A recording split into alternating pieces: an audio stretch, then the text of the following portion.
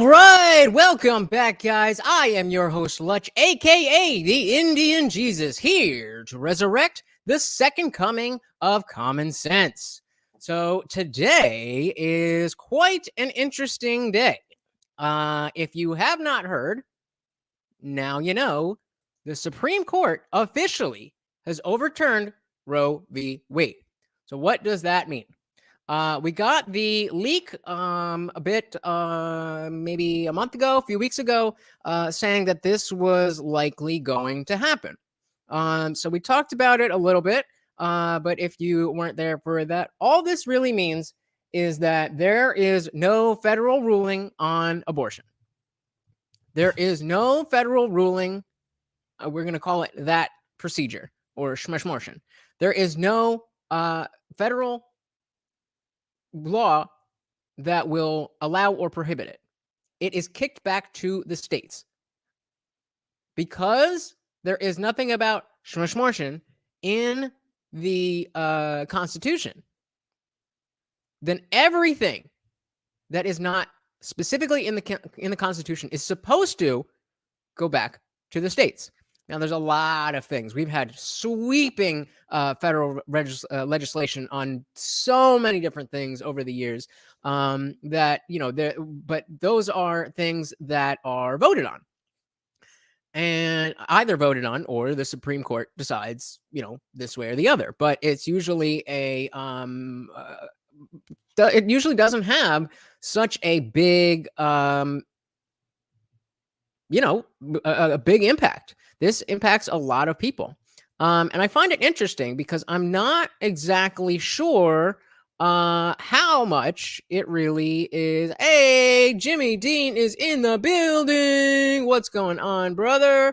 The Supreme Court overturns Roe v. Wade, and rarely do we see such a big story.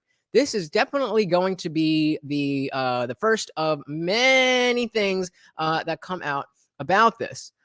So without further ado, let's dive into the video and see what we're dealing with.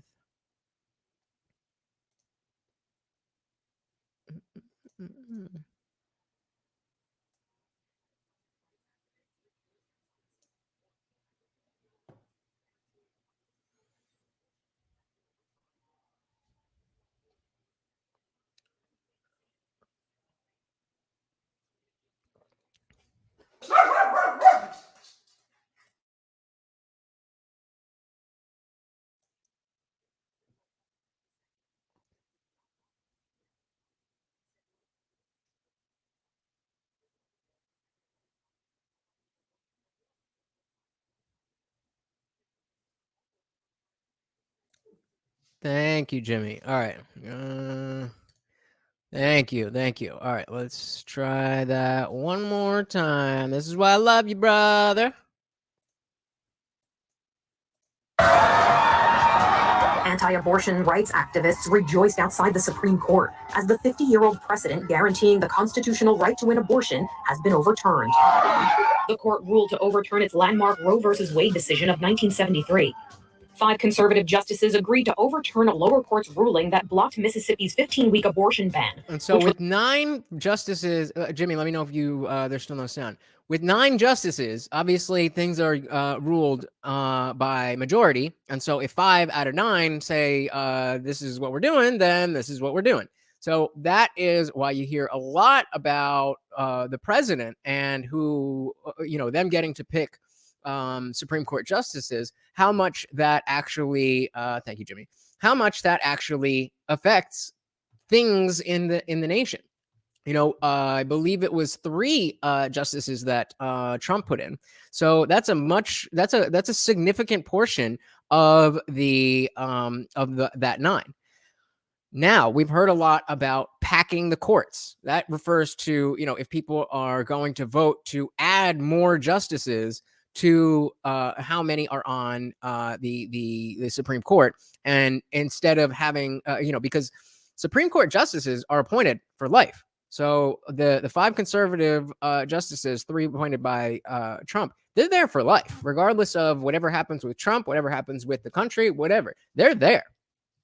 And so it's not like they can vote them out or impeach them or anything like that. And so the answer to that has been to pack the courts or to add a number of seats so that they can swing the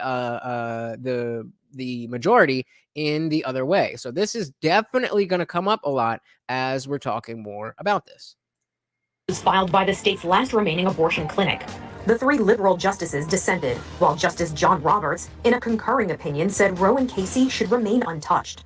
The Roe decision protected a woman's constitutional right to abortion before a fetus was viable outside the womb. The new decision also overturned the 1992 decision of Planned Parenthood versus Casey, which said that states can't enact restrictions that would pose an undue burden on people trying to access abortion before a fetus is viable. So Jimmy Dean says court packing won't unreverse a decision. It's too late. Yeah, that is very true. But there's just because this case has been overturned doesn't mean future cases can't set precedent. And it could get really silly if we got 14 justices. Most of them are far left, we don't know because Supreme Court is the law of the land. So they just went over something rather important. I want to run that back a little bit because they talked about Roe v. Wade, but we also talk about Planned Parenthood versus Casey, right? I think they were, but Casey, whoever, when they're talking about Casey, they're talking about so it's 2 different cases. So let's run that back. We got the Roe v. Wade. The Roe decision protected a woman's constitutional right to abortion before a fetus was viable outside. So based on Roe, based on Roe, a woman can abort before viability. So viability is an ongoing, again, semantically, it's ongoing. What does viability actually mean? And especially as technology gets better, viability is going to be earlier and earlier and earlier. So that's what the Roe v. Wade was about. I'll read this in a moment. Let's just finish up with the difference between the womb. The new decision also overturned the 1992 decision of Planned Parenthood versus Casey, which said that 1992 Planned Parenthood versus Casey. States can't enact restrictions that would pose an undue burden on people trying to access abortion before a fetus is viable. In the majority. So one more time, because I'm not 100% on that shit either. Decision of Planned Parenthood versus Casey, which said that states can't enact restrictions that would pose an undue burden on people trying to access abortion before a fetus is viable. In the majority opinion, Justice Samuel Alito said that Roe was wrong from the start and has had damaging consequences. Yeah, and that's exactly what Jimmy just says. This case was built on perjury, by the way. Roe lied about being paid. She admitted it later. I was not aware of that. I would love if you could drop some kind of link that I would love to read about that. Because we're gonna get a lot of emotional arguments when people who aren't in favor of this decision speak up.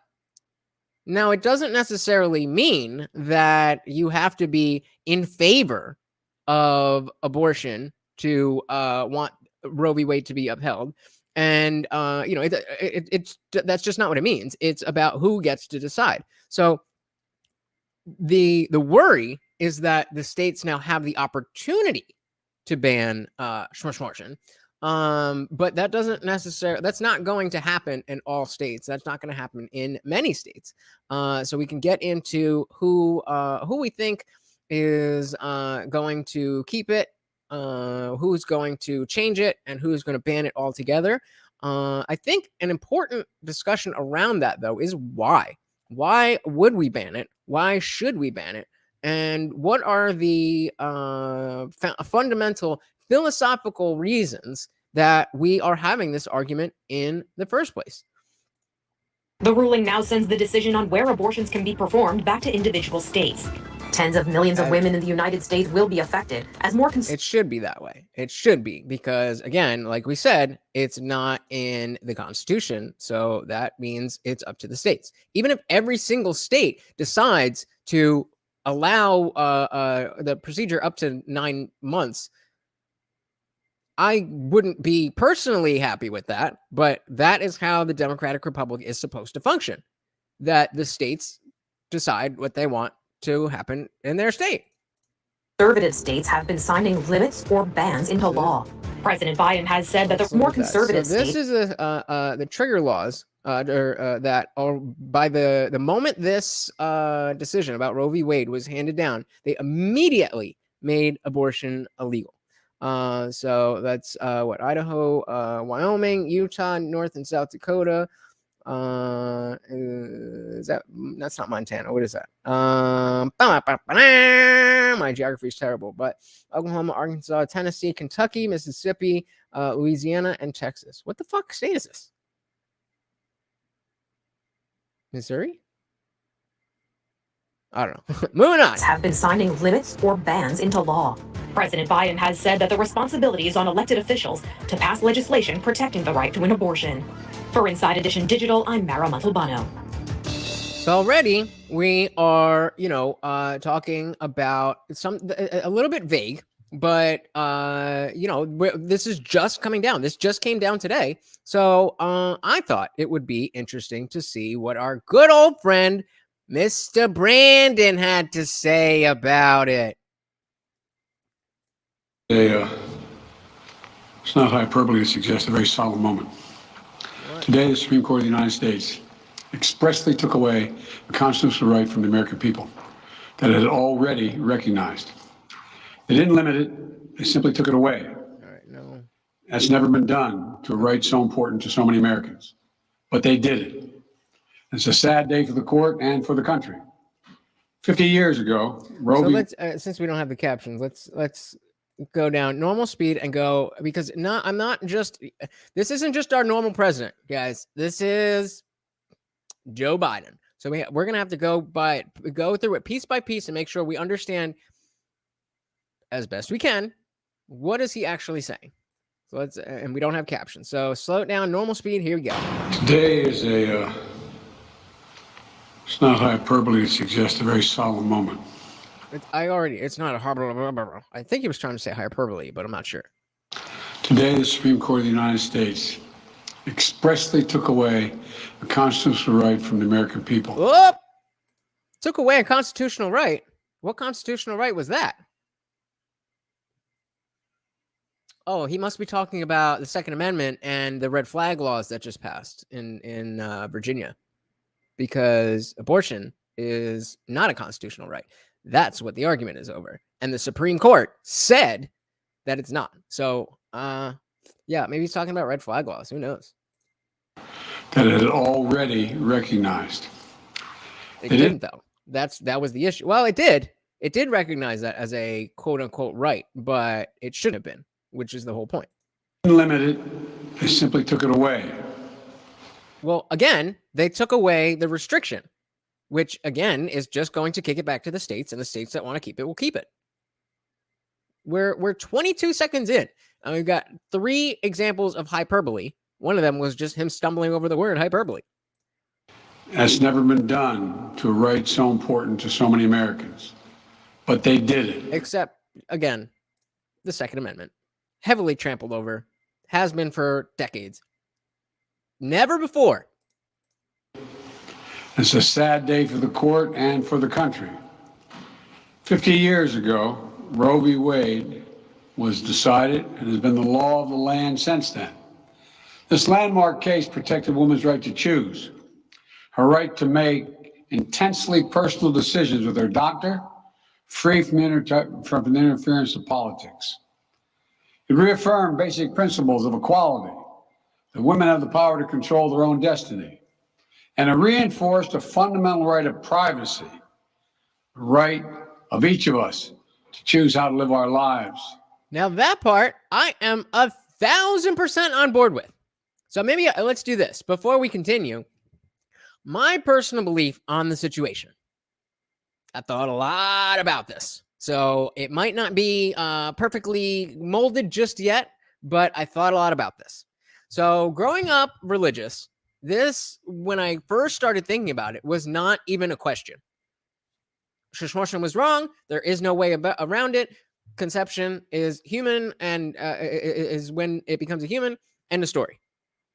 But then, I kind of fell away from my religion in general. I became an atheist. And so I didn't necessarily agree to that anymore. So I was thinking about what exactly do I think about really everything, because everything I thought, everything I believed came from my religion. And I had to build that up from the ground up. And I was under the assumption that, oh, it's just a clump of cells. What's good? Kluk is in the building. The one they call Jesus grew up religious. Shuck. Yeah, imagine that. But no longer. So in typical fashion, in typical atheist fashion, I jumped on the clump of cells narrative, and I just believed that it was a woman's choice and men have nothing to do with it, and da da da da. I do think it is relevant that I was in a long-term relationship most of the time I was thinking this. So I wasn't really out there.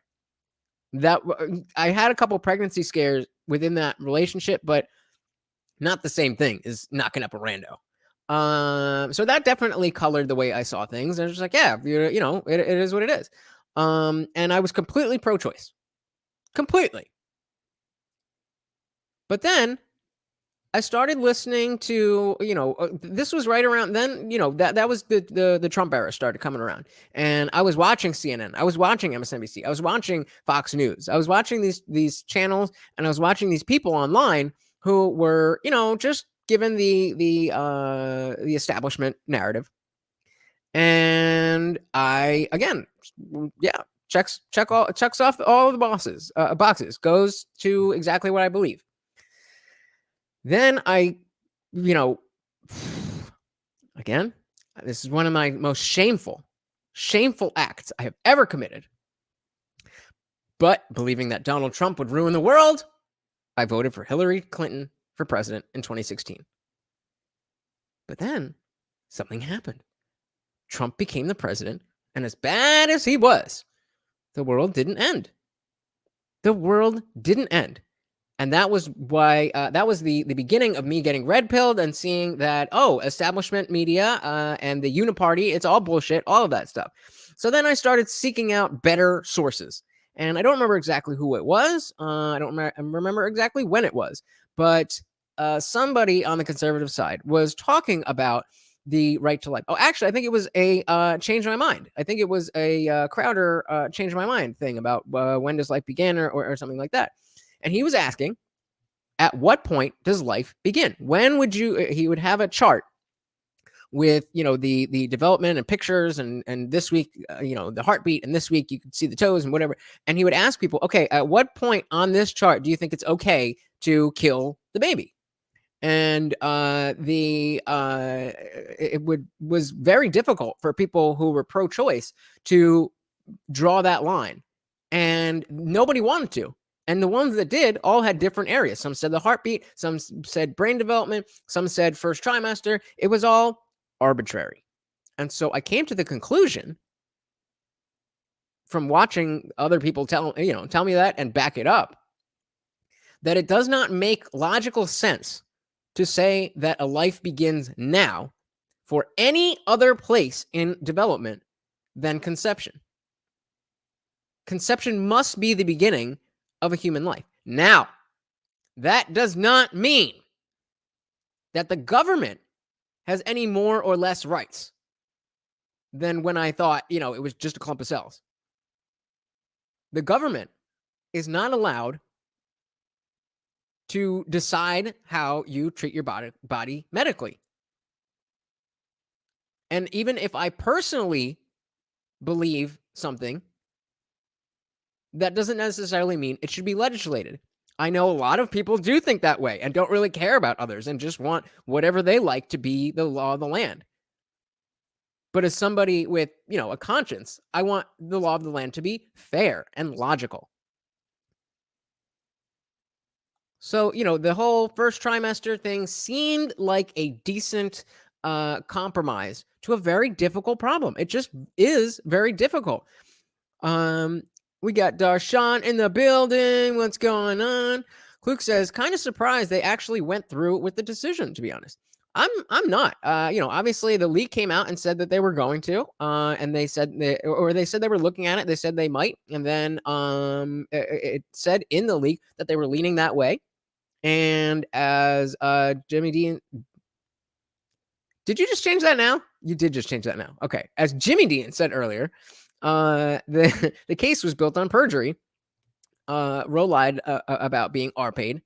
And it was just, it was built on false precedents. And, it makes sense that if it's not in the Constitution, we kick it back to the states. So I do agree with President Brandon here that the government doesn't have that right. But I'm just questioning, where the fuck was he over the past 2 years where I was a second class citizen because I wouldn't put experimental medication inside my veins? Now, with Roe gone, let's be very clear. The health and life of women in this nation are now at risk. Why? Why? I'm going to need a direct reasoning for that. That's a pretty blanket statement. As chairman and ranking member of the Senate, and he's just gonna blow past it. Okay, all right. So we're just saying things. Got it. Judiciary Committee, as vice president and now as president of the United States, I've studied this case carefully. I've overseen more Supreme Court confirmations than anyone today.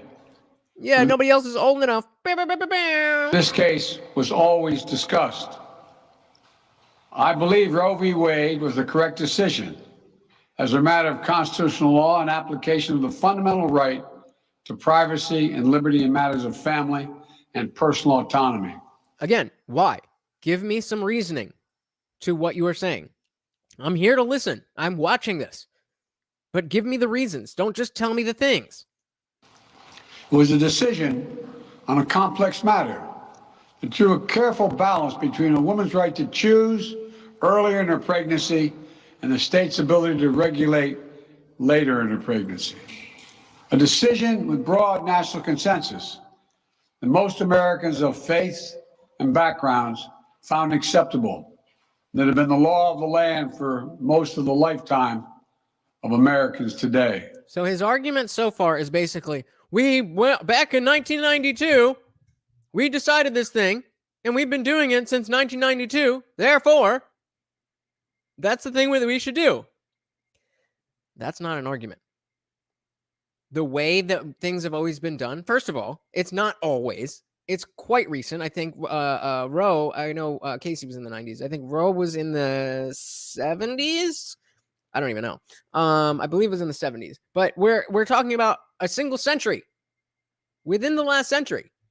Within the last half a century. So what are you talking about?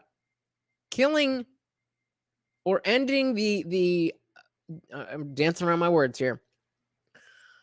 Ending the life of a potential fetus is something that should be... Remember when it was about safe, legal, and rare? What happened to that? What happened to that? That's not what's being argued for anymore. That was when it was a pro-life and a pro-choice conversation. Now it's pro-abortion or anti-abortion. And I simply cannot be pro-abortion. So you've flung me into the other camp. Like so many other things on the left. I was standing right next to you. But then you became so extreme, fighting for up to 9 months and all this stuff, that, yeah, of course, like Kluk said, he's surprised that they went through with the decision. I'm not surprised at all. All this stuff has been getting so extreme that, Republicans, they're not going to do shit about shit. But at a certain point, you poke the bear, and this is what happened. So, I see it as directly because of the pro-choice, the pro-abortion crowd being too extreme and causing pushback. That is what I believe led to this. And it was a constitutional principle upheld by justices appointed by Democrat and Republican presidents alike. Roe v. Wade was a 7-2 decision, written by a justice appointed by a That's a pretty strong decision. Usually, you're not usually going to get 7-2. Most decisions come out 5-4 unless they are unless you have the one justice who wants to come out and virtue signal. But it wasn't like to use a UFC. It wasn't a 10-9. It was a 10-7, baby. Republican president Richard Nixon. In the 5 decades that followed Roe v. Wade, justices appointed by Republican presidents from Eisenhower, Nixon, and Reagan, George W. Bush, were among the justices who voted to uphold the principles set forth in Roe v. Wade. Okay. And? It was 3 justices named by one president, Donald Trump, who were the core of today's decision. Took him less than 3 minutes to get there. Less than 3 minutes to get there. I mean, fine, but it was 5 justices who voted for this. Are we saying that if another Republican president had been there and appointed 3 justices, it's not like Trump killed RBG or what's your point? You're just slinging mud. To upend the scales of justice and eliminate a fundamental right for women. The scales of justice. Donald Trump were the core of today's decision to upend the scales of justice and eliminate a fundamental right for women in this country. What was that fundamental right? What was that fundamental right? Because I still think you have the right not to have a child, right? If we're taking that right away, if we're forcibly inseminating people, then I'm right there. That's crazy. We cannot be doing that. But I don't really think that's what's happening. Luke says, quote, these decisions were made by Republicans. At best, you can say these Republicans were too unfocused on the issue. At worst, the uniparty claims hold more water. Yeah, claim holds more water. Yeah, I mean,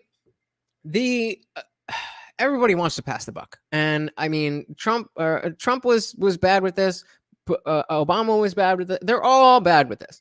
But Biden takes the cake, where he is like, they used to call Trump Teflon Don because he would be good at deflecting things and make it seem like, okay, like we have to actually contend with that excuse. Biden just be like, no, it wasn't me. It's just Republicans. Like, that's not convincing, dude. What are we doing? What are you saying? No mistake.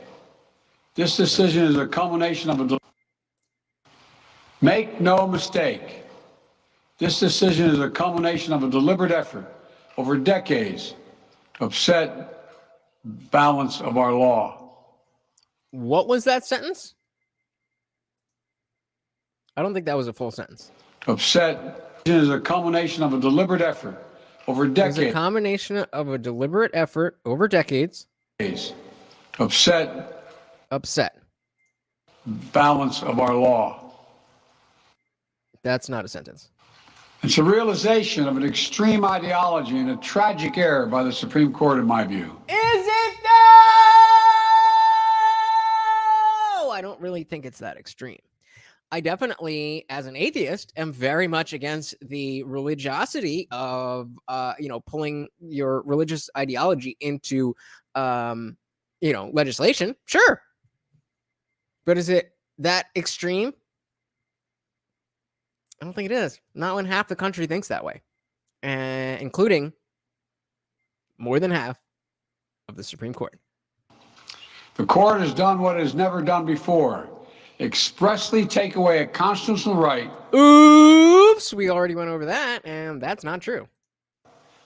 Again, it is true, but only with the Second Amendment. So fundamental to so many Americans that had already been recognized. And that's another good point. It's the notion of having this procedure available is so fundamental to so many Americans. Why is that? Is that a good thing? Do we want people to be using this procedure as a cornerstone of how they live their lives? Safe, legal, and rare. Not anymore. And it was bad enough because at the time, I had heard Ben Shapiro say, well, if it's safe and it's legal, then why does it need to be rare? That's a good little one-liner, but it kind of undermines the nuance. It is a nuanced thing. It's difficult, especially in the edge cases, the RPay and Sestin say. We don't want that. We don't want women to be further traumatized by anything for any reason. And if we can avoid that, then of course. As soon as it happens, then we handle it. But what percent of these procedures are actually due to that? I'm pretty sure it's in the high 80s, if not higher, that it's just elective. And I think that if states now having the right to just carte blanche, they're talking about this as if they're going to wipe away the right to have this procedure. But what I'm more worried about is states opening up the right. And yeah, you have some states where it's banned, but everywhere else, it's up to 9 months, no reason necessary. Nobody seems to be talking about the fact that very quickly we could find ourselves in a country where killing a 9-month-old fetus that's on its way out the birth canal is legal for elected reasons. That's where we're heading. That's not where we're at. But I can definitely see us getting there. I don't know. Just me? The court's decision to do so will have real and immediate consequences. State laws banning abortion are automatically taking effect today, jeopardizing the health of millions of women. How is it jeopardizing the health of millions of women? Again, you're making these claims and you're not backing them up. When you say a thing, you need to back up the thing. I'm sorry, but, it's just a matter of logic. It's just a matter of logic. Do you actually believe the things that you're saying? If you do, then make me believe them by just explaining why. But you can't just decree logic. That's not how it works. Some without exceptions. So extreme that the women could be taking effect today. Yeah. Jeopardizing the health of millions of women, some without exceptions. So extreme that the women could be punished for protecting their health. So extreme. Really? I could be wrong about this. I could be very wrong about this. But I'm pretty certain there is no legislation going out that the woman getting the procedure would be in any kind of legal trouble.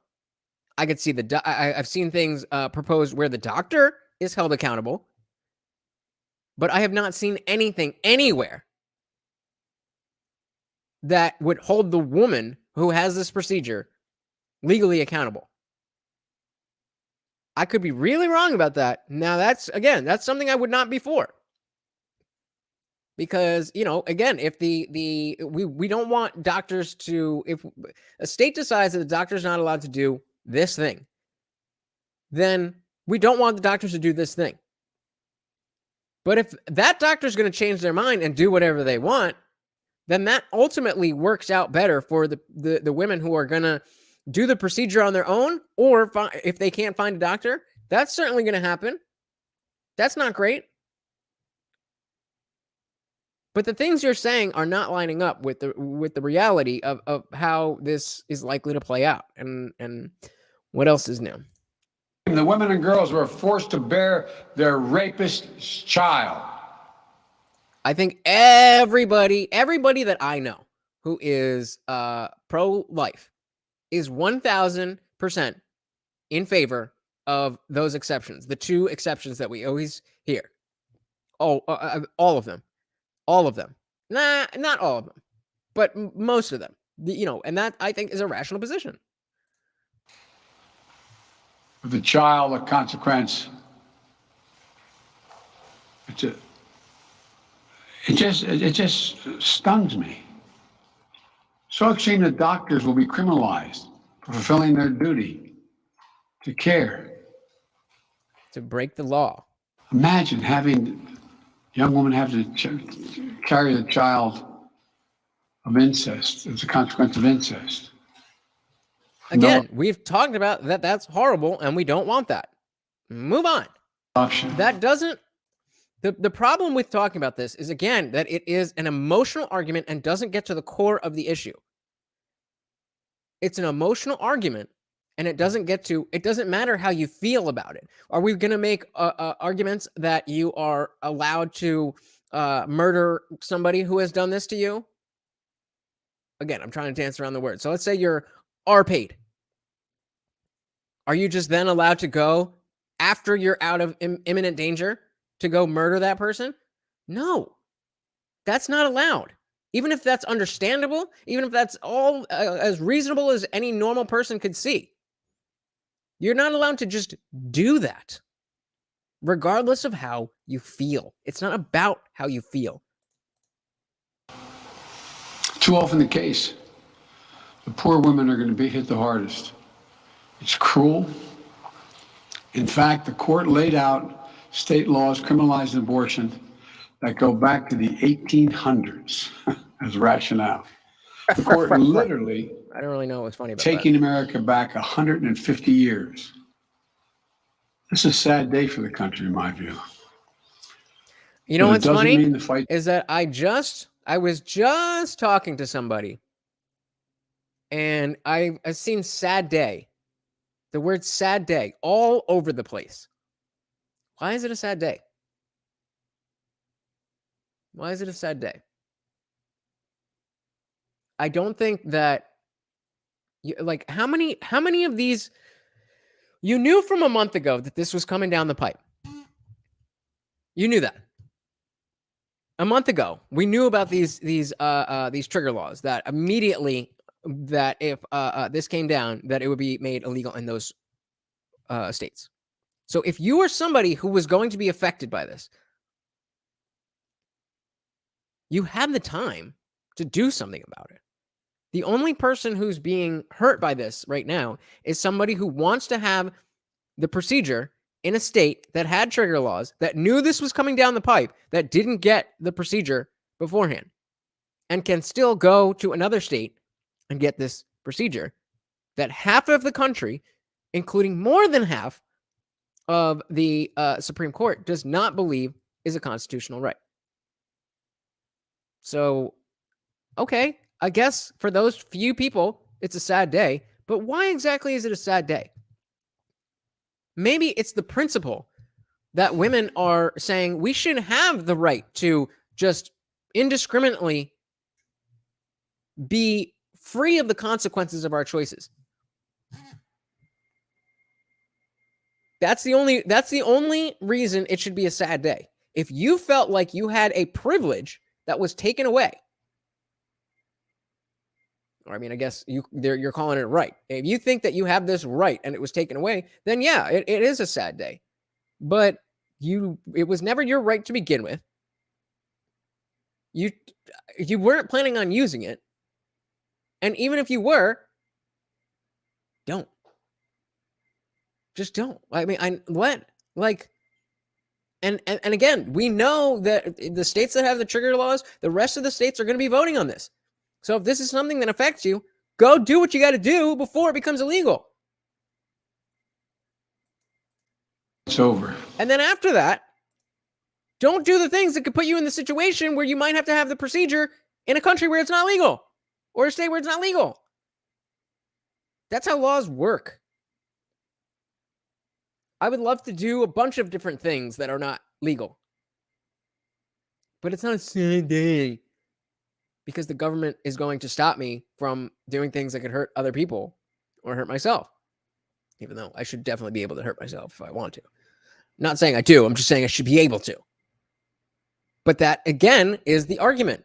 It's not my body, my choice. Or maybe it is, but you need to make that argument. You can't just claim that. Let me be very clear and unambiguous. The only way we can secure a woman's right to choose the balance that existed, is for Congress to restore the protections of Roe v. Wade as federal law. Like, why? Again, doesn't that seem like after a month of knowing that they might repeal this and then they did it, doesn't proposing that they federalize it seem like an empty, like, that's not going to happen? Why would you say that?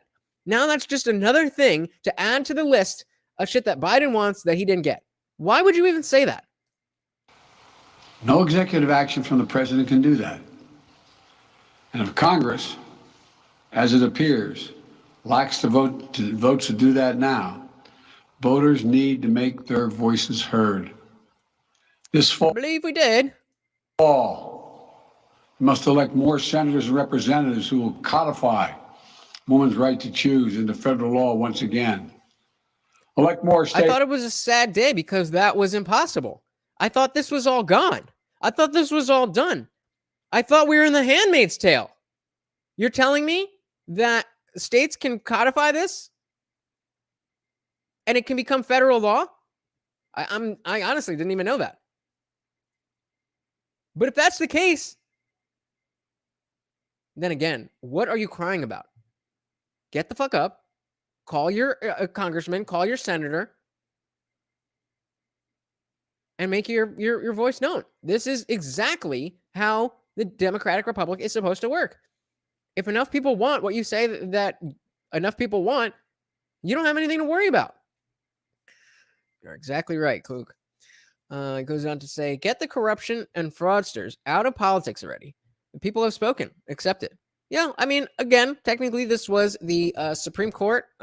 Justices are appointed by, they are appointed, they're appointed by elected officials, but that's, one, at least one, one level removed. So, we'll see what happens in the coming months as the people actually do get to vote on this. Will we really get, is this really in line with what the people want? If so, it'll stay. If not, it won't. Leaders to protect this right at the local level. We need to restore the protections of Roe as law of the land. We need to elect officials who will do that. Why? Stop telling me things that we need to do and things that I think and things that I want without telling me why. I'm here to listen. You're actively making it so that I can't be with you. It's almost like you couldn't do any worse if you tried. This fall, Roe is on the ballot. Personal freedoms are on the ballot. The right to privacy, liberty, equality. That sounds terrible. Like, wait, you mean as Americans, we get to vote on those things for our own lives? All on the ballot. Until then, I will do all of my power to protect a woman's right in states where they will face the consequences of today's decision.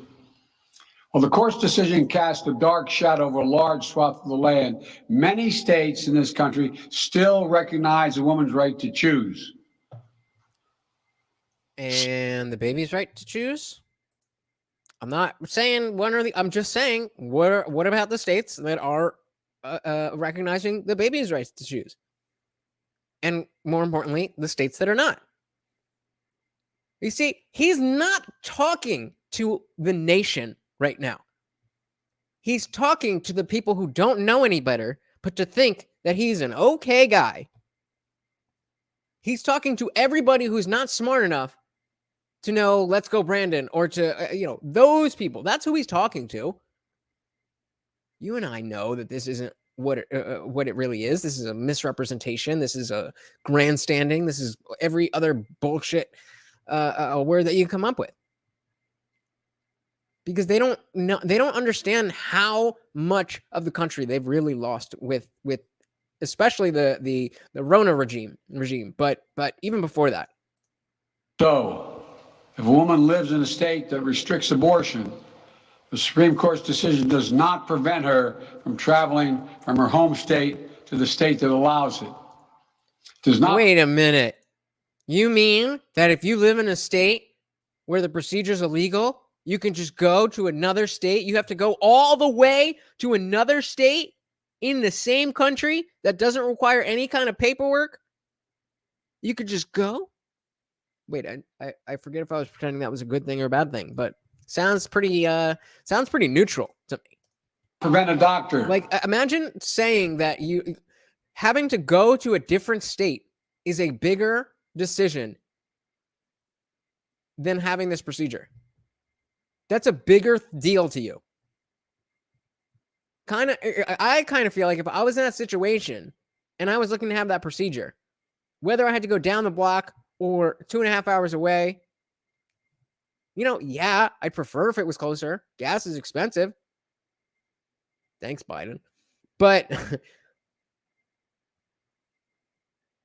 that's such on the list of issues that I'm dealing with. If I'm at the place where I'm getting this procedure, how far I have to travel is, it's there, but it's certainly not at the top.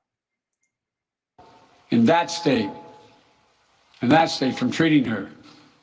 As the Attorney General has made clear, women must remain free to travel safely to another state to seek care they need. Yeah, I'm fine. I'm definitely fine with that. I think if some, the nature of having some states allow it and some states not allow it, if some states allow it, just like with gay marriage, before that was federalized, if you were married in New Hampshire, then it's not like once you left New Hampshire, you weren't married anymore. And it's not like if you go to California to get a abortion, and then they're going to be waiting for you at the border. So as soon as you cross over into Nevada or whatever, that you're arrested. That's not going to happen. So again, I don't really understand. It's all just so preemptive. Like if the talk was like, okay, look, they kicked it back to the states. We who are in favor of women's rights and progressive this and that, we have a fight on our hands. But we know we are on the right side of history, and we will not. That's what I would expect from the president of the United States. They're like, oh man, this kind of sucks because it's bad and women and My administration will defend that bedrock right. If any state or local official, high or low, tries to interfere with a woman's exercising her basic right to travel, I will do everything in my power. What is in your power, Joe? What is in your power? To fight that deeply un-American attack. My administration will also protect a woman's access to medications that are approved by the Food and Drug Administration, the FDA. Or even if they're not, an emergency act, then we're going to make you do that. Then your body's not yours. Then your body is what the government says it should be. But here, now, this is a sad day. The day that the government mandated experimental medication to be injected into children, that wasn't a sad day. This is a sad day. Like contraception, which is essential for preventative health care. Oh, that's right. Contraception exists, doesn't it? So we're not even saying that you shouldn't be having sex. That's a whole other conversation. Because you can choose to have all the sex you want. But if you choose to have unprotected sex without some type of contraception, then you should be exempt from the consequences because, again, these are the things that I need to hear if you want me on your side. Who am I?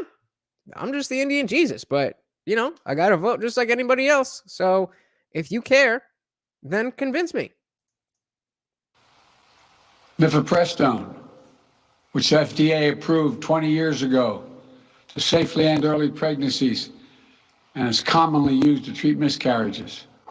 Some states are saying that they'll try to ban or severely restrict access to these medications.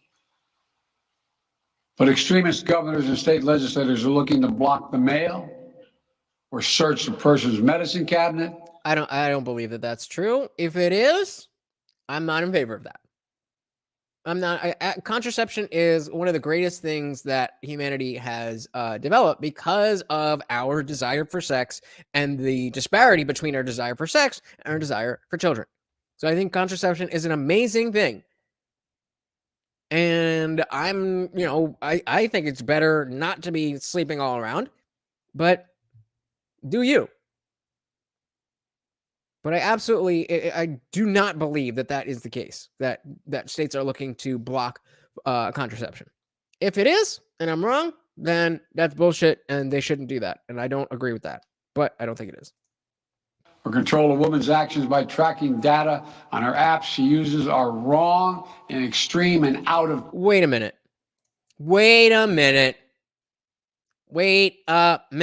He's talking about how wrong it is to track people on their phones using an app because of their medications, right? Isn't that... There's 3 letters. If I think it's an E and then an S and then a G. Score. From the organization, that's a W and then an E and then an F. I'll just let that sit. If you don't know what I mean, ask me. Touch with the majority of Americans. Let's run that back just a sec. I just want to make sure I heard exactly what I heard. Or search a person's medicine cabinet, legislate these medications. But extremist governors and state legislators are looking to block the mail, or search the person's medicine cabinet, or control a woman's actions by tracking data on her apps she uses are wrong and extreme and out of touch. So he said it's wrong and extreme and out of touch to track someone on their phone based on their medications. Let's log that. Because I guarantee you that's not going to age well. I guarantee it. With the majority of Americans.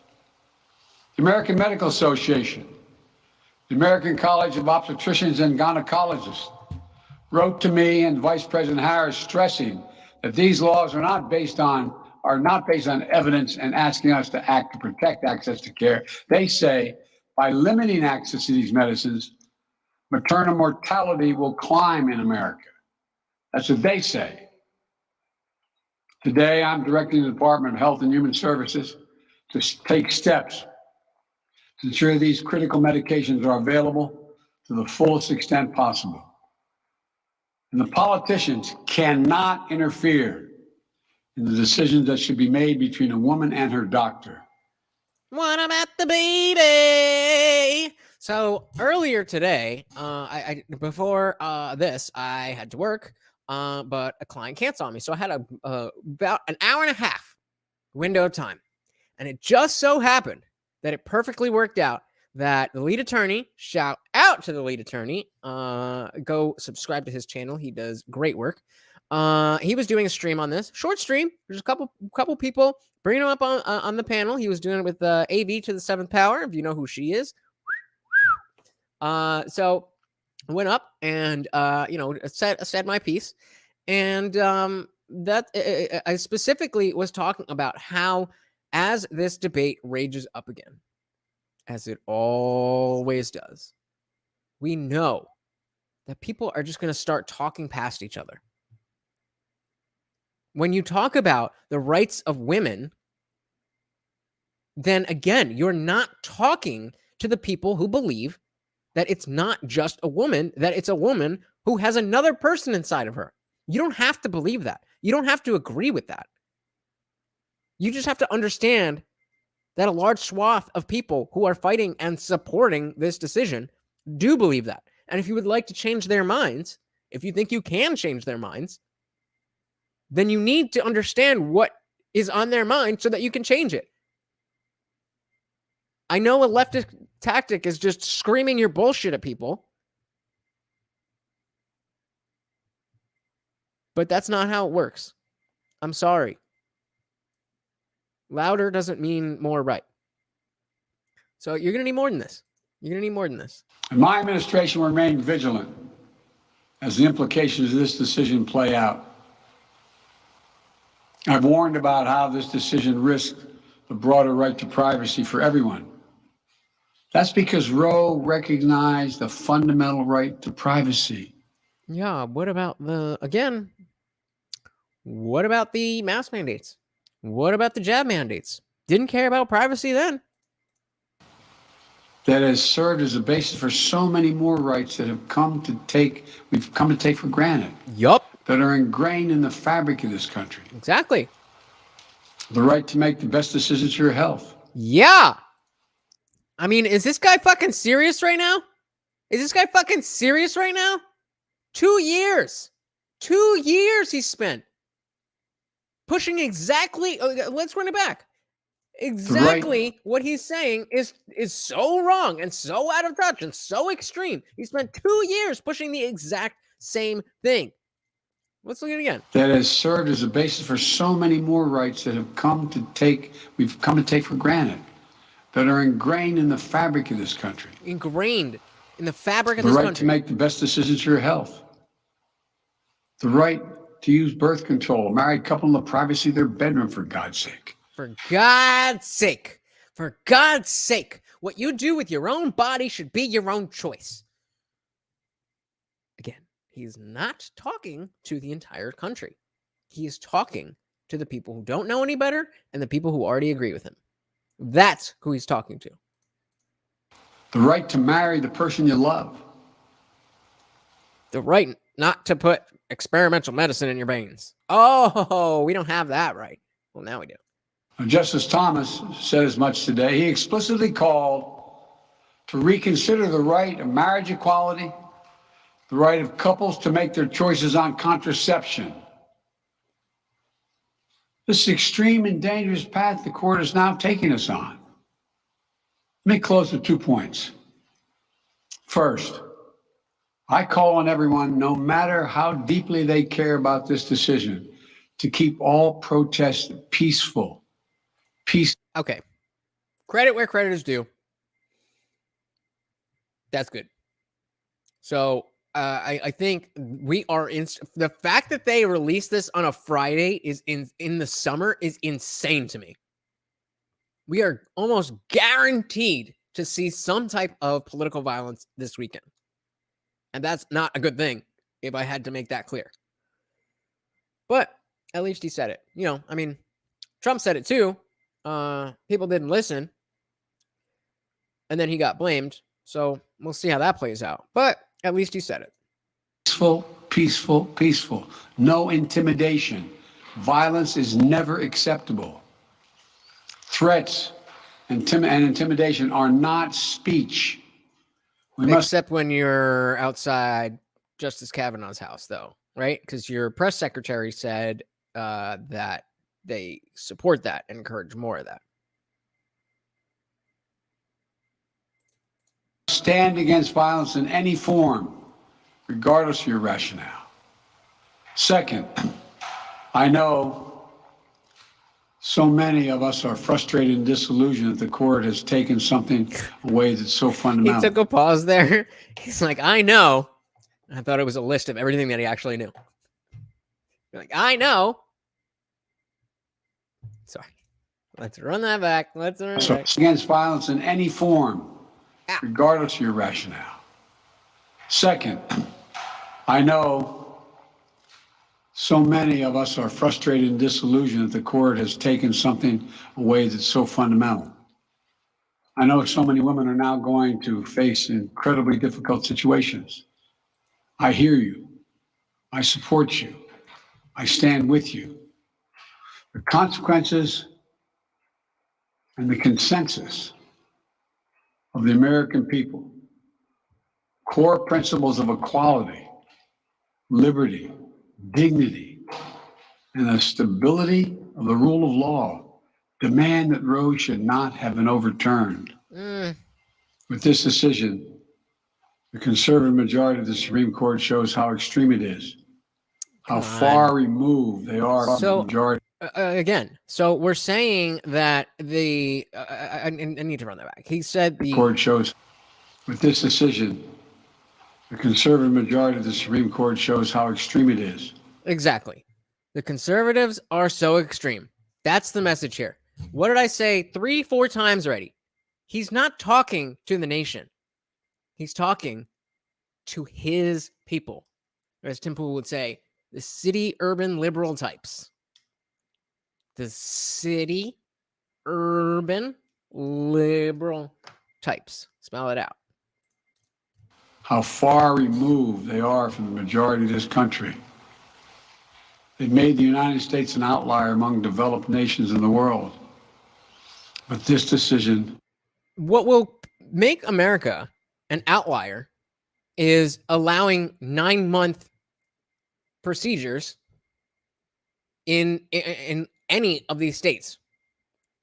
That's not how they do it in other countries. So again, this is all being framed as if abortion's going bye-bye. But I fear the opposite. I fear that this is going to make late-term procedures much more common. But maybe I'm alone. What do you guys think? Must not be the final word. It's an outlier among developed nations in the world. But this decision must not be the final word. And it's not. It's not. We know that there's going to be votes on this. It's not the final word. So what are you bitching about? My administration will use all of its appropriate lawful powers. But Congress must act. And with your vote, you can act. You can have the final word. This is not over. Thank you very much. More to say this in weeks to come. So I don't know if it's just because it's Biden. I don't know if it's because I usually watch stuff sped up. But I felt like he was talking to me as if I was 5 years old. This is bad. And women. And it's just out of touch. I didn't hear any reason for anything. I just heard platitudes. Am I wrong? Guys, am I wrong? You know how much I hate being wrong. So if I'm wrong, please help me out. I just don't feel like I am. There's one more thing I wanted to show you guys real quick. In today's practice, what the Supreme Court just did was that they chose to endanger the lives of all women and all birthing people in this country. But not only that, they've chosen to strip rights from men too. Because frankly... Oh, she's standing up for men now. AOC. The right to our own bodies and the right to form our families. I know where it's going. I know where it's going. She's not standing up for men. She's standing up for birthing people. I betcha. Thing that belongs to all of us, and it does not belong to lawmakers. What the Supreme I agree with that. Is that it? Let's see. The Court just did was that they chose to endanger the lives of all women and all birthing people in this country. But not only that, called it. Oh yeah, it's about the men too. It's about the men too. How ridiculous. How ridiculous that we would think that this woman actually cares about men's rights, anything that has to do with men. Well, as long as they identify as a woman. I fucking knew it. I goddamn knew it. Click says, platitudes and ignorance are practically the Democrats' complete platform. I would say the same about the Republicans. What is the Republican platform on this? Okay, it's life begins at conception, so God says, and that's it. That's not an argument either. That's not an argument either. And that's why this has been at a standstill forever. Since Roe, I mean, and obviously before that. The fact is that the Uniparty, the collection of people that is the Democratic politicians and the Republican politicians, work together. They are on the same team. Platitudes and ignorance are exactly the complete platform of both parties. But that doesn't have to be the case. You know, when I was a teenager, I assumed, we heard all the rhetoric about voting. Voting doesn't work. It's rigged. If if voting mattered, they'd make it illegal. All that kind of stuff, and I believed it. I hate saying it every time, but the only person I've ever actually, that's not true. Okay, I voted for Bernie in a primary, but in a general, I still hate saying it. In a general election, the only person I've ever voted for was Hillary Clinton. But she lost. She lost. And I don't like Trump. I just don't like him. I don't think he's good. I think he's funny. That's about it. I don't want him running my country. But him getting into office was proof that, like, okay, hold on. As rigged as the game actually is, it doesn't mean that the people can't still win. Now, again, when you put Trump and Hillary together, I don't really know that Trump winning is the people winning. But the point is, it was not the establishment. The established candidate was clearly Hillary Clinton, and she didn't win. So that's what really got me more into this, because I've seen that we can actually, if we pay attention to this stuff, if we talk about it, if we have these conversations that actually move us forward, then we can change society on a large scale. But when we just come with more platitudes and ignorance and rhetoric, nothing's going to happen. I don't know exactly how long this is, but let's see what else she's got to say. Chosen to strip rights from men too, because frankly, the right to our own bodies and the right to form our families, this is something that belongs to all of us, and it does not belong to lawmakers. What the Supreme Court just did. Yeah. So of course she's only going to say something about men when it comes to men who have a uterus. Men that have a uterus. So there is one more little thing I wanted to show you guys, and then I figured we could go through an article that's a little bit more in depth and really understand what's going on here. And then it's panel time. I'm going to drop the link, and I want to hear from you guys. What do you think about this? What do you think is going to happen? What do you think should happen? All that stuff. So last thing here. All right, Jesse, fire. Nope.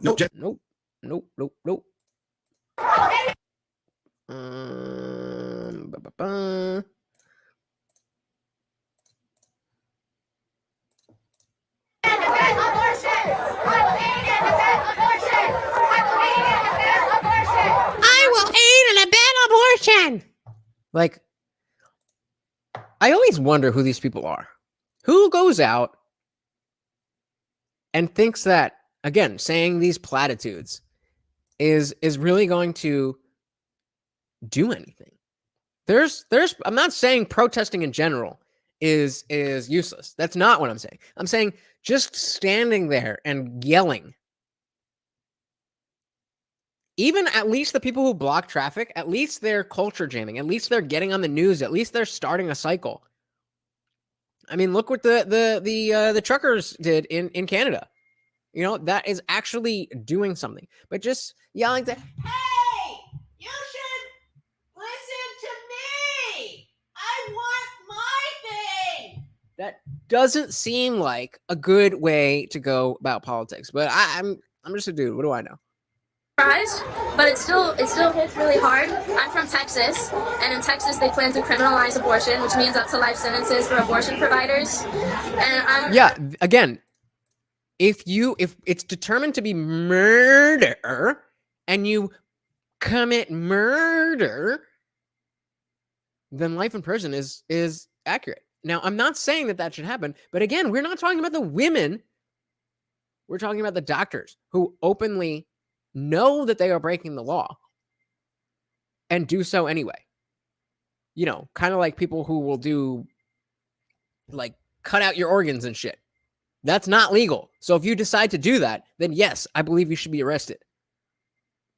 If you don't believe that the procedure, which is Martian, should be in that category, well, vote for it. You have a vote. You have a voice. And when I say voice, if you just stand there yelling at a building that nobody's actually listening to, then you're not using that voice very well. I'm just very afraid for the world that we've just stepped into, that it's no longer a matter of can somebody get sued for you having an abortion, it's now can somebody go to prison for life. I think it's going to... Again, not the women. We are talking, okay, so she's a public defender. So let's see what she has to say. Safa Ansari Bayagan, public defender. Not just women, I mean, certainly women are directly impacted by this decision, but I think that the most troubling aspect is this is just the beginning. I knew it was... Again, what? What did she actually say? I think it's going to impact... I think it's going to impact not just women. Okay. Back that up. Not just women, I mean, certainly women who are directly impacted by this issue. Okay, again, I'm on board. I'm listening.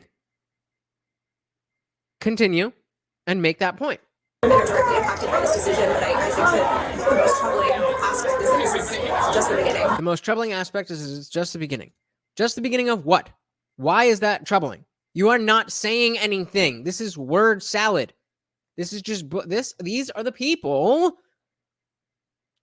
who are trying to take over the narrative, who are trying to dictate legislation, all of this stuff. They don't even know what the fuck they're saying. I knew it was coming. What we need to do as women, organize, don't agonize. Yeah, okay. Organize, don't agonize, organize. I'm with that. She doesn't have anything Nadine said. You guys know I'm bad with names. But, okay, I'm with that. How do we do that? Organize. We are the majority. We just need to come out.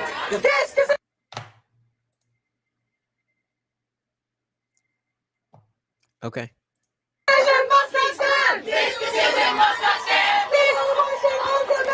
Whoa.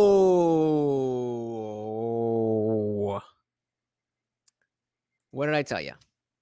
They are not here for safe, legal, and rare. They want legal abortion on demand. That means no reason. That means no cutoff. That means the head is already out and it's still connected.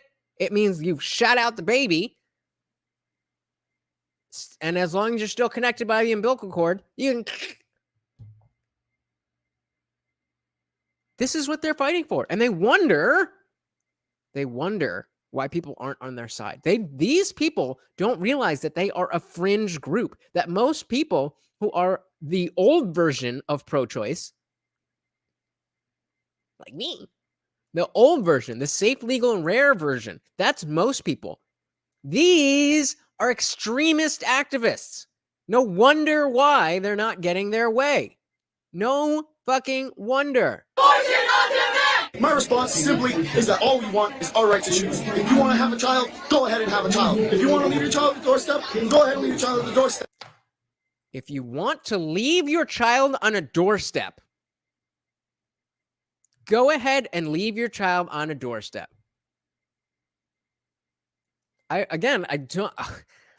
I'm left a little speechless. If that's not saying the quiet part out loud, I don't understand. You're advocating that people should be able to leave children just on a doorstep somewhere? And that's what you think. Hey, we got Jeff in the building. What is going on, Jeff? We will have panel time later, so I will drop that link. If you'd like to come up and say your piece, I would love to have you. But yeah, we're just going through these motherfuckers not knowing a goddamn thing that they're saying. Let's run this back. My response simply is that all we want is our right to choose. If you want to have a child, go ahead and have a child. Okay. If you want to leave your child at the doorstep, go ahead and leave your child at the doorstep. But for us, we can't live with that. That's a good way to end that video. We can't live with that. We can't live with that. The idea that you think it's okay we're not even talking about a fetus anymore. He said, leave your child on a doorstep. Leave your child on a doorstep. Not having that choice, not having that option is not something we can live with. I'm trying to be neutral about this. But I don't think I can. Actually, that's a lie. I'm not trying to be neutral. I'm just trying to be fair to what seems like both sides. Oh God, look what's in the look what's right here. Samantha B. I was gonna open up the panel. Let's do one more, and then I'm gonna open up the panel. Let's see. I just have to know what Samantha B has to say. Let's see. With I just know this is gonna be bad, but. Well, I'm Samantha B, and I have COVID. Don't worry, I'm fine. This is just how I look without makeup. It's also raining as we shoot outside because God hates women. Oh, sure, I know the other late night hosts took the week off when their hosts got COVID, but I'm not like those other guys. I need attention. Is she purposely not wearing makeup? Like, I've seen her, but she's just purposely not wearing makeup because I have COVID. Feel bad for me. Either do the show or don't. Nobody gives a fuck if you have COVID. You know how many people have had COVID? A lot. Also, we have really important things most of which did not die. Talk about on this week's show. This could be a pivotal week in our nation's history. All eyes on this big case on Roe v. Wade that could implicitly overturn the right to an abortion in this country. The decision to overturn Roe v. Wade will be devastating. 26 states will likely move to ban abortion immediately, which is a shame because the only interesting thing to do in North Dakota is get an abortion. Our right to choose whether or not to have a baby is being dismantled by a party that really wants that baby to die as soon as possible after it's born. Overturning Roe v. Wade impacts reproductive health care at every level, including for those experiencing miscarriage. Whether it's abortion or miscarriage, it's the same procedure, it's the same medication. Just the next. So there is, if you have a let's say a baby that is in the womb and is not going to be able to safely born, there's a difference. First of all, we've already said that life of the mother, RPE, spincest, those things are things that we want to leave as exceptions. So already she's talking across the people who are talking to her.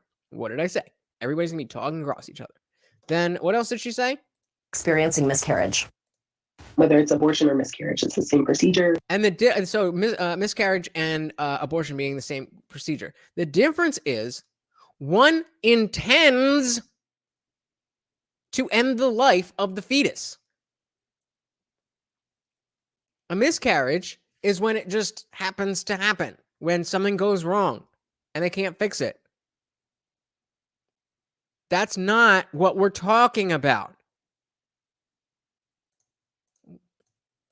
It's the same medications. The next generation of physicians may not be adequately trained to care for miscarriage. Why? Why wouldn't they be prepared for that? How does that have any relevance to what the fuck we're talking about? Know that the same bans in other countries led to women dying because doctors were too afraid to treat them. Can somebody do me a favor? Get this, just Google this and drop the link in somewhere that I can copy it. I would really like to read that because 2 Polish women died after being refused timely abortions. From this February, I guarantee you, it wasn't some, religious thing where like they're rushing to the abortion table and they just can't get there and they're almost there and no, they died. I guarantee you that's not what happened. Without having read the article. You know what? I can fucking Google. Fuck, you guys are useless. Woman who was denied in Ireland.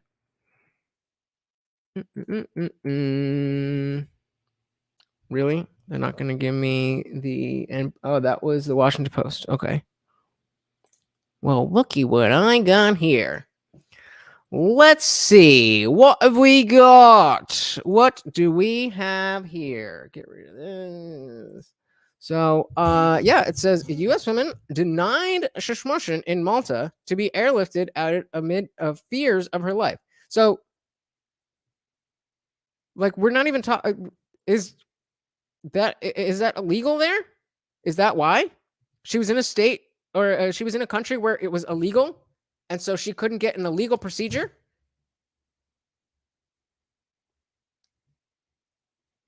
Okay. I mean, if she was in America, she would have gotten that procedure. Even with the new restrictions, we are saying that this would be specifically one of the exceptions. But let's continue. Let's see what Samantha Bee has to say. Or not Samantha Bee, but what she wants you to see. 16 weeks pregnant. Andrea Prudente traveled with her partner to the European island nation of Malta for a baby moon holiday. However, instead of enjoying a relaxing trip to celebrate her pregnancy, the American woman started bleeding heavily and was admitted to the hospital, getting trapped in what she called a nightmare after doctors told her the fetus would not survive. So again, the fetus will not survive. So what are we talking about? We are not talking about elective abortions. That's what this is all about. The old bait and switch. Well, let's see. Maybe it gets worse. Let's give Samantha Bee some credit. Maybe it gets worse. Hospital authorities in Malta, the only country in the European Union that bars abortion under any circumstances.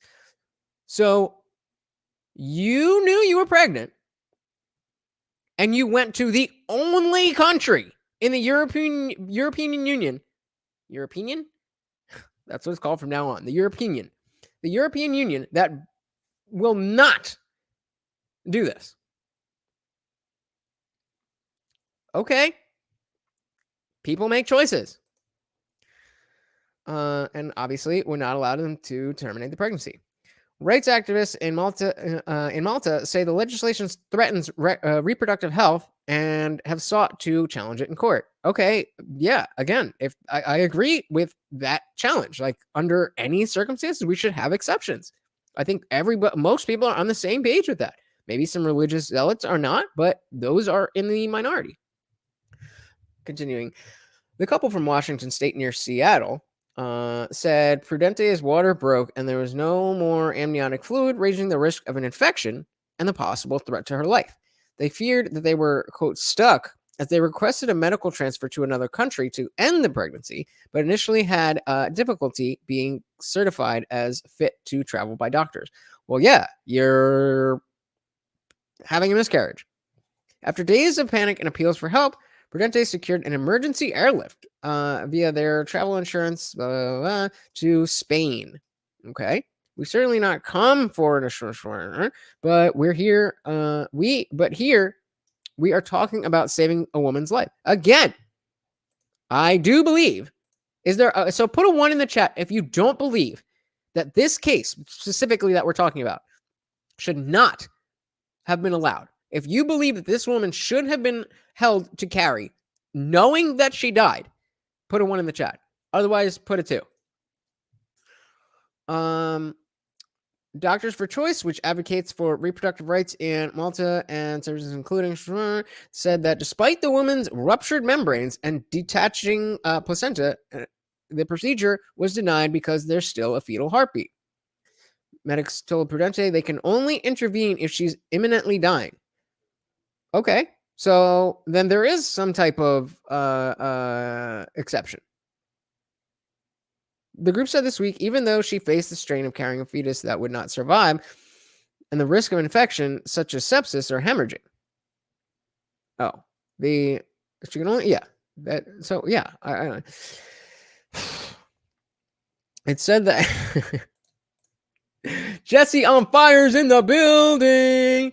We were watching a Samantha Bee video talking about how terrible it was that these women in Ireland were forced to die. And then I dropped the link. Yo, it's right there. You want it? Come on up. We'd gone through some videos of people freaking out. You missed that part, but let's go. Let's finish up this article and get back to Samantha Bee bugging out, as Jesse's requesting here. Well, U.S. couple may have secured evacuation through travel insurance, blah, blah, blah.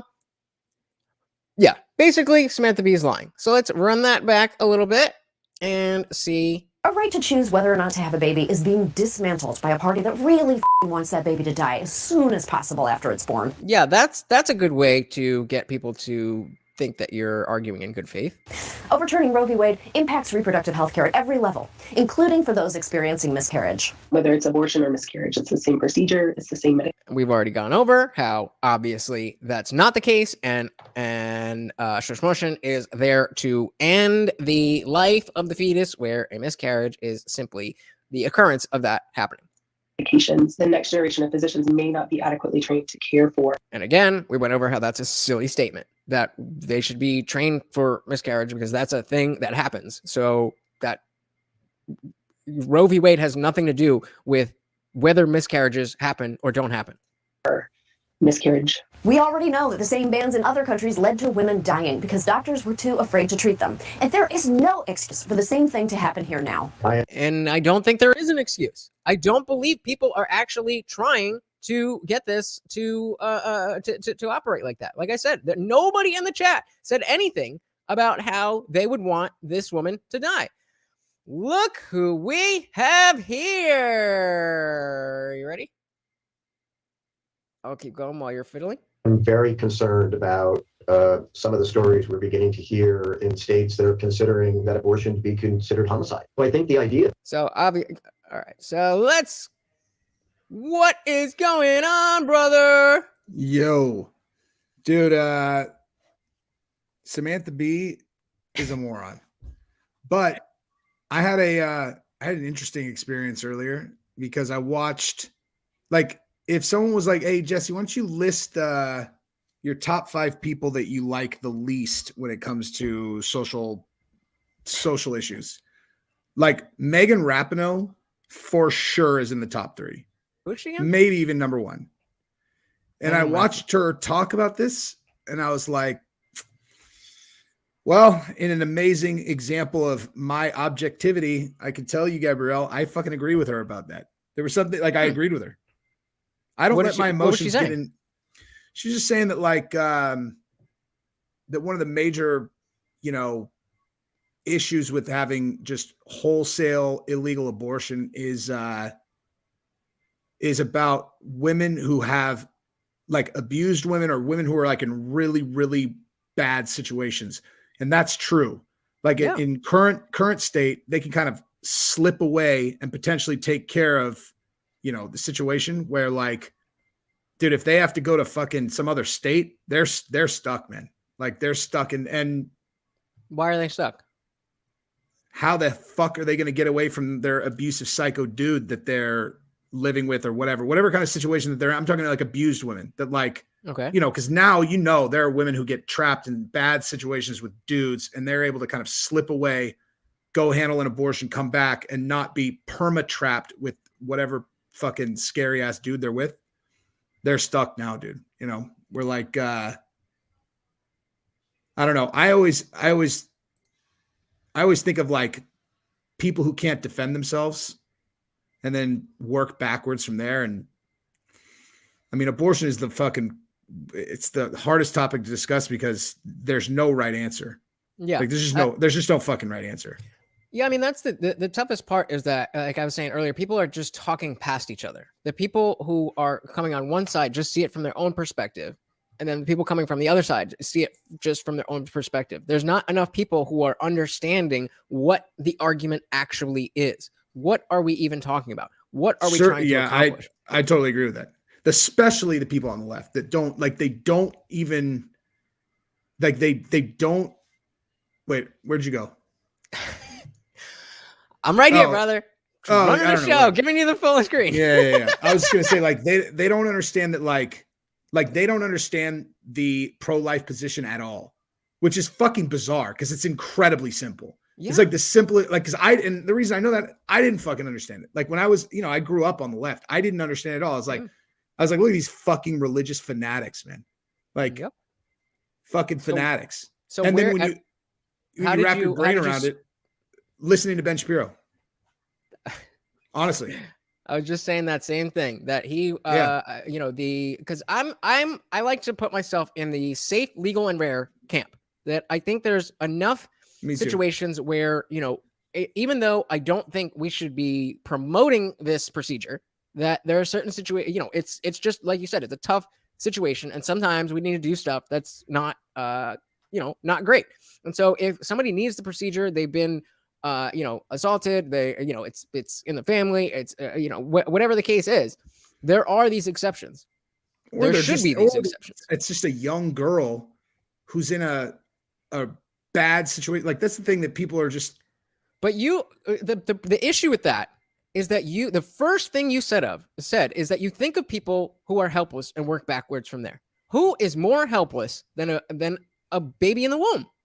Baby doesn't exist yet in the situation I'm talking about. I have no tolerance for like anything that could even be remotely resembling a mid to late stage abortion. Nothing at all. Like, I'm talking like, oh shit, I'm pregnant, like missed period, 2 weeks later, I'm pregnant. Do it right then. Like, there's no like you're not dealing with like an organism that has any kind of feeling, nothing like that. Like, it's just kind of like, because I mean, again, I completely understand the position where it's like, if it's left alone, it becomes a human being. I get it, dude. And whatever that life was going to be, you do snuff it out, man. Like, whatever that life was going to be, it's not going to be. But at the same time, in a lot of those situations, whatever life that girl was going to have, you snuff that out too. Like, the people that don't have kids don't understand. Like, there's no like, just like zippity doo dah, have a kid and get back to fucking regular life. Like, the shit's over. Like, that shit's fucking over for you. That's why smart people, like, not smart people, like, kind of more educated people tend to have kids when they're much older. Like, where it's like, you don't find very many college educated kids who are like, or people who are having kids when they're fucking 23 years old. Like, that shit does not happen because they understand, like, they just have a more, like a better perspective on what it actually means. Because I was like 30 something, or I don't know, I was 30 something when I had my first one, and I had a fucking a depression meltdown that I can't even describe. Like, people, no one will admit that because everybody's pussies, like most people are just pussies. Like a It's just like, postpartum no, not postpartum, just like an actual realization of what just happened. Like, where it's like, okay, yeah, this is all, it's like, yeah, Gabrielle wants to have kids, so we'll have fucking kids. And I don't need to worry about this until it actually gets here. Even fucking 2 days before we had the kid, I don't need to worry about it. It's not here yet. And then as soon as the kid was here, like, as soon as I actually had a kid, it, like, the gravity of it washed over me like a fucking ton of bricks, where it was like, oh, all my freedom's gone. Like, everything that I like, if someone would ask back then, like, what's the most valuable thing in your life? I would have been like, my ability to do whatever the fuck I want, and it's gone. And like, it, for the first, like, probably 2 months of Giselle's life, if someone was like, you can have, here's a fucking genie, but you get one wish. You only get one wish. What would it be? I would have been like, that I undo this, like, that I undo this mistake. Like, I was there's no way to even describe where I was at mentally. And then you fast forward 3 months after that, and if someone was like, here, man, let me take this problem away, I'd be like, how about I fucking murder your entire family for bringing it up?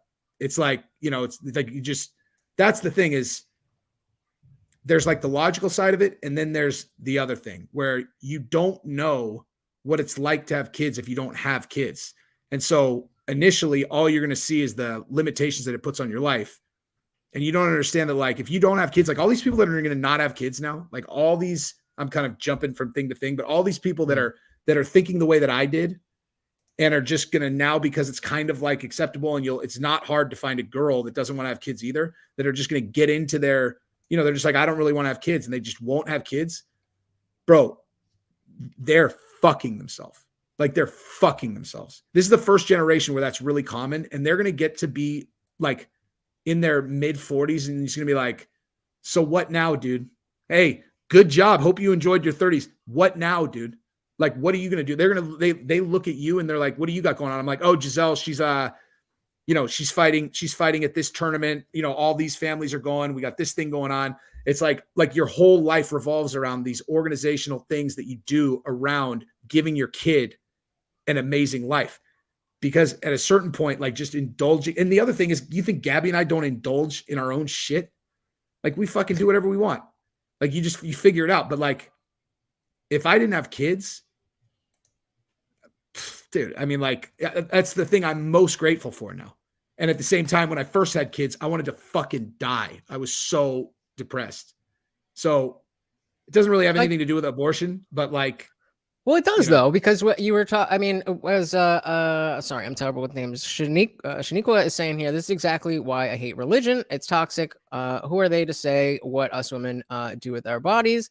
She's and right. if I don't want a child, I won't have one. I won't have one. And I guess she means end of story. It's her right. Yeah, she's right. And, it seems on the other side, Risky Opinions is saying historians are saying that they've never seen Democrats this upset since Republicans outlawed slavery in the 1800s. So we have two different positions there. I'm curious how he's just fucking poking them, dude, with that. So what was it that got you to change from, thinking that, having, Gabby's your wife, Giselle being your daughter, your oldest daughter, I assume. What happened? How did you go from, oh shit, what did I do? If I couldn't do this, I would, to this is the best thing that ever happened to me? Oh, that's a long process. But where I went from, oh my God, I would do anything to undo this, to I would do anything for this kid.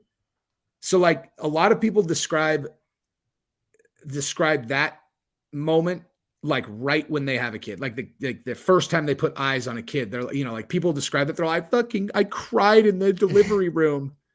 Like most of the dudes I know and that I've talked to honestly about it are like, yeah, that shit didn't happen to me, dude. Like what it looked like to me was a fucking a big bowling ball of responsibility just came out that I looked at. I was like, what the fuck is this thing? And then you have to pretend like, oh, the first time for me when I had that was the first time that I knew she knew it was me. Like where, cause the first couple months, they're just like, they have no brain. They're just crying and they just need food, whatever. They just need shit. And then the first time that like this tiny little thing is like upset, and then someone gives her to you and she looks at you and she's like, okay, cool, I'm with my dad now. And she looks at you like, all right, good. You're like, it's like, for me, it was like, oh, okay. Like, so I can definitely understand how that it's the but most. that didn't mean I wanted to have kids at that point. Like that was like, now I'll do anything for her. That. But it's another 7 years before I was like, okay, thank God I had fucking kids.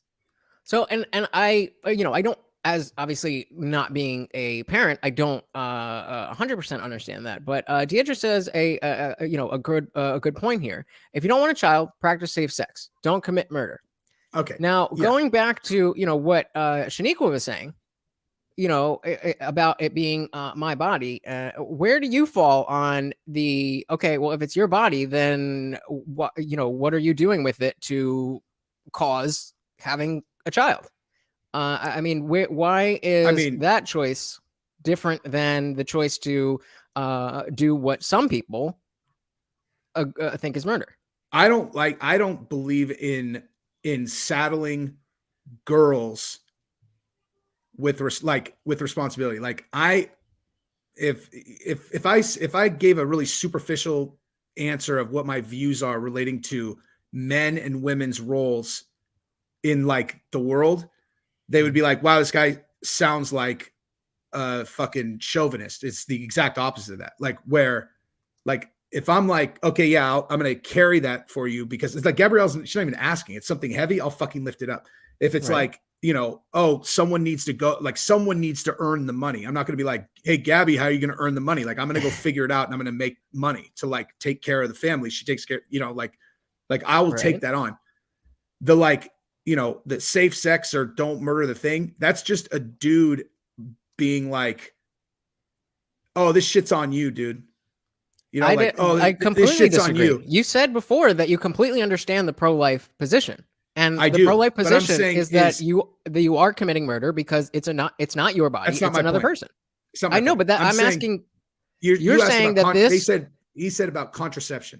And I was like, oh, if you don't want a kid, don't practice safe sex. It's like, all right, so it's just on the girl. Yeah. The dude's all, fuck it, I'm jamming it in raw and I'm just gonna fucking blow it in you. And then then it's like, oh, what, dude? If you didn't want a kid, girl, if you didn't want a kid, you shouldn't have let me do that to you. Shouldn't have let me do that. There's different. So if something can, all right, let's put it this way. If Shaniqua agrees with you. Thank you guys for joining us. I really do appreciate it. Just forget that I have kids, Shaniqua. I'm trying to tap that. I'm just kidding. I'm joking. I'm joking. So I'm completely joking. The idea of, it's just on the woman. It's not just on the woman to decide in some cases, it absolutely is just on the woman, because the woman is the one who decides who has sex. The men decide who are in relationships. If you could have fucked every girl that you wanted to fuck in your life, would you have fucked her? If I would have fucked every girl I wanted to? Yes. Of course. Well, because no. I mean, not now, because No, but I'm saying throughout your life, if you had the desire to fuck a girl, you would have done that, because that's how you operate. It's her responsibility then. Right. You understand why, right? Yes. Because the responsibility is on the men to determine which of these people are coming down to it. Women determine who has sex. Men determine who are in relationships. I mean, women the first part for sure. How is that? What's wrong with the second part? You think that women don't decide who's in relationships? Okay, well, maybe, but maybe the fucking chicks you date, bro. I go after dying. Like, you think Gabrielle didn't have a choice of who she was going to be in a relationship with?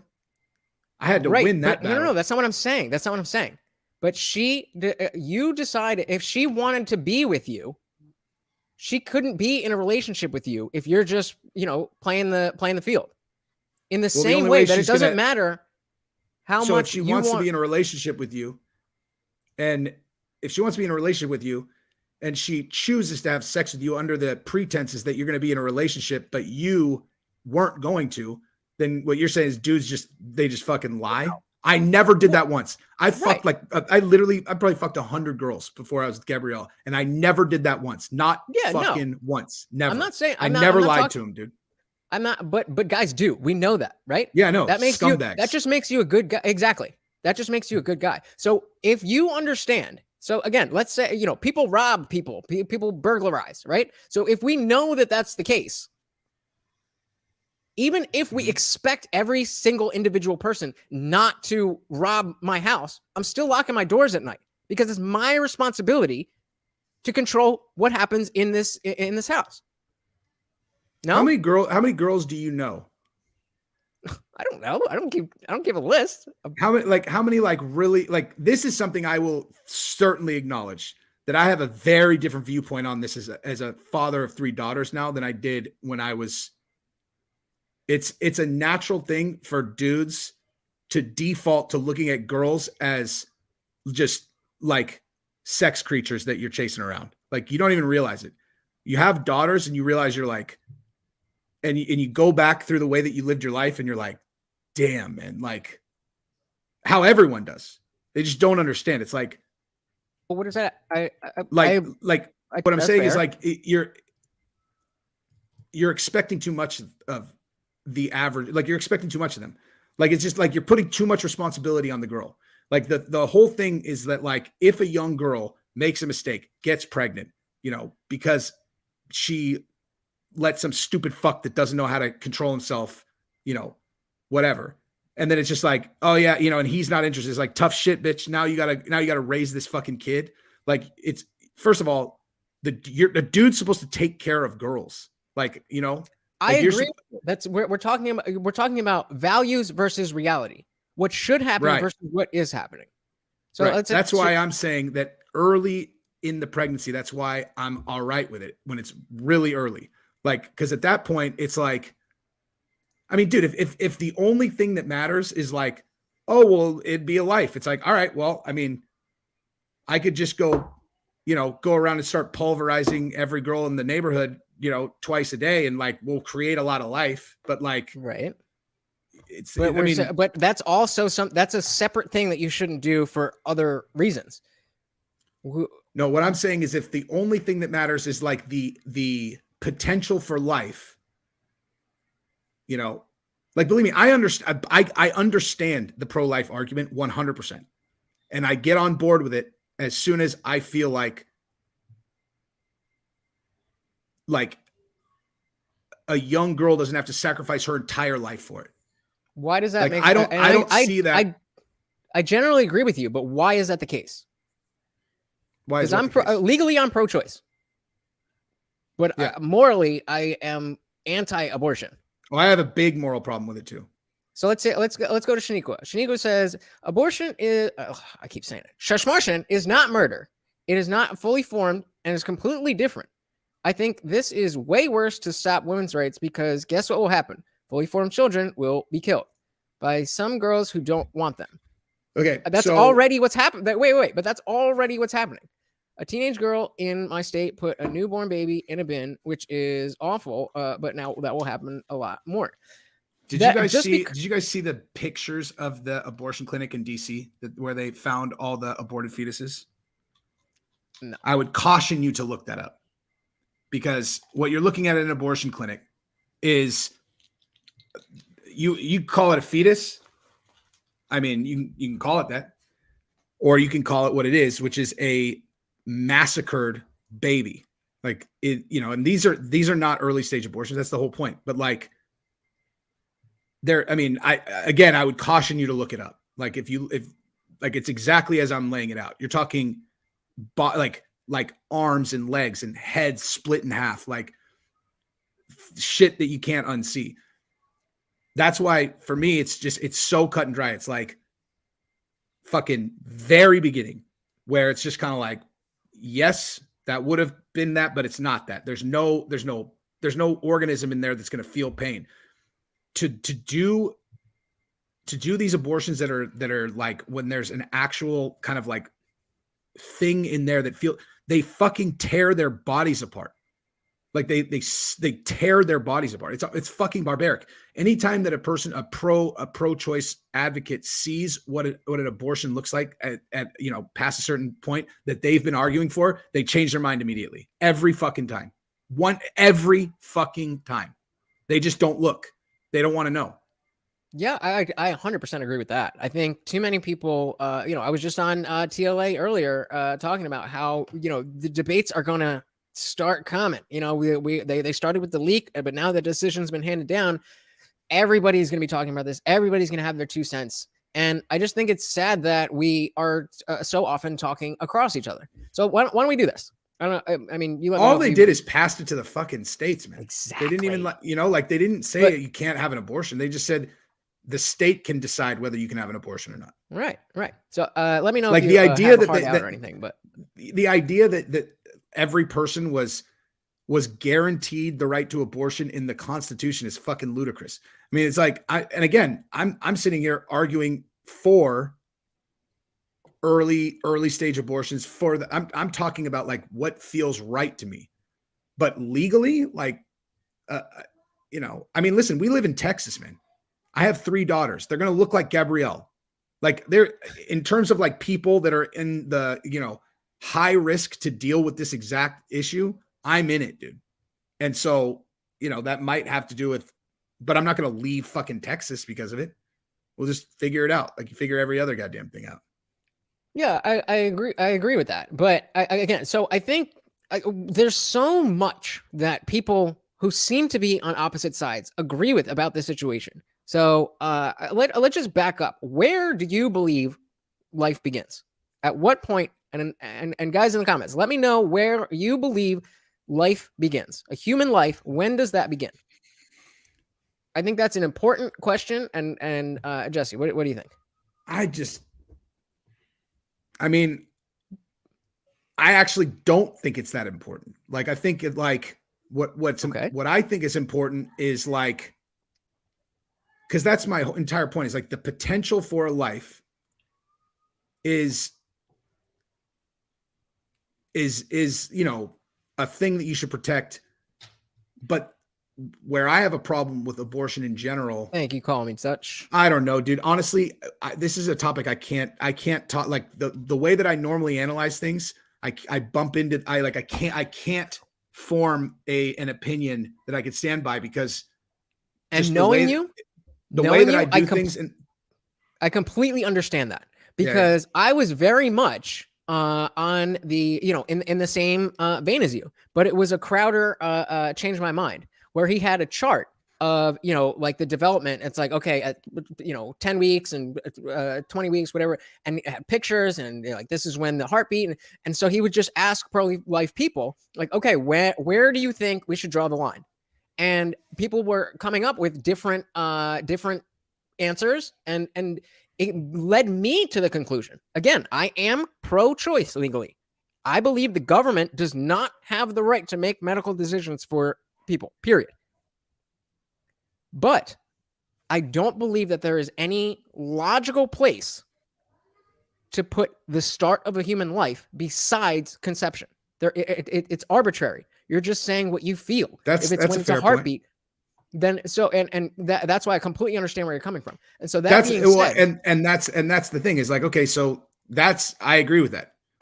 And then so it's like, okay, so this life that just started, it's going to come at what cost? And is the cost that it's going to come into the world at, is the person who the cost comes from on board with that? And it's like, that's where it is for me. It's like every life that comes in comes at a cost. Okay. Because any baby that comes into the world, if no one takes care of it, it fucking starves to death and dies. Like, so there's a cost. There's a human cost every single time. And if you get it early and it's a person where I just keep thinking about these girls that are like, I used to see girls like when I was younger, like teenage girls, and I want to have sex with this, like this like mountain that I was trying to climb. Like this, when you like were a teenager, just this, so like everybody's clear. That's what I'm saying. Like that's what I'm saying. Like when I was like in high school and like whatever, it was like they were like a mountain that I was trying to climb, like something I was trying to figure out just to like, get me to or get them to like let me have sex with them. And it's like, and now I don't see them that way. Like I don't see them that way at all. Like I see them as kids, like fucking children who are dealing with animals trying to trick them all the fucking time. That's all dudes are. They're fucking animals trying to trick little girls. Like they're little girls. They'll believe the shit that they say. They're fucking predators. Like guys are predators by definition. You don't think that's infantilizing? I mean, no, I could don't. see. I could see. I mean, I agree that with the notion of what guys are trying to do, but the notion. I'm not saying all girls fall into that, but a lot of them do. Like girls are not all strong. Like they're not like some of them are strong, some of them are not. And so like the girls, and I could say, I'm talking about my own kids here. When I'm saying like I know I got 2 kids. I'm not worried about. They get pregnant, that's their fucking fault, dude. And I have one very prone to being tricked. That kid will die. I mean, I'll tell you that right now. Like the kid, she gets tricked. I believe that legally you should have that right to make that decision. She should have that right to make that decision. I get to kill the guy's parents? I get to kill the kid and his parents? Not the parents, just the unborn baby. But so let's see. Okay. I was talking about the kid that knocked her out, not the baby. Gotcha. I'm not. Anyway, she says we went through so much to get to this point where we can choose what we want to do, and now we can't. Someone else. You still can. Shaniqua, where do you live? Yeah, it's where do you live? It's just been kicked back. If you live in California, New York, any of these places, you have absolutely no risk whatsoever of abortion being outlawed where you live. None. If you live in Texas, Louisiana, Tennessee, if you live in one of these hardcore red states, then yeah, you're in trouble. If you live in New York, you live in Texas. Okay, yeah, you're fucked. But we had like this is a map of the let's see if we can zoom this in a little bit. This is a map of abortion access where bans will go into effect. I don't think these are all the trigger where they had the trigger laws, but this is what they're expecting. So what's that, New Mexico? So New Mexico, it's good. Looks like it. That's right here, right? So there you go, Shaniqua. New Mexico's your. Oh, she's in sanctuary. Texas. Oh Jesus! But yeah, head right over to Albuquerque. And yeah, I mean, great point. Where are we? Call me Touch. CMT says, for a side that loves science and backs it up, they should have loved to ignore that scientific fact. They left science right at the beginning of 2020. Right at the beginning of 2020, the leftists forgot about science. Oh yeah, Now, hey, Jimmy, how about science? how about fucking my body, my choice? I love that, dude. It's like if someone like I'm like, listen, bitch, I'm on your side, kind of. But you want to lose me? Start talking fucking my body, my choice, dude. Like you have to be fucking kidding me. Remember when it was like, hey, there's no long-term studies on this thing, dude. Like, and I've already had the virus. I don't want to get the shots. Someone that I know has had serious complications. I don't want to get it. Oh, well, cool. Well, they're going to take your job because, and I support that. I support them taking your fucking job away. It's like, really? Yeah. Wait, I thought it's my body, my choice. Oh, well, I don't know. Exactly. Not this time. Not at this time. And you don't ever get to go back to that. And Deidre is very clear with her opinions that it is murder. It is barbaric. They have nerve systems that make them feel pain from very early. I don't know what very early means. Where is that? And then she finishes off. Well, I mean, they don't feel. It's a shame that there is no more moral values. They don't feel pain the day after conception. So there is a point Definitely where it starts. But like the mindset that I respect are people who have principles. That should be what you're after. It's like, what are your fucking principles? Are you a principled person? Yes. Okay. So what are your principles? And as an example, my body, my choice. Good. I can get behind that. What are your thoughts on mandatory shots? Well, I support them. Then you don't have principles. Okay. Exactly. You're not a principled person. Like, listen to me talk. I'm a lot of fucking bad things, but I'm an incredibly principled person. You're not going to find hypocrisy in my opinions without me directly calling it out and explaining why there's a thing that conflicts with another thing, because I know that's how I make decisions. 100%. And the sad thing is, most people are not in that mind, that way of thinking. Whether it's because they take everything from a religious perspective, or now the leftists have made the political narrative their ideology. And Dr. Fauci is the god of science, and the droplets. And it's sad, because exactly what you're saying, exactly what Deidre here is saying about moral values, it doesn't necessarily have to come from religion. It just has to come from somewhere eventually. You have to figure it out. Shaniqua says, I believe that my body, my choice means no one can force you into anything because it's your body. Then and we're aligned. I agree with that, Shaniqua, but the problem is that the people who are arguing for the other side are not talking about your body. They are arguing that the baby is its own body, that you don't get to make choices for, in the same way you're not allowed to murder a 5-year-old because it's not you, even though you birthed that person. At the moment of conception, a new human with new DNA is created. And so now you are making choices for that person. Yeah. I will say this. If you're able to actually understand the way that the pro-life people view this issue, and then you go back and you watch some of the left-wing propaganda about it, it will look so fucking ludicrous to you. It'll be unbelievable. Like, you'll be like, like they'll do these segments on late night TV and they'll paint some lady as like the villain, like she's the villain because she works at a clinic where they try to talk women into not aborting their baby. Like where they're like, they bring them in, they do hidden cameras, and she's like, a mother is supposed to take care of her baby. A mother is supposed to care and love for her baby. And they somehow twist it around to where this woman who's literally trying to save the life of a baby and tell a young mother that she should, take care of her child into some fanatical villain that's trying to trick the girl. It's fucking ludicrous. I mean, when you actually can see it for what it is, it's fucking ludicrous. Oh yeah. And there's so much of that. And this is what the one area where people will because it's so heavy and it's difficult, and Shaniqua, I definitely agree with you here. The judgments that some people had during the jabs was hypocritical, 1000%. And again, I'm gonna push back, Shaniqua, and she says, I understand that, but we also have to carry that baby inside us for 9 months. Yeah, Except that's true. It's Baby can't not survive true. without You them. don't have to if you don't get pregnant. Again, dude, we're back to predator dudes that are just okay. like. So then we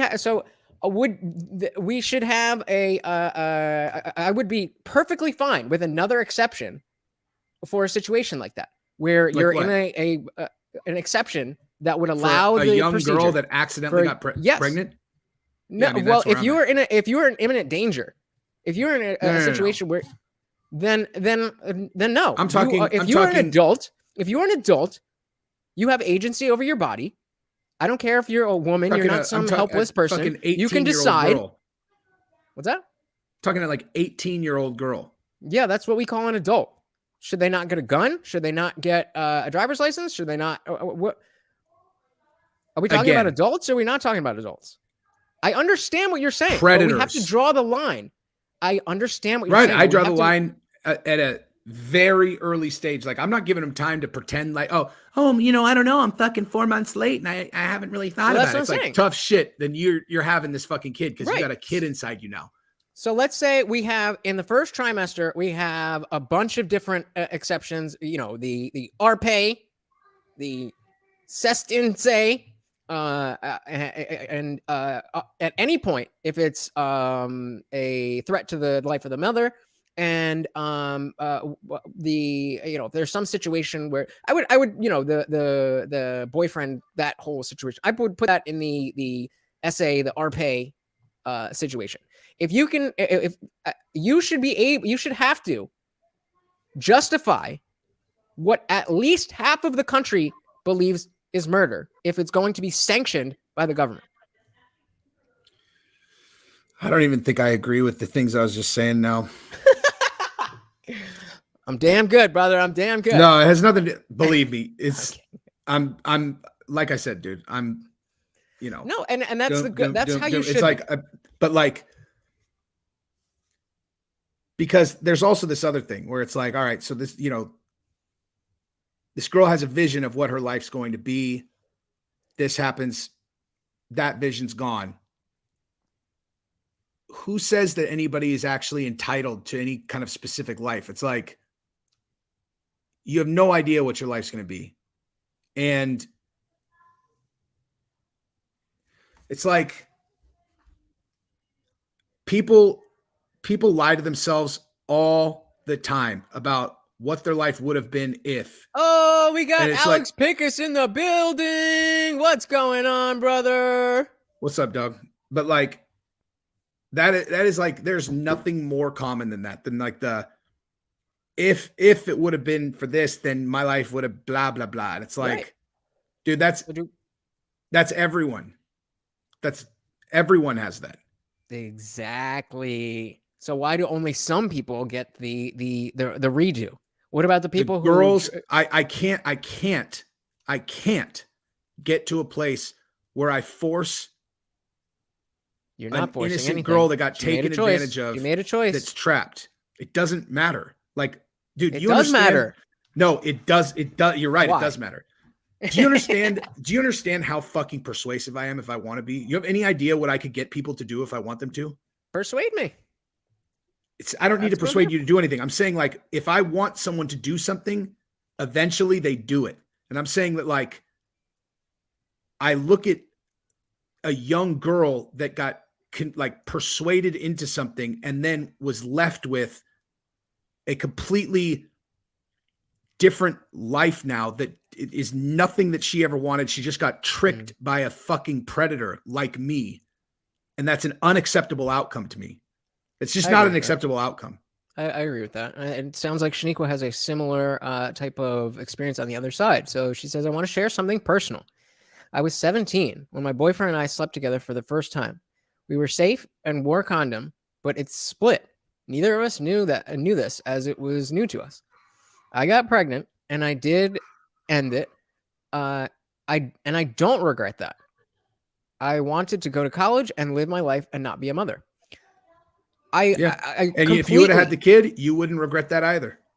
Like that's a fantastic point that I wasn't even thinking of. You didn't make a bad decision. Right. You didn't make a bad decision. You'd have made, I mean, that's the thing is like, that's actually that's like the perfect example is like, because the life didn't happen, you don't know it. Like, you don't know, like it didn't happen. So it's like, so you're living your life. So you made the right decision. If the life would have happened, you would have known your kid and that would have been the right decision. Like I'll tell you guys a fucking story having to do with this. So so the way that I ended up with Gabrielle is her best friend from high school was banging my roommate and best friend. Like this guy, like my best friend that I lived with. He and I lived together for like 7 years. And she was engaged to this other dude. And I met Gabrielle through her. Anyway, it's a long story. Anyway, but she ended up living with us. Keep it going. I got to take a piss. She ended up living with us. Her name's Mandy. She ended up living with us. And she lived with us. The reason I allowed this to happen, because she is like me. Mandy's like I am. She's she can sense weakness in a person and just, that's why her and I were such good friends, and like never, she's a pretty girl. Her and I never, nothing like that at all. Cause we could look at each other and be like, oh, okay, I see, and Mike, my best friend, is if you looked at him, you'd be like, oh, that's a tough looking guy. He's a puppy dog in his brain. And she used to twist him around, and she broke up with her fiance and convinced Mike to let her move in. So Mike brings her to the house. It's my fucking house. Like and he's like, Mandy wants to move in, dude. And at lightning speed, I went, dude. This is how I end up with Gabrielle. Because I'd met Gabrielle and I was like, I'm going to fucking marry that girl. And so I allowed this to happen. I allowed Mandy to move into my house, which I never would have fucking done in a million years. That's a catastrophe waiting to happen. But so I lived with her for, I don't know, multiple years. And I did end up with Gabrielle, and I did end up marrying her. Because like I said, I'm good at planning things out and then making them happen. But Mandy, I watched her, like I said, she was engaged to another dude when she started dating Mike. Okay. And so as my roommate, I watched her with dudes, and she's like, I mean, I'm still probably the closest dude friend she's ever had, because I'm probably the only dude that she's ever spent that much time with that never tried to fuck her ever. I'm like an actual like friend to her.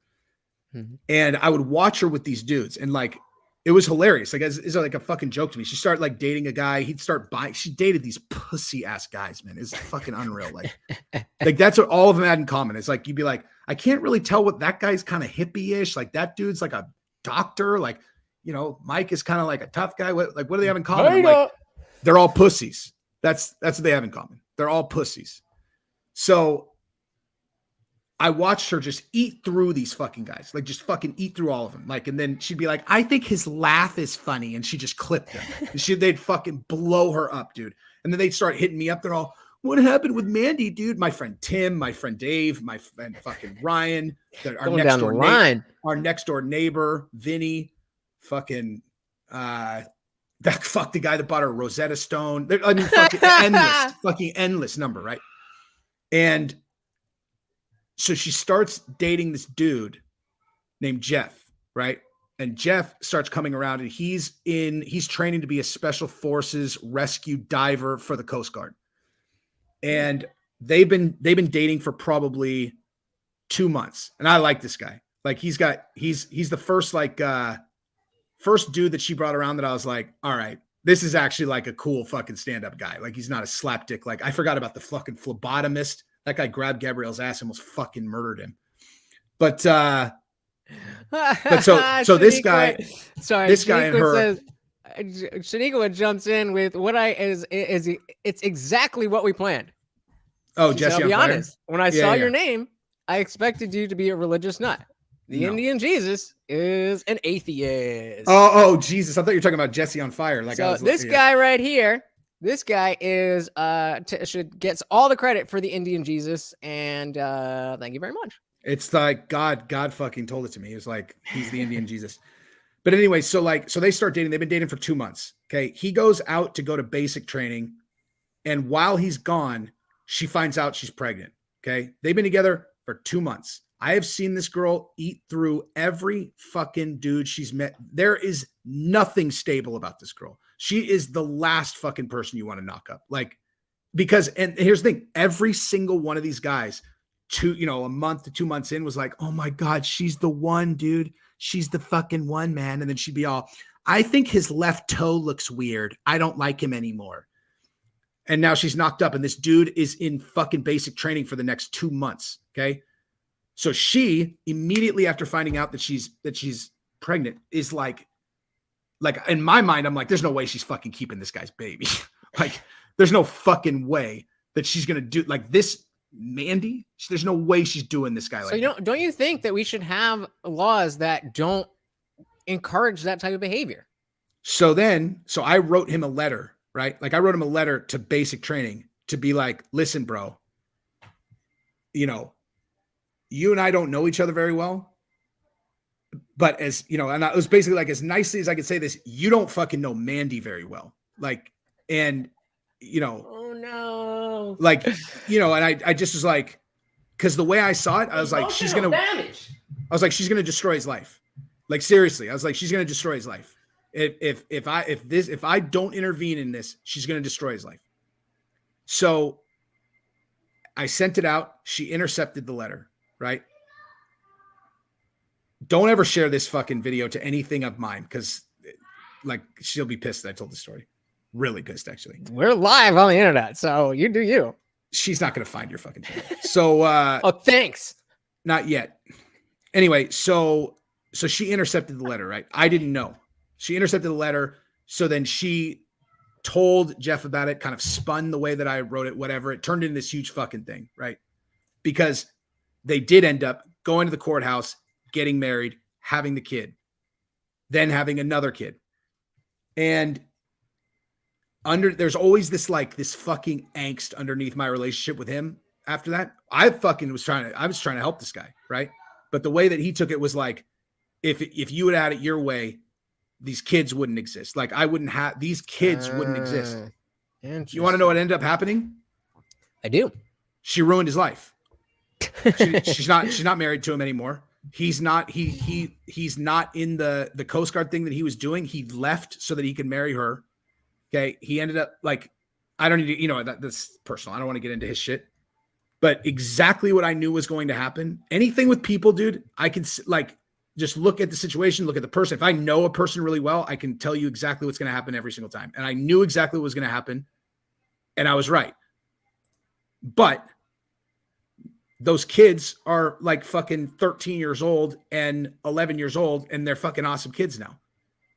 I was right. Like, she destroyed his fucking life, literally. Like, or at the very least, his life will never be even remotely as cool as it would have been otherwise. But was I right? Like, if it would have been up to me in a heartbeat, I would have taken her to the clinic and been like, fuck, man, I saved that guy's life. Yeah. And so am I right? But again, the question is, I don't think that we, the behavior that led to that is less likely when the laws of the land don't give the woman an out. Oh no, I'm sure that she was like, she liked him, I bet you she was like, fucking finish inside me. I love you, Jeff. But again, that's my point. She wouldn't have been. Well, she's the one who wanted to keep it, dude. Like, that's my point. Like, she was trapping him. Oh, she was trapping him.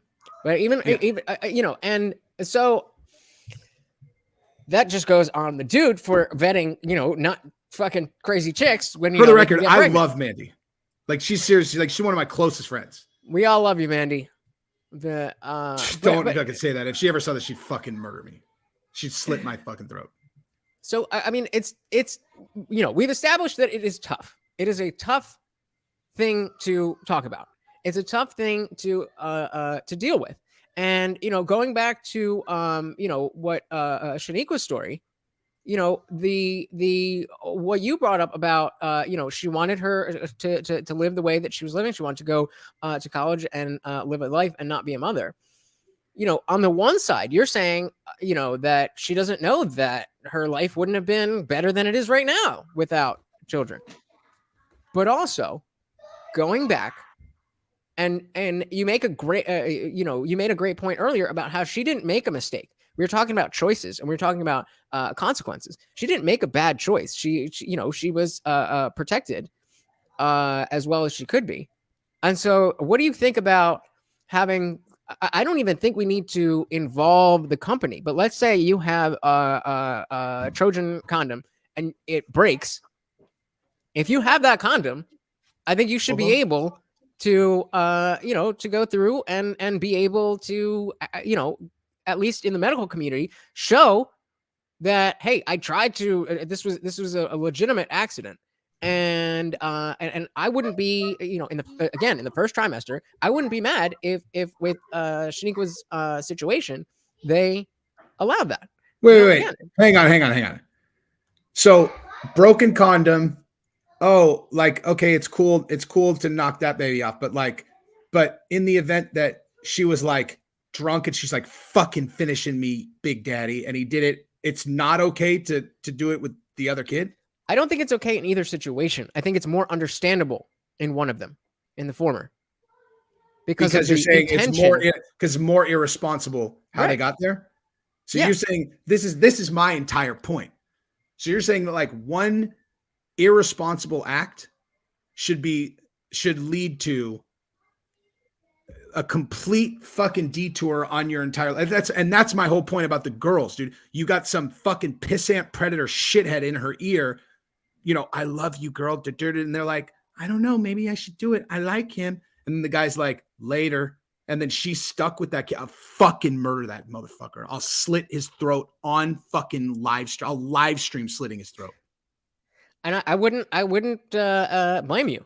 But at the end of the day, we can't make laws based on your specific situation.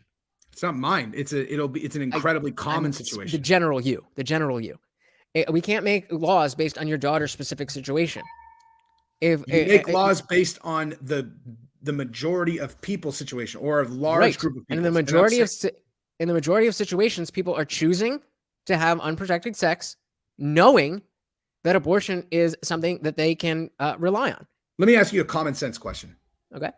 Let's say that there wasn't enough food to feed the amount of people that we have in the United States.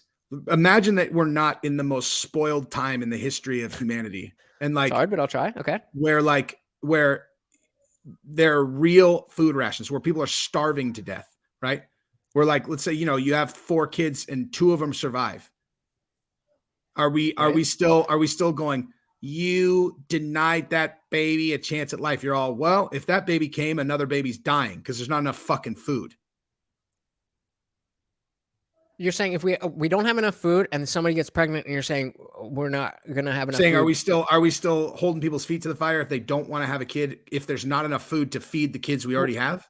Well, again, it goes back to, why are you getting pregnant if you don't have enough money for food of the kids you already have? Irrelevant. They're pregnant now. So what? It's not irrelevant because it's cause and effect. 100% irrelevant. I'm talking about. I reject that premise. You can't say that the effect is, let's deal with the effect and not talk about the cause. Why did the thing happen? Because you chose to have sex. And unless we're talking about a situation like Shaniqua's, where she was protected and the choices that she made failed her. So you're saying that any time that someone makes a decision and then there is a specific outcome, then your decision making from that point is irrelevant. Like, it's just like, no, you made that decision, so now you have this, so there's no more choices to make. Yeah, that's how the law works. So let's switch to something like drunk driving. No. I'm saying the law would not be this law anymore if there wasn't enough food for everyone. Like right now, it's kind of like, abortion's wrong, abortion, whatever, because there's an incredibly high caliber, like very high standard of life in the United States. We're super fucking spoiled. I'm saying if there was limited resources, immediately people would be like, maybe if people don't want kids, we don't need to like make them have them. I mean, perhaps. I think in that 1000%. I think in that situation, it would be far more reasonable to end the pregnancy than just you living your best life and hot girl agree with that. summer. So what does Shaniqua say? It's sad for us girls because we have for so long been shamed about having sex or giving it up, called names, and we can't really enjoy sex because we also have to deal with so much from it. You can like enjoy pregnancy. it. No one knows what you enjoy or don't enjoy. Yeah, I don't think don't Shaniqua, stress out about that. Yeah, Shaniqua, it's definitely a very sad thing that you were thrust in this. No pun intended. Let's be nice. I'm not putting that up. You were in a situation that is an outlier situation. It's like what I think the effectiveness rate of condoms are like 99%. So we're talking about 1% of Bullshit. condoms. No? Bull fucking shit. What do we got here? I broke a fucking 1,000 condoms. You got to cam up if you want to. You got to cam up if you want to be back here. Sorry, I'm not. Fucking 9. Yeah, right, dude. Condoms break all the fucking time. I didn't say that didn't, but we're talking about percentages. Yeah, I'm saying percentages. I mean, listen, there are a lot of variables there, dude. A dude that's like, whoop, done. Yeah, probably fucking 100% ratio. You start fucking pounding on those things and they break. How effective are condoms? Let's see. Can we see that? It's like saying how heavy is 50 pounds? It's like, well, it fucking depends on who's lifting it. Okay, so the NHS says 98% effective. 98% effective given what circumstances? Like, it's like, all right, well, here, my average session is 2 hours of fucking straight, violent pulverizing. I'm going to be honest. So my rate, I'm not saying that that's me. I'm just saying that the rate of failure is the same as some dude who fucking dips and is done 10 seconds later. Come on. There's no way to do like just a standard stat on that. I will, based on, just the two of us talking, I'm going to put it out there that maybe your version, let's, I'll let Jamie Dean, I don't know why he's not Jimmy Dean anymore. It doesn't really fit if you're not a sausage, because I don't know who Jamie Dean is. But anyway, I would agree that I think you might be in the upper echelon, the upper percentile of, who goes that condoms. hard. You want to know how many condoms me and Gabrielle have used ever? 0. Well, not one ever. That's responsible.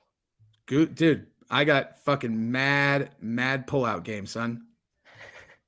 No mistakes. Again, fair enough. No mistakes. Not one. That's, same here. I've had pregnancy scares, but I never, as far as I know. And they're scary, aren't they? Hey, they're fucking scary, huh? Yeah, but so you know what else is scary? Getting pulled over when you have drugs in the car, or driving drunk, or having your door kicked in when your roommate is selling drugs. But you know what? None of those things being scary outweighs the fact that the reason for those things happening have a reason. Yeah, goddamn right, Shaniqua. Pull out. I'm trying to be. I've been out of the dating market for a little while, so I've been on a little bit of a dry spell. But I was not great with. Can't find any dudes that he likes. Exactly. But I'm trying to be more responsible about wrapping it up. Jihad says women would rather get nutted in and kill their baby than use a condom and birth control. It's ridiculous. That's a little hyperbolic. You just make a generalization about every girl. Like he's all girls on earth would prefer to blah blah blah. It's like, come on, bro. Call Me Touch says I never pull out because I never pull in. That's a good one, bro. Dude, I pulled out 100% of the time my entire life, including up to now. Like I guess there's a handful of times, but like even if I knew for sure the girl was on the pill, I was like, no, that's too scary. If you guys want to come up, I'm dropping the link one more time. You just do have to be cammed up, please. Oh, and Jesse, I forgot to tell you, while I was on the lead turn early, he also said there was an issue with super chats. He used a StreamYard, so I don't think whatever happened to you, I think that was a StreamYard thing. Well, speaking of which, dude, I just uploaded such a fucking good video on Into the Fire with Gabby and Jesse about. I was like, let's just do a video about something fucking stupid, like just like a straight up like TMZ story. And the first one we found was that Travis Barker apparently had an affair with Kim Kardashian when he was married to his ex-wife that they had the reality show with. And that Travis Barker was like obsessed with Kim Kardashian and moved to Calabasas chasing her around. And then he ended up with Courtney. And I know when I do a fucking badass video, and like Gabby and I filmed it, it's hilarious, dude. Yeah, go check out what is it? Couple on Fire? Here. Where's the chat? I don't even know how to chat. You got to go to private chat, and then I'll put it in the main chat. The conversation around you could put it in later. You don't need to leave this one, but all right. So yeah, the conversation is quickly going to shift to what is going to happen next. It's very easy. Oh, what does Shaniqua say here? I'm single too at the moment, and my new vibrator is enough for me. Less drama. Yo, I hear you, girl. Pamela does just fine. What was Jesse saying earlier? Pamela is the name that he gives the vibrator that he shoves in his ass. You said it yourself when you saw that you had a daughter. You were like, "Oh fuck, my whole life is gone," and now you feel differently. But not having the experience of being on the other side of that, I am so happy just doing my thing. And that doesn't mean that I'm not going to get laid anymore. That I'm not going to look to get married. But I'm 32. I'm not super young, but I'm not old. And IndianJesus is just taking off. So by the time I got some street cred, then I'll be good. But yeah, the conversation right now. Oh shit! I gotta go. I'm sorry. I promised. Speaking of my daughters, I promised them 15 minutes ago that I would come down and eat some dinner. But it's just a pleasure. Shout out your channel? Jesse on Fire, Jesse on Everything, and Into the Fire with Gabby and Jesse. Why don't you plug that one, dude? Plug the link that I just put in the private chat. They'll love it. Watch the one about Kim Kardashian and Travis. You'll fucking laugh your ass off. Anyway, all right, guys. All right. Well, thanks for joining us, bro. All right. So what I was going to say was, all right, what did you guys say? Hell yeah. Shaniqua knows what's good. Still calling you Jimmy Dean because otherwise you're just a guy with a sausage brand for his picture. So you just noticed that?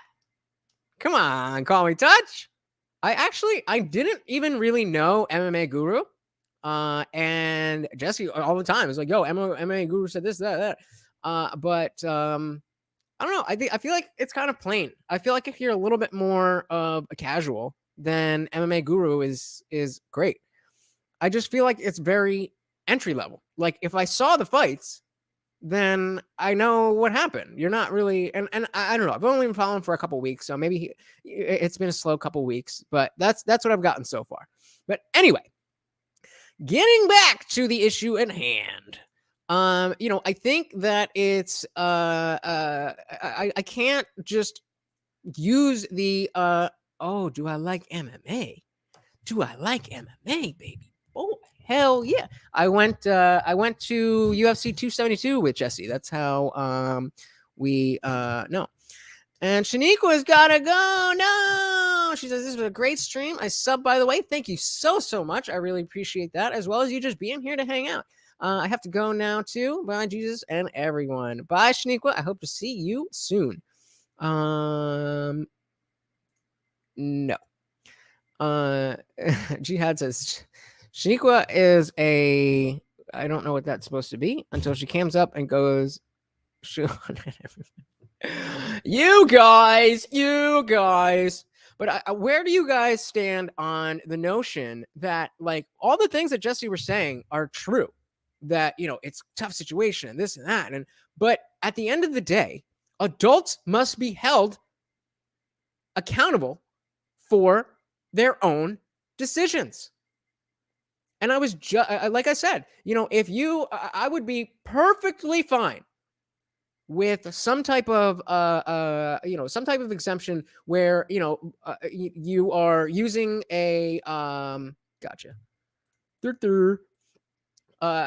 where you're using contraception and the contraception doesn't work, then you should be able to say, look, I did everything that I could do. The product failed. I don't want this baby in the first trimester. Then it's not ideal. I still believe that you're ending a human life. But human life itself is complicated, and it's not always that simple.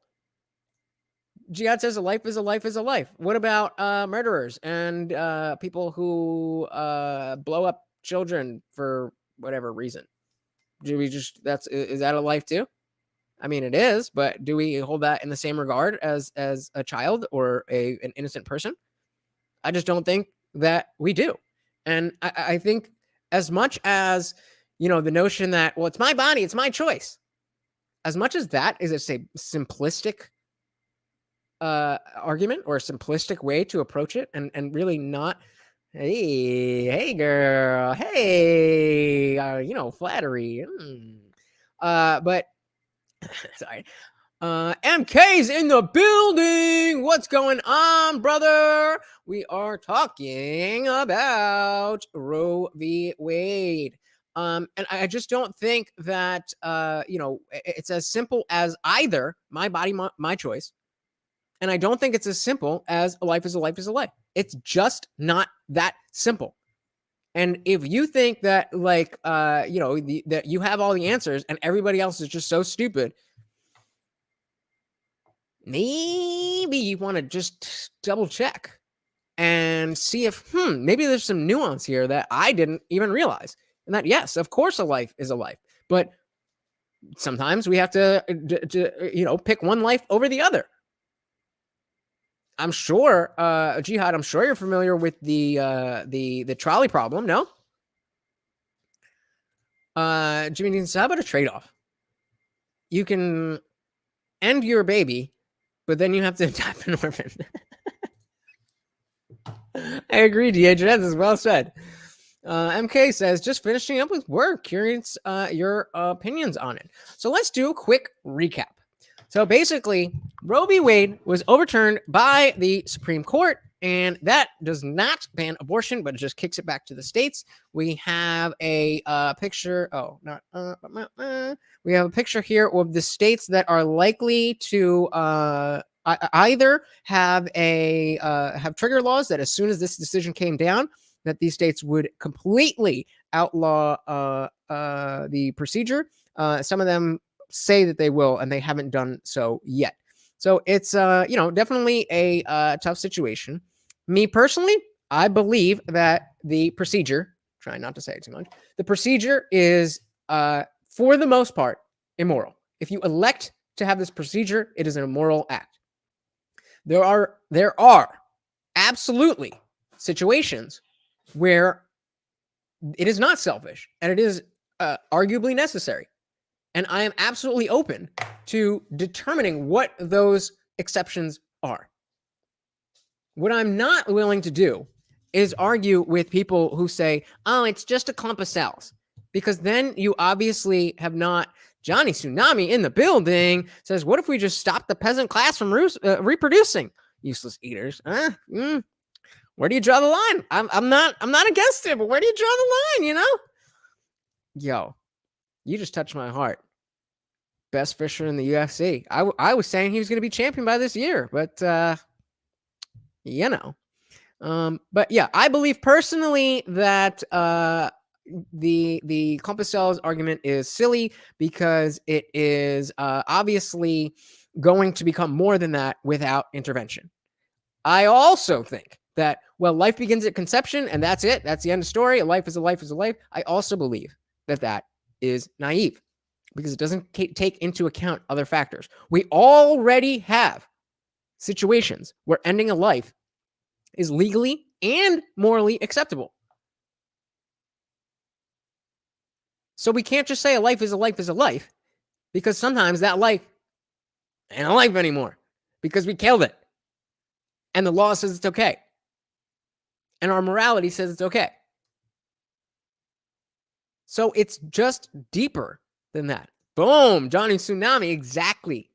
But even if, there's a lot of things that are a clump of cells that are, I know he's being a little a sausage here, which again, you're ruining my jokes now by not being Jimmy Dean. But Miss Jamie Dean, exactly. Sentience is a big, it's a categorization. Like, what does that mean? Is a sentient clump of cells better than a non-sentient clump of cells? Okay. Then at what point do you go from being a clump of cells to a clump of cells that is more than that? Jamie sees a bullet headed towards your head is just a piece of lead. Yeah, exactly. I mean, that's reductive. That doesn't really mean anything. It doesn't really explain your position. And certainly for somebody who has already thought about this and said, no, I believe that this is a human being, in the same way that you don't want your next door neighbor, your sister, your mother, your brother, your friend murdered because somebody doesn't like them. I want that for all people. And I include anybody who has unique DNA. And at the moment of conception, new DNA is created. That's inarguable. MK says, I do feel like this could affect people with financial issues. Basically, a handful of states will stay legal. People who are poor will have zero options. Wrong. They have the option not to get pregnant in the first place. I'm sorry. Then I'm not sorry that is a choice. The same way it's a choice, again, the same way it's a choice to get behind the wheel drunk. The same way it's a choice to just murder a living person. The same way it's a choice to steal bread for your family. Even though this family may need that bread, we can't just say, okay, stealing is allowed now because there's just one family who needs it. I'm sorry, but that is not how the country works. Sorry. So MK says, obviously, the best case is to use birth control and be responsible. Yeah, that is the only case to be safe. And again, we had Shaniko earlier say that she had used the condom and the condom broke and she got pregnant. I'm like, wow, okay, that's, we looked up that that condoms are 98% effective. So we're talking about 2% of the population who even breaks the condom. And then of that population, how many of those even get pregnant? But it's still a real thing that she had to deal with. So I wouldn't even be mad if you could show that you were using contraception and the contraception didn't work. Then you should be able to get an abortion. Jihad says, yeah, we aren't talking about someone coming at you with a knife or a gun. We're talking about killing your unborn offspring while it's still in the womb and completely defenseless. To harm that child is an abomination. I mean, without reason, absolutely. The point here about the nuance of the situation is, what is the reason? What is the intent? Are you intending to just, I don't have the money for this, so I don't really want to.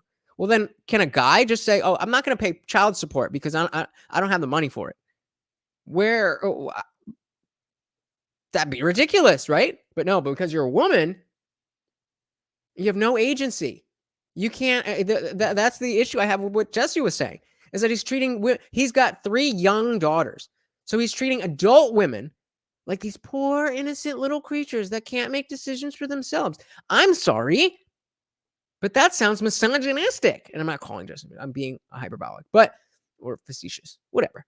But that's what I hear from that, is that you think that these women need you to come in and make their decisions for them because they can't do it themselves.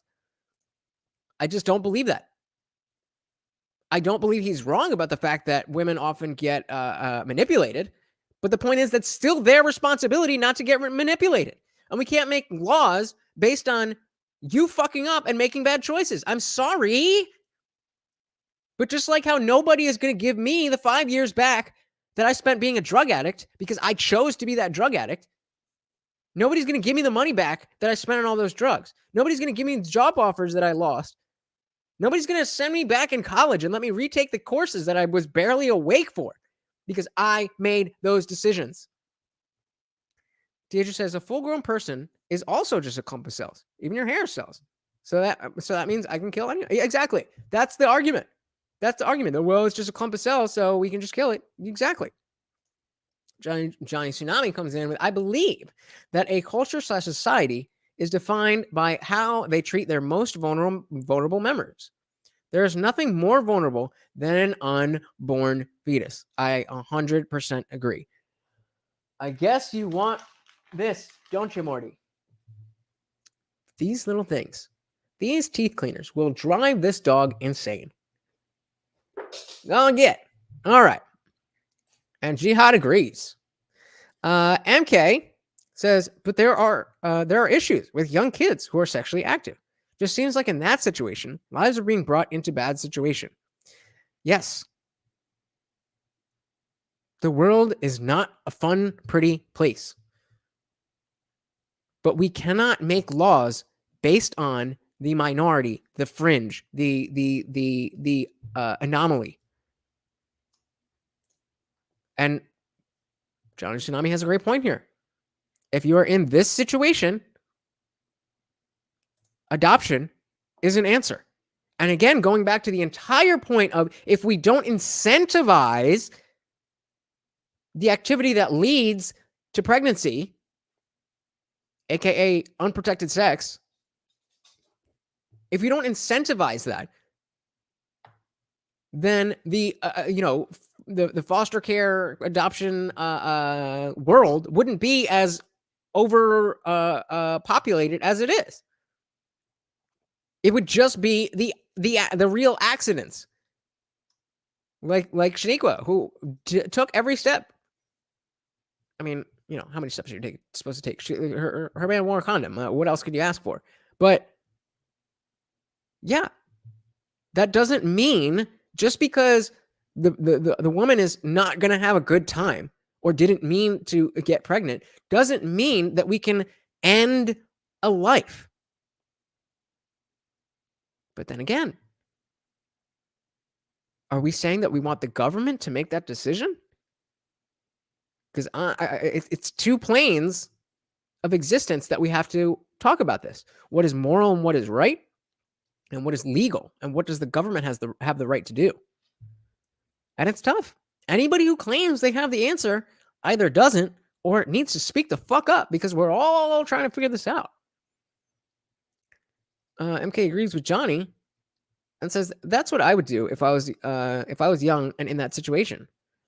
Just going with my concerns on it being illegal. Yeah, I agree. And when you legislate to the lowest common denominator in society, we are all treated as such. Let me read that again.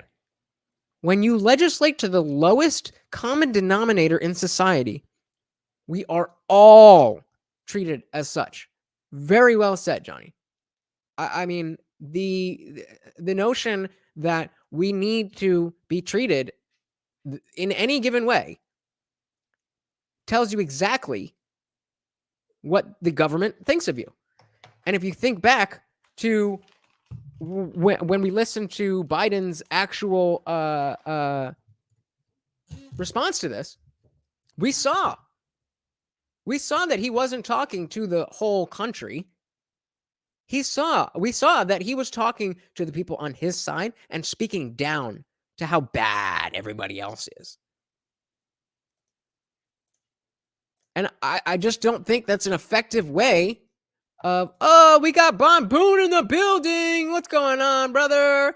Yeah, we are talking about the Roe v. Wade decision. What are your thoughts on it? MK says, just out of curiosity, does anyone know what the percentages are of U.S. citizens that live close or below the poverty line? I don't, but you know who would? Google. What's the question? Thank you. Call me Touch. I really appreciate that. Share this with somebody you know. We are I'm just building. Bomboon, I am doing fantastic and even better that you're here now, brother. Let's see. Did you so Johnny Tsunami says 40 million. So let's I just want to how many citizens live below the poverty line? So yeah, he was absolutely right. Oh, 37.2 million people. So what does that mean? It's a good question. But it means that these people are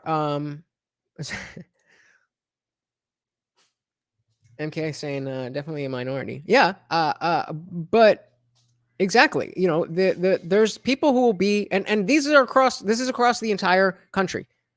So if we take this 40 million people and then we take out all of the people who live in states that are going to keep the procedure legal. Thank you, Bomboon. I love you, brother. Then we are dealing with an even lower number. There you go. Number one in everything. And I just don't think that this is something that, especially where we are right now, I don't think it is cause for such concern. I asked someone to join me, a woman. I figured it would be appropriate to have this discussion with a woman present. And she, I'm not, ragging on her. I'm just relaying the message that she said that she didn't want to. She said, let's see, is this going to pull up? She said, yeah, I can't. I'm emotionally fucking drained from today. It's a scary and sad day. Remember, we were talking about sad day. It's a scary and sad day for women, and I'm feeling the effects. Now, I didn't say anything. I didn't, push back. If that's how you feel, that's how you feel. This girl's my friend. If she's not having a good day, that's completely separate from this whole issue. Do I agree? No. I don't. What's so sad? That the Constitution that we all live by, that has allowed us, we were just talking about the poverty line. The laws and the society that has brought more people above that poverty line than anything else ever is being held to account. And this procedure is simply not a constitutional right. And if it's not a constitutional right, it is up to the states to decide. It doesn't mean that they're saying no. It means that the states independently are going to decide. So which part are you confused about, Mamoon? I'm not sure what you're confused about. The point about the girl, she heard the news. She didn't want to come up. And I definitely respect that she is feeling that way. But I don't agree that it's such a sad day. I feel like it is a day that, maybe is important. If this is an important issue to fight for, then you need to get out there and do something. But the people here doing this type of shit are wasn't this one? Yeah, the people who are doing this type of shit are at least showing presence. But even still, I don't think this. What does this do? Do we think that? Do we think that? Do they think that people don't understand that they want this this value, this procedure, that they want shishmarshin? We know that. We understand what your position is. But just like Biden here, who was just saying his things, they're just saying what they want. They're not giving a reason. You're not making an argument. You're not changing minds.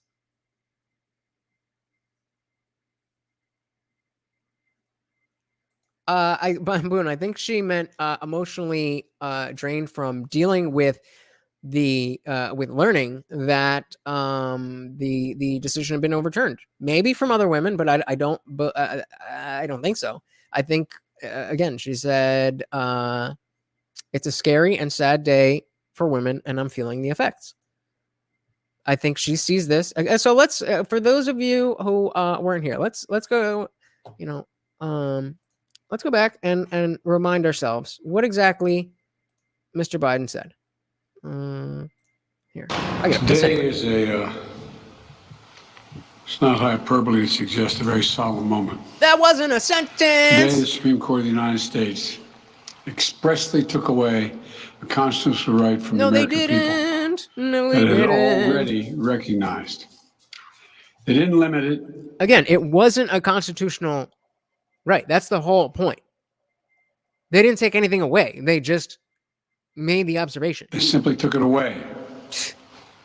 That's never been done to a right so important to so many Americans. The building! But they did it. As soon as I get my dick away, It's I'll a be sad back day in. for the court and for the country. 50 years ago, Roe v. Wade was decided and has been the law of the land since then. This landmark case protected women's right to choose. So what do we got here? Thank you, Lopaka, for joining us. Call me Touch CMT. Oh, okay. So I'm gonna call you CMT. Biden sounded like Russia launched a nuke or something. Yeah, exactly. It's like, dude, it's not that big a deal. Like, how many? This is what freaks me out. It's like how much. How often, and I genuinely don't know this. I should have asked while Shanique was still here, but how often does the average woman get this procedure? I get that, oh man, this isn't an option for me anymore. I better change how I act. Morty, stop. You have to leave it. Give me 1 second here. I'll give you one of these, but you cannot be just fucking begging for shit the whole damn time. I'm live on the internet. People are watching a show. They don't want to hear you. No, but yeah, how often are women getting this procedure that you need to be so personally affected? Were you planning? I mean, this, and again, the woman that I'm talking about is married. So if she were to get pregnant, it's not like she'd just be getting knocked up by some dude. I don't know what she's doing, but I'm assuming she's only sleeping with her husband. And they either want kids or they don't. And we're, if you don't want kids, then don't have unprotected sex. I don't get it. It's very hard to win a debate with such a poor argument. Exactly. But again, the fact that life begins at conception, life is a life, that is also a poor argument. Again, the podcast is a great day for babies. CMT. Bomboon says, have you seen the video where Biden screams soda? No, I have not. He actually shit his pants? I'll take your word for it. Let's continue. Her right to make intensely personal decisions with her doctor, free from the interference of politics. Reaffirm basic principles of equality, that women have the power to control their own destiny. Oh, so the president says that women have the power to determine their own destiny? Except when it comes to opening their knees. And reinforced a fundamental right of privacy, a right of each of us to choose how to live our lives. Now, with Roe gone, let's be very clear. The health and life of women in this nation are now at risk. As chairman and ranking member of the Senate... Again, more bullshit, more just platitudes. You say it, but it doesn't mean anything, and you don't give any evidence. You don't say, this is how. women are going to be affected, you just say it. Women are going to be affected. And then everybody runs around, oh my God, women are going to be affected. Biden said it. What do we do? Oh my God. We should make a sign. And then we'll just yell about how we want this. That'll fix the world, right? Judiciary Committee, as Vice President, now as President of the United States, I've studied this case carefully. I've overseen more Supreme Court confirmations than anyone today. Yeah, because you're so goddamn old. Where this case was always discussed. I believe Roe v. Wade was the correct decision as a matter of constitutional law and application of the fundamental right to privacy and liberty in matters of family and personal autonomy. And so again, I know we're kind of treading over some stuff, but I know you guys weren't here earlier. Where was this attitude over the last 2 years when twice as many people were affected by their medical decisions? Because as we're saying, only birthing people can get pregnant, right? So when it comes to birthing people, their medical decisions should just be between them and their doctor. But if you're just a normal, just cisgendered person, then your medical decisions don't matter. We decide that as the government. Got it. Okay. Lopaka coming in. I feel like I should yell this. I thought we were eliminating women. It sure feels like it. That's how I read that. But yeah, I mean that's a good point. I mean, I think it was something like 67 million black babies were aborted. Well, I'm not even gonna throw out a number, but there was more black babies aborted in New York City. I think it was last year, the year, or 2020, whenever the status from, I don't have it off the top of my head. There was more black babies aborted in that year than were born in New York City. You know who else is, or not who else, but you know who's happy about that? Bill Gates, the guy who never shuts up about overpopulation. Just saying. Pocket says they're using this to distract us. Ooh, okay. Keeps us looking at each other instead of up. So sad. I agree. So what do you think they're distracting us from? There's always a lot going on that people aren't paying attention to. But what do you think they're distracting us from? Boom, Jesus fucking Christ. I for obvious reasons can't say that out loud.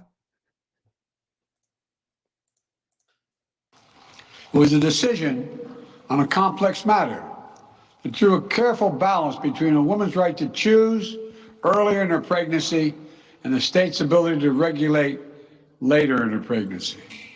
A decision with broad national consensus. Okay, so here we're going to decide that the woman can choose what to do with her body. And then after that, we're going to decide that women can't choose to do. Is it her body or is it her not? Take two. Is it her body or is it not her body? Because again, if you're saying conception is not when life begins or when human life begins, then you have to determine, okay, when does that begin?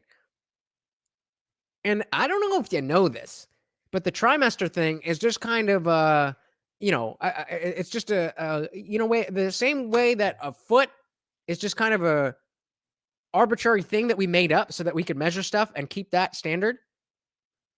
A trimester is just like that. There's nothing that happens from the last day of the first trimester to the first day of the second trimester in every single baby uniformly that changes the basis of what's happening. The same way you get older one day at a time, it's another person. That's how it works. Pug says he's on Epstein's guest list. And it's a deep state that's controlling us. Yeah, I definitely, I mean, that's a conversation for another day, but I cannot say you are wrong. MK is referring to the 60 million. Yeah, I'm not 100% sure. I heard that number. It might have been something else, but I do know that it was at least the person that I heard from. I trust them. I didn't source it myself. I didn't read it in an article or a study, but somebody who is Black, who lives in New York City, who I talk to often, told me that they read a study that said more Black babies were aborted than were birthed in New York City in whatever year it was. But Moon said, sound like Biden just wakes up and have a speech, half asleep. This is more awake than I've seen him in a little while.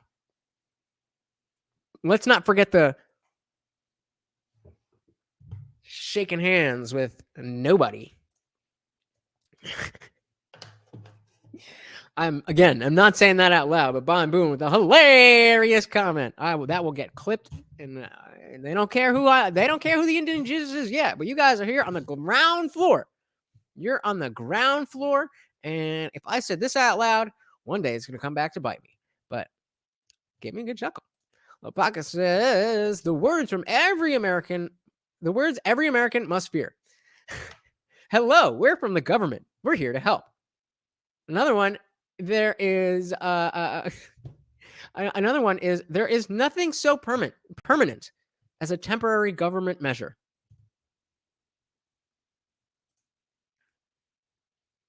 Margaret Sanger would be proud. She would. Yeah.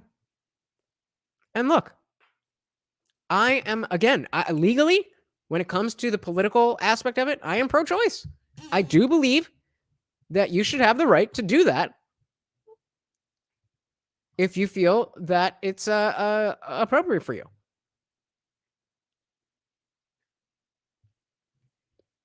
Do I think that? I don't know if I think that. I just think that it's not the government who should be able to get you to stop from doing that. And I think especially, it's a separate but connected issue that if you're going to do it anyway, we were talking about coat hangers and shit, then you may as well, get it done right. But that's the entire point, is that we're stuck. What did Jesse say? It doesn't matter how it happened. The girl's pregnant. Well, no, hold on. Your own arguments are that if it's because of our pay or, interfamily relations, then we're talking about exceptions. So you can't tell me it doesn't matter how she got pregnant if you're asking for exceptions that are dependent on how she got pregnant. How she got pregnant matters. Was she being reckless?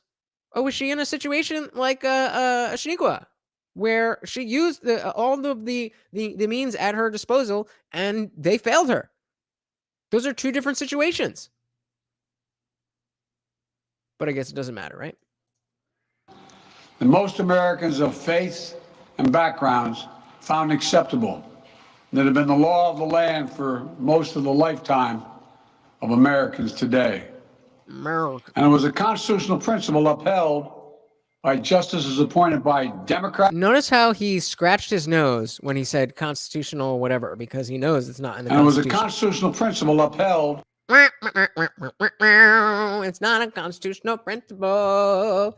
And that's the thing. Nobody's saying, okay, yes, good. We need to get rid of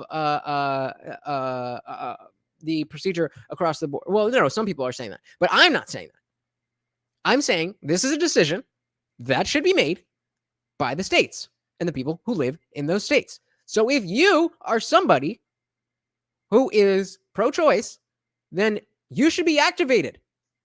Most of y'all motherfuckers don't pay attention to shit anyway. Wake the fuck up. Now you got something to give a shit about. Pay attention to who your congressperson is. Pay attention to who your senator is. Pay attention to who your mayor is. Pay attention to who your governor is. Talk to these people. Send them a fucking email. And then when the time comes, you cast your vote for the person who will represent you. That is how this country has worked since 1776. And it seems to be far from perfect, but definitely the best system that we've ever seen in history. What does Lopaka say?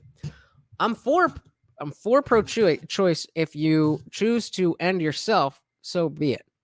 But you don't have to end the life of somebody else, baby or adult. Yeah, I mean, again, that's kind of a different conversation about ending yourself, but it is related in the sense that many people think that the baby is themselves, and that is the argument. And people refuse on both sides. People refuse to engage with what the actual argument is. Is this baby me, or is this baby another person?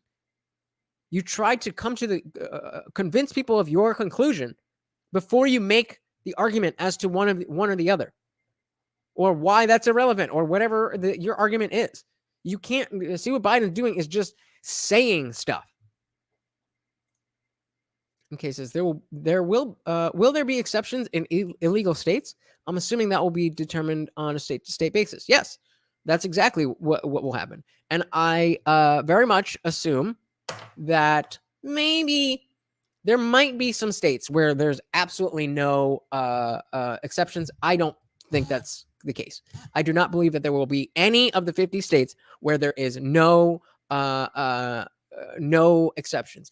Johnny Tsunami, don't go. Thank you for hanging out, brother. What does his last comment say? There used to be public shame and personal guilt associated with the procedures that acted as a deterrent. Those measures are largely gone. Exactly. That's exactly the point I was trying to make with Jesse, but he didn't seem to like it.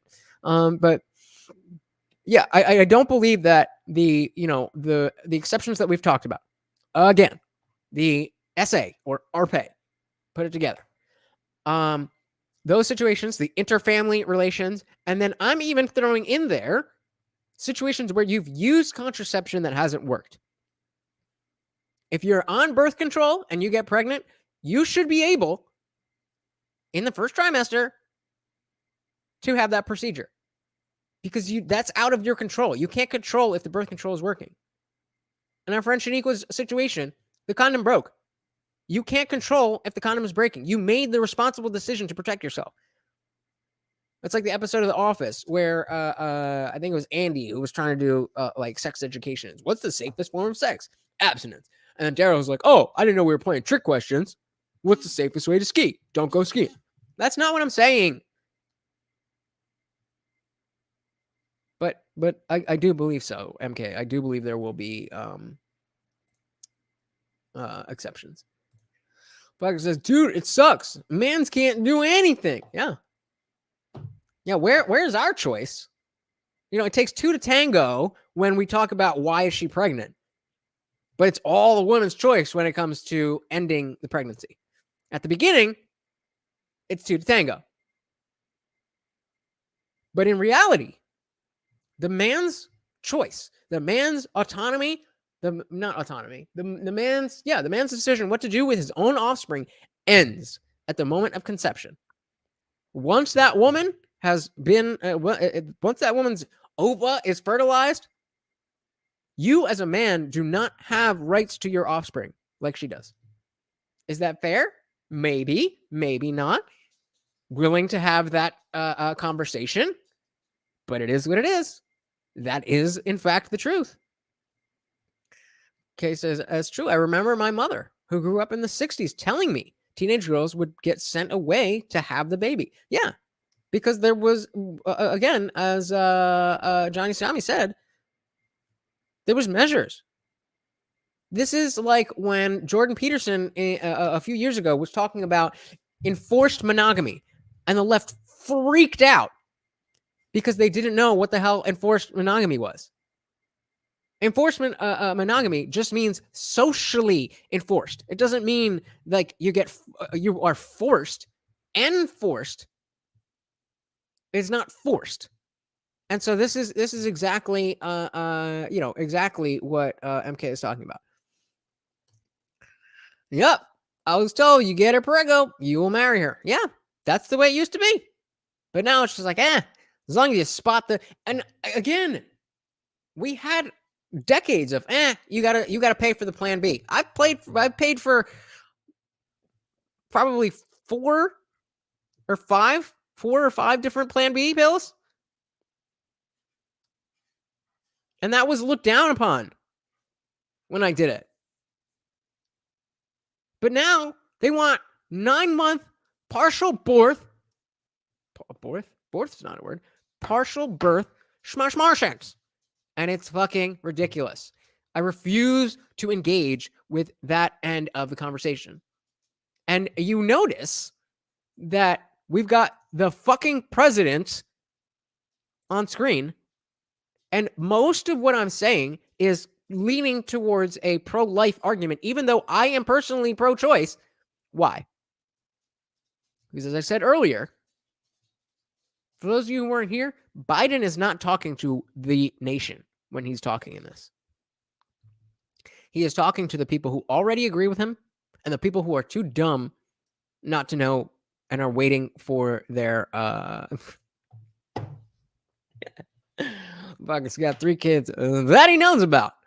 But yeah, Biden is talking to the people who already agree with him or the people who don't know any better, but to just, what does CNN say? That's what I think. By justices appointed by Democrat So let's see him and scratch. Republican will upheld Let's see of him scratch Americans today. with the, ready for the lie? And it was a constitutional principle upheld by justices appointed by Democrat and Republican presidents alike. Roe v. Wade was a 7-2 decision written by a justice appointed. And again, that was another point I brought up earlier when I played this. 7-2. There's 5 conservative justices on the court.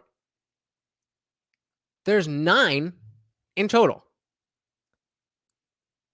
So if I'm doing my math correctly, then all of the conservative judges were in favor of it. But that's only 5. He said 7-2, right? So that must mean that, oh my goodness, 2 liberal judges followed the actual law?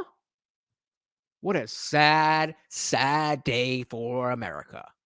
By a Republican president, Richard Nixon. In the 5 decades that followed Roe v. Wade, justices appointed by Republican presidents from Eisenhower, Nixon, and Reagan, George W. Bush, were among the justices who voted to uphold the principles set forth in Roe v. Wade. AKA, these were the only guys that didn't, do it right. It was 3 justices named by one president, Donald Trump, were the core of today's decision to upend the scales of justice and eliminate a fundamental right for women in this country. Make no mistake, this decision is a culmination of a deliberate effort over decades to upset balance of our law. It's a realization of an extreme ideology and a tragic error by the Supreme Court. An extreme ideology. This is the rhetoric. This is the propaganda. It's happening right here on CNN. The president, out of the president's mouth, he's saying that if you believe that life begins at conception, that you are extreme. You have an extreme ideology.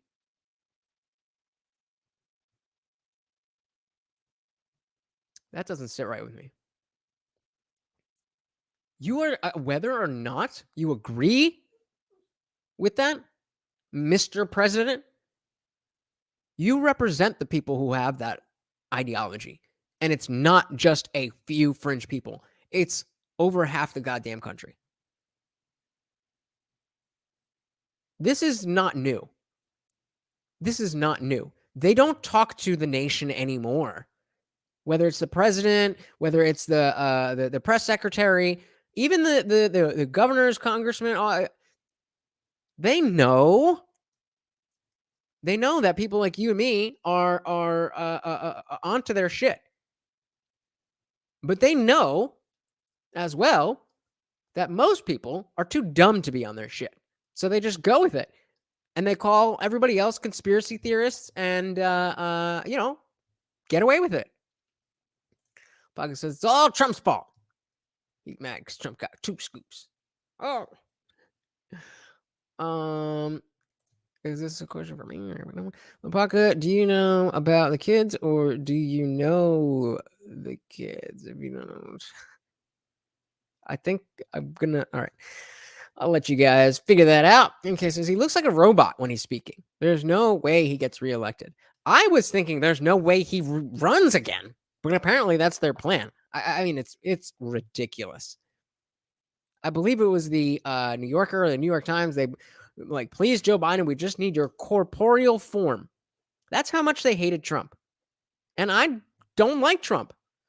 I don't think he's a good leader. But I don't think that electing somebody based on the fact that they are alive just because you hate them so much is a good way to run the country. Court, in my view. The court has done what it has never done before, expressly take away a constitutional right that is so fundamental to so many Americans that had already been recognized. The court's decision to do so will have real and immediate consequences. When was Roe v. Wade? When was that court case? I said earlier, I think it was in the let's look it up. I think it was in the 70s, if not the 60s. So he's talking about, and then Casey versus Planned Parenthood. Come on. He was saying Planned Parenthood versus 1973. So thank you. So yeah, the Casey and Planned Parenthood decision was in 92. That was 30 years ago. And then in 72, 73, 72, whatever it was. We're talking about less than a fucking century.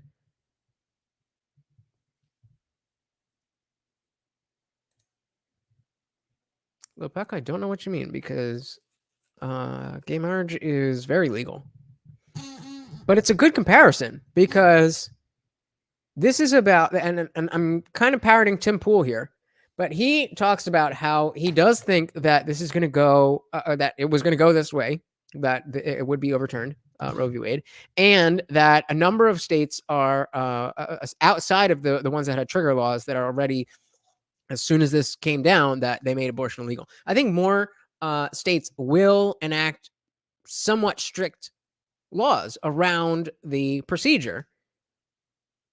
And the reason is that human rights are typically expanded. When it came to gay marriage, it was a right that straight people had that gay people didn't. And so it was the right was expanded. And that's why it's so twisted to think that the right of the woman is who we're talking about. We're not talking about you. We're talking about the baby that you chose to create in most cases. You must have heard wrong. Deidre says, I'm from South Africa. Wow. All the way from South Africa. Welcome. I'm from South Africa, and we feel sorry for you Americans that with that joke of a president, but we are just as bad off. Our president is, I think, a bigger joke. Well, luckily, I don't know how much of, daily life is affected by, the president in South Africa. Here, the gas prices are high and there's food shortages and Biden's really bad. But for the most part, who the president is doesn't really change day-to-day life too much. This is a specific area, a specific case, a specific decision that does have a lot.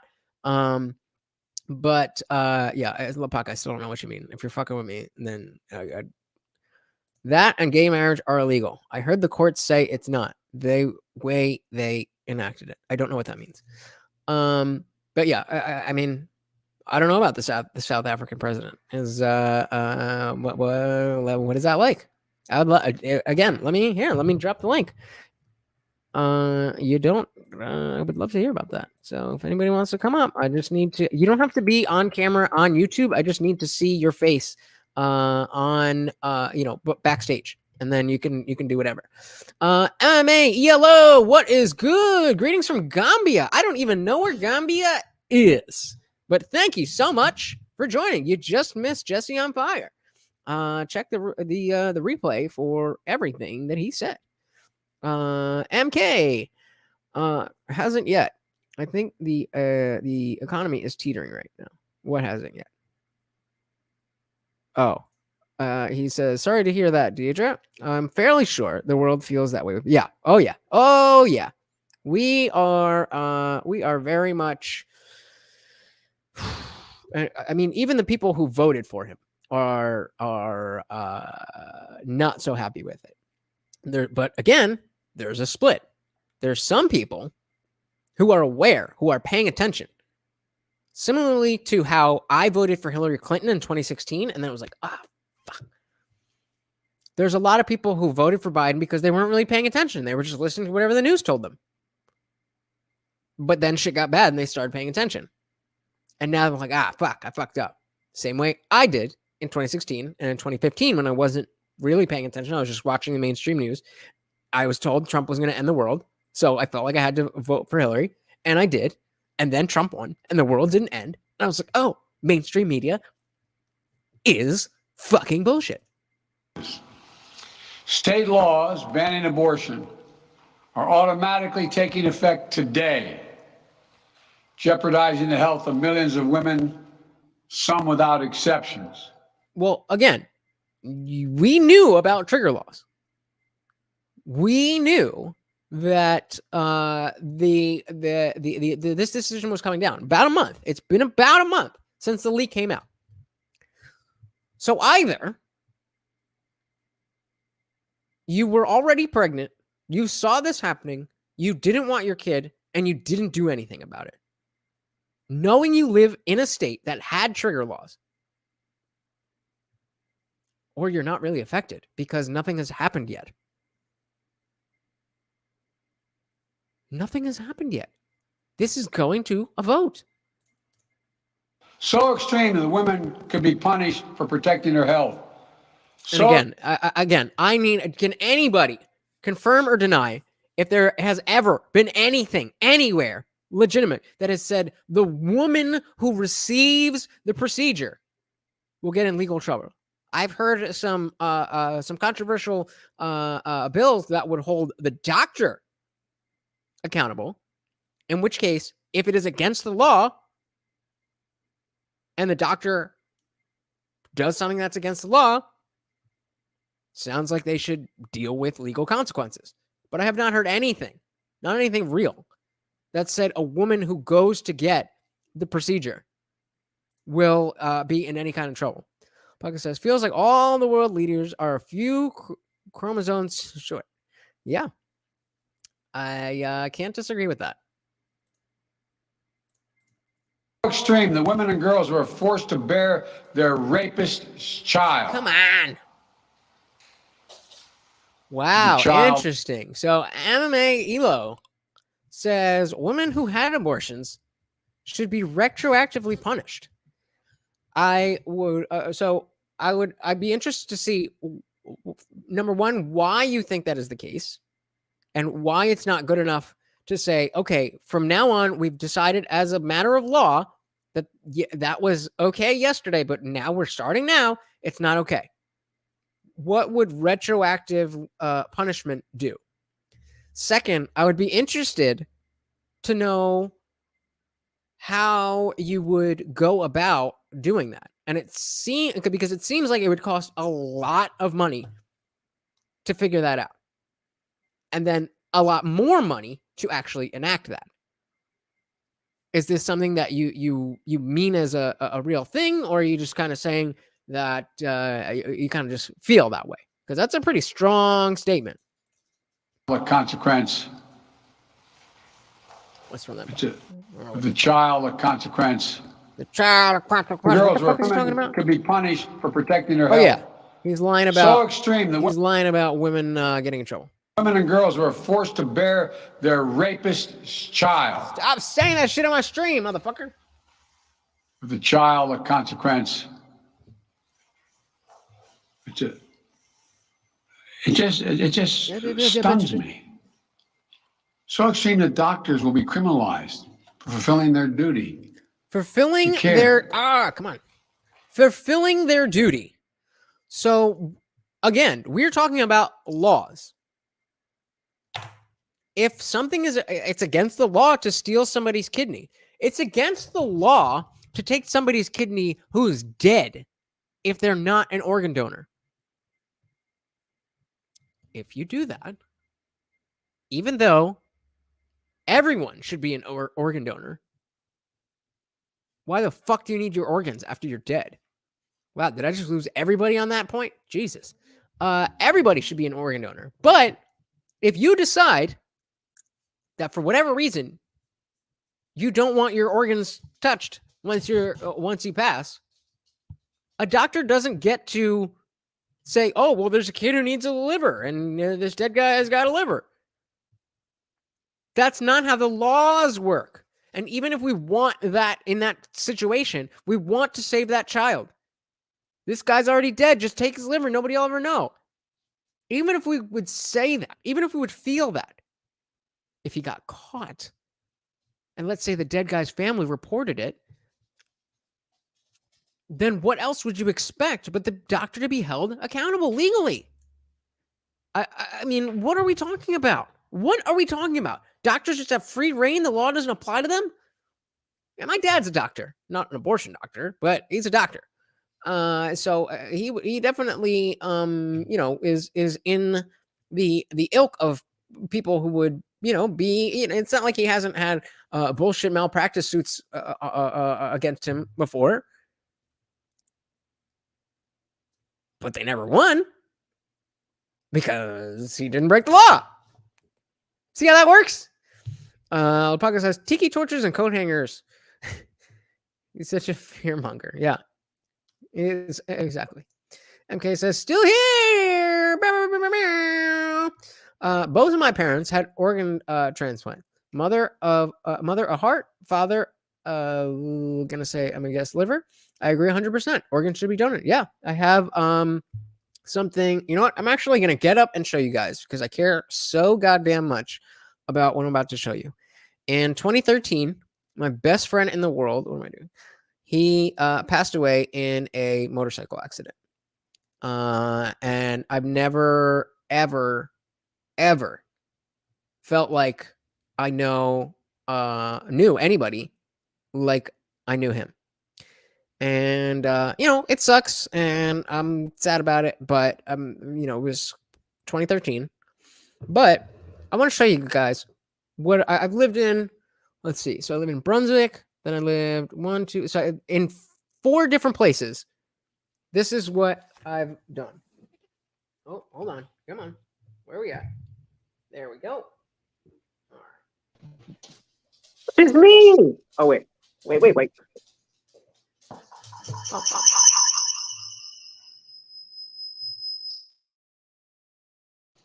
Okay. So what I want you guys... Oh, Maureen's got to pee. Sorry, bud. What I want you guys to see is right here. This is a Donate Life pin with a Free Thinker pin with a Donate Life. Used to be an armband that is now broken, but it. Thank you, brother. I appreciate that. But all right, give me 1 second here. Not hit end like I did last time. I was so mad I hit the end of the stream. I just want to get out of here. Oh, I could do this. Nope.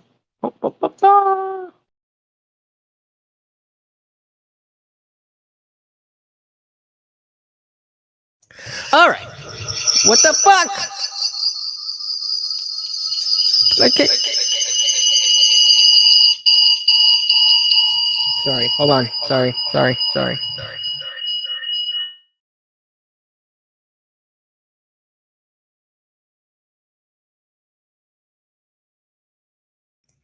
Well, that was more trouble than it was worth.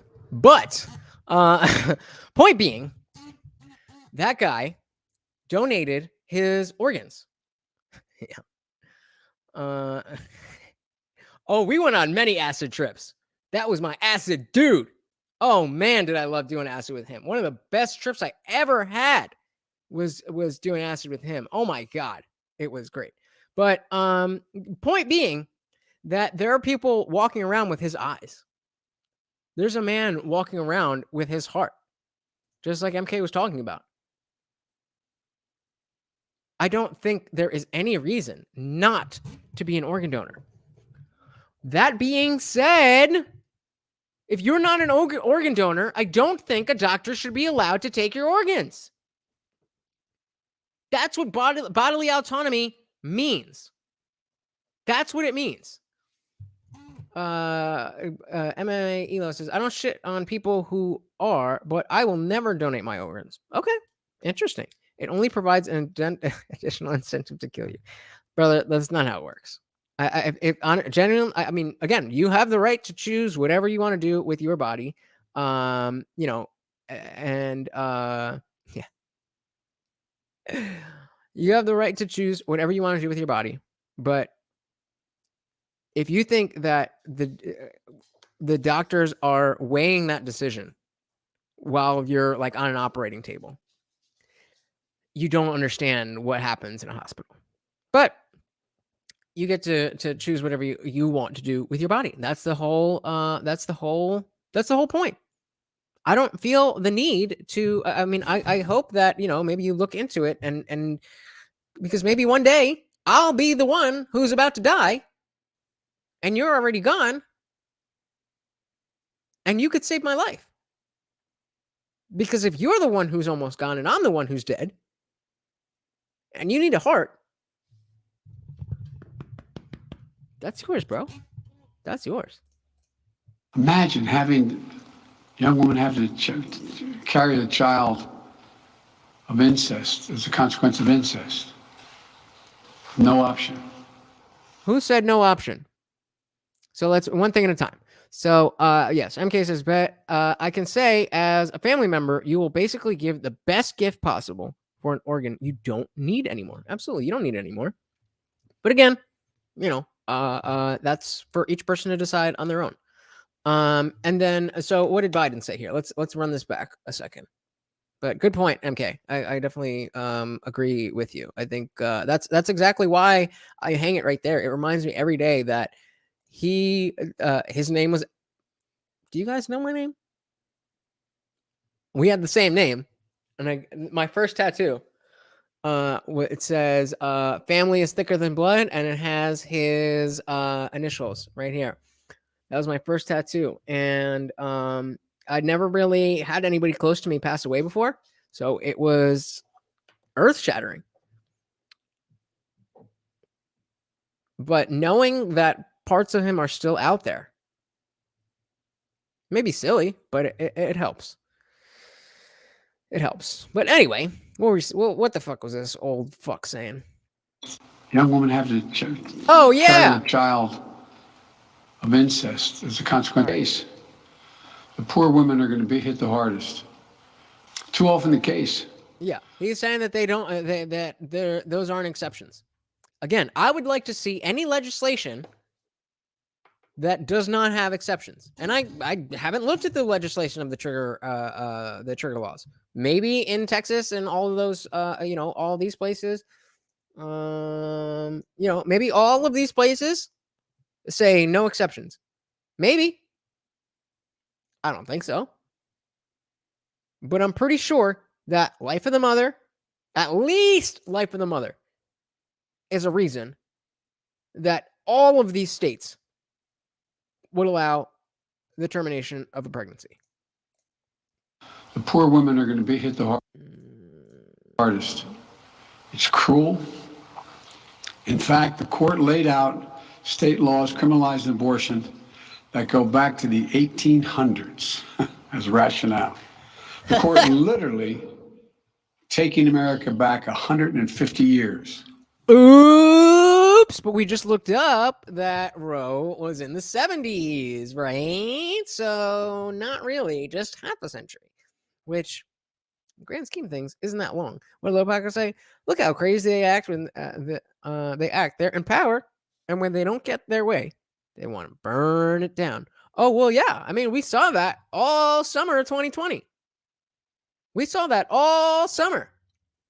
And they did get their way for all intents and purposes. Obviously, nobody that is of rational mind wanted George Floyd to pass away.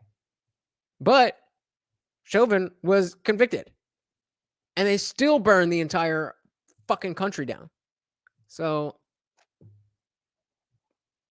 children. This is a sad day for the country, in my view.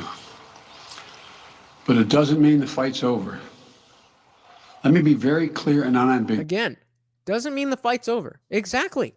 What are you so upset about? The fight's not over. If you care that much and people agree with you, then you will win. You will get what you want. But you're not going to do that. You're just going to sit at home and complain on Twitter. And then the people who actually care are going to go out and vote. And then you're going to bitch on Twitter some more. Deidre, I didn't think you were still here. Thank you for hanging out. So sorry to hear that. I am fortunate. Both my parents are still living with me. Ages 86 and 89. Wow. And still going strong. Wow. Yeah, I both my parents are around as well. Very lucky for anybody who can say that. Yeah, I'm 32. They are right around 70. I think my dad's turning 70 this year. Yeah, I think he's turning 70 this year. Oh shit, we gotta do something. We gotta do something. Yeah, go off. Dad, if you're watching, forget that I said that because it's gonna be a surprise. Lepaka says we have a bigger problem if Biden is right. That means everyone is an ARPist. Yeah. So, do we think Biden's right? Probably not, though, right? Elo says this whole issue stems down to women not being disciplined when growing up.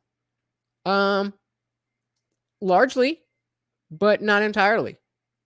I think Jesse brought up valid points when he was talking about manipulation and all that kind of stuff. I don't think that you can absolve women of the responsibility that they need to be the ones who decide enters their body. That is your decision. You are a grown adult. You fought for equality under the law, which you should rightfully have, and you rightfully have received. So now you must bear the weight of that responsibility. What would Aunt May or Uncle Ben say? With great power, you know the rest. I mean, that being said, legally, that's where I stand. But 1,000% do I agree and understand with what Jesse said about how guys can be very manipulative. And especially when girls are younger and don't necessarily understand, they haven't, dealt with men in that way. They can definitely end up in a situation that's not ideal. But that doesn't, again, bring it back to me doing drugs. I was 19, something like that, for 5 years. My entire life was about doing drugs. I thought it was no big deal. I was affected by other people. Do I get the money back that I spent on all those drugs? Do I get that time back? No. I made those decisions. And so I must deal with the consequences. As a human being, you can be sympathetic to my story. Or not. But legally, you can't say that if I had been caught with those drugs, that I didn't deserve to go to jail. Unless we change the laws, which should be changed. But you know what I mean? The laws are the laws. You can't say that I didn't break the law. And you can't say that I didn't make bad decisions. And there's nobody else who you can put that on. And I think doing that to women is infantilizing, and I think that is misogynistic. The only way we can secure a woman's right to choose, the balance that existed, is for Congress to restore the protections of Roe v. Wade as federal law. And again, so if we're not even past the point where this could be brought back to the federal government and be made a federal law, then what the fuck are you bitching about?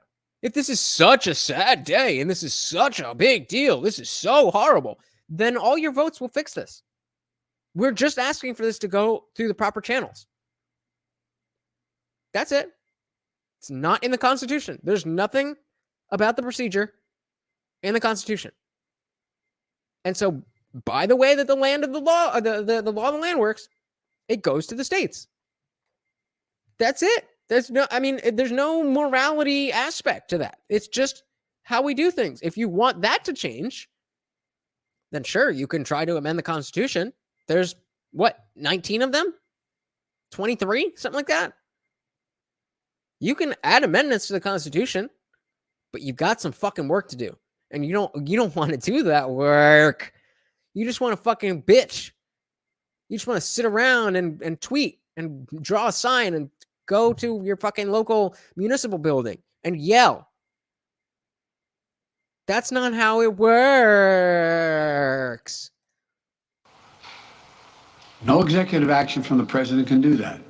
Good. That's how it's supposed to work. And if Congress, as it appears, lacks the votes to do that now, voters need to make their voices heard. Voters need to make their voices heard.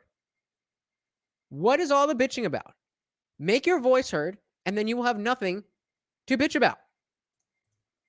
This fall, we must elect more senators and representatives who will codify women's right to choose into federal law once again. Elect more state leaders to protect this right at the local level. Go ahead. We need to restore the protections of Roe as law of the land. We need to elect officials who will do that. Sure. This fall, Roe is on the ballot. Personal freedoms are on the ballot. The right to privacy, liberty, equality, they're all on the ballot. Until then, I will do all of my power to protect a woman's right in states where they will face the consequences of today's decision. While the court's decision cast a dark shadow over a large swath of the land, many states in this country still recognize a woman's right to choose. So interesting. Lupaka brings up that they also ruled on gun stuff too. As far as I understand, I do not know gun stuff. But as far as I understand, at least in a number of states, the red flag law thing has gone through. I haven't had a chance to look into that. But is that correct? Because that stuff is straight from the leftist establishment. So kind of balances out. But again, I'm very ignorant when it comes to guns. So don't listen to me on that.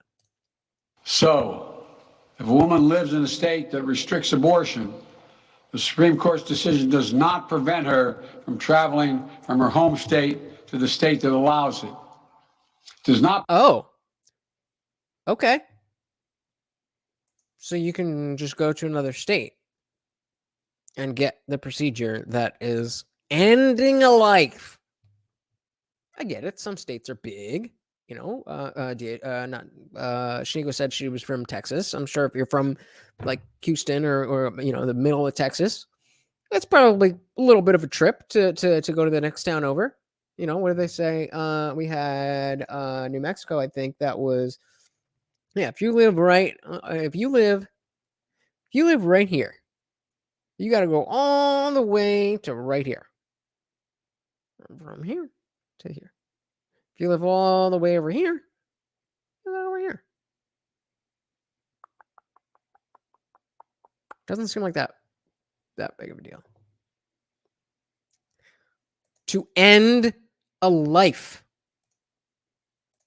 I don't know. Maybe that's just me. MK says, my understanding is basically, if you're not a convicted wife, and then beater. I'm just going to break those words up. I don't know if those are going to get caught up. Your gun laws are not affected. Yeah, I mean, if the red flag laws have been are in effect, then that is absolutely not true. But maybe you're saying the red flag laws didn't go into effect. Again, I'm very not knowledgeable on this. Fox says they have a concealed carry.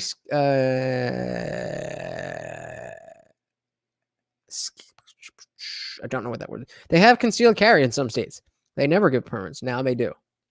Yeah, that's the way it should be. I mean, that's what the Constitution says. And if you don't like that, then there are proper legal channels to go through and change the Constitution. But we base our laws on the Constitution. And it says quite clearly, the right of the people to bear arms shall not be infringed. They play games. God damn right you do. They don't do anything else but play games. Prevent a doctor in that state from treating her. As the Attorney General has made clear, women must remain free to travel safely to another state to seek care they need. I'm totally cool with that. I think that's great. You definitely should be able to travel freely in your own country. I don't think that is an issue now or was an issue then or has anything to do with anything that we're talking about. Real quick, just put a 1 in the comments if you saw these, this and the other videos I showed earlier. Put a 2 if you have not. If you have not, we can go through them again. But if you have, then I'm going to smoke some weed and go to bed. My administration will defend that bedrock right. If any state or local official, high or low, tries to interfere with a woman's exercising her basic right to travel, I will do everything in my power to fight that deeply un-American attack. Yeah, I mean, I would too. That's not really on the table, I didn't think. Is that on the table? Deidre says, our children are bombarded in the media with immoral values, and parents' rights taken away to discipline them will have the abortion rates only increase. Yeah. MKA's got a dip. Thank you for hanging out, brother. I appreciate it. Lopaka, as long as you're hanging out, I'll go over this stuff again. I think it's I think it's cool to talk about. I'd love to hear your thoughts. Let me know. You seem to be the only one, but we got people coming in, so I'll keep going. Whatever. Let's do it. My administration will to fight that deeply un-American attack. My administration will also protect a woman's access to medications that are approved by the Food and Drug Administration, the FDA, like contraception, which is essential for preventative health care. Again, completely agree. Not on the table. Nobody was saying take away contraception. Mifepristone, which the FDA approved 20 years ago to safely end early pregnancies and is commonly used to treat miscarriages. Some states are saying that they'll try to ban or severely restrict access to these medications. But Which states? What medications? What are we talking about? Again, just nothing. No reasoning, no logic, no nothing. Just platitudes. I said the thing. Okay, but why is the thing? Well, I said it. No. Well, how did you come to that conclusion? But I already said it. Governors and state legislators are looking to block the mail or search a person's medicine cabinet or control a woman's actions by tracking data on her apps she uses are wrong and extreme and out of touch with the majority of Americans. The American Medical Association. Yeah, look at that furrowed brow. Americans, turn on pressure. The American College of Obstetricians and Gynecologists wrote to me and Vice President Harris stressing that these laws are not based on evidence. Oh yeah, I forgot Kamala Harris was the president. And asking us to act to protect access to care. They say by limiting access to these medicines, maternal mortality will climb in America. What did he just say? access to these medicines, maternal mortality will climb in America. Maternal mortality. Maternal mortality. That means your mama died. Maternal mortality. This is your president. That's what they say. Today, I'm directing the Department of Health. That's what they say. Who's they? You know who they is? Us. Us. That's who they is. He's mad. You're goddamn right. He's mad at us for not believing his fucking bullshit. That's what's happening. Today, I'm directing the Department of Health and Human Services to take steps to ensure these critical medications are available to the fullest extent possible. And the politicians cannot interfere in the decisions that should be made between a woman and her doctor. Oh, but we have no issues with people, the government getting in between just anybody and everybody and their doctors when it comes to the Rona, right? Even though 99.9999% 99.9% survival rate. I mean, it's ridiculous, especially for young children. They're still trying to mandate that shit for kids under 5. Why? I was just listening on Part of the Problem with Dave Smith. If you don't listen, you definitely should.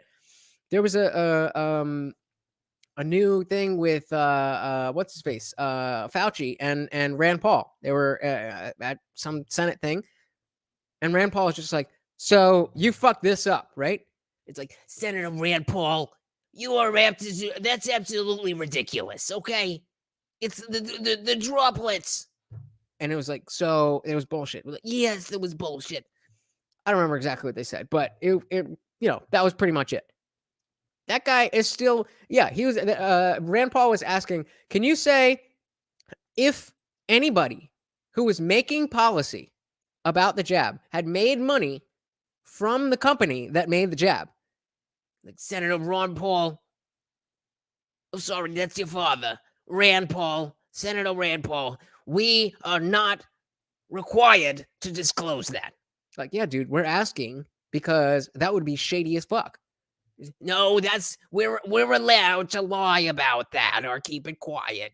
It's a lie of omission, so it's okay. Paca says he will get reelected. No, he won't. Then we'll do something. I can't see him leaving. Like, who will get reelected? You mean Trump will get reelected and then do something, or Biden will do something and leave kicking and screaming? I don't know. Let's move on. And my administration will remain vigilant as the implications of this decision play out. Your administration has to remain vigilant because you're too old. Boom. I've warned about how this decision risks the broader right to privacy for everyone. That's because Roe recognized the fundamental right to privacy that has served as a basis for so many more rights that we've come to take for granted. Except with Rona. Except with Rona. If you don't get that jab, you ain't a real person. That are ingrained in the fabric of this country. The right to make the best decisions. Oh my God, I heard about this. Luckily, I hadn't heard about it after I initially heard about it. And honestly, I haven't been in a position where I feel like there's anybody who deserves my vote since I threw my fucking morals away and voted for that evil woman in 2016. But monkeypox, I swear to God, if they try this lockdown bullshit again, I'm going to lose it. I'm just going to lose it. I can't do it again. And luckily, my job was not affected. So I still got to go to work. As a private dog trainer, I would just go to people's house and try to get dogs who are having whatever issues with a goddamn mask on. Try to be like, no, you like me. That was fun. That was so much fun. It's your health. The right to use birth control. A married couple in the privacy of their bedroom, for God's sake. That's say. The right to marry the person you love. Oh, now we're getting to the gays, because that has so much to do with Roe v. Wade. I didn't realize that rhymed. Justice Thomas said Guys, do me a favor. If you haven't hit the like button, please do so. I very much would appreciate that. as much today. He explicitly called to reconsider the right of marriage equality, the right of couples to make their choices on contraception. Lopaka over here is working for the association that starts with a W and then an E and then an F. You put it together. This extreme and dangerous path the court is now taking us on. Let me close with 2 points. First, why don't you open with some points, bro? How about you make some points to start with, and then you back those up before you start trying to finish on points?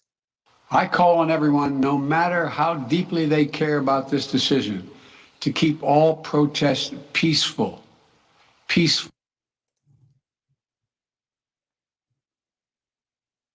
Credit where credit is due. He knows that, or whoever's feeding him these lines knows that there will be protests. They announced this on a warm Friday afternoon in the summer.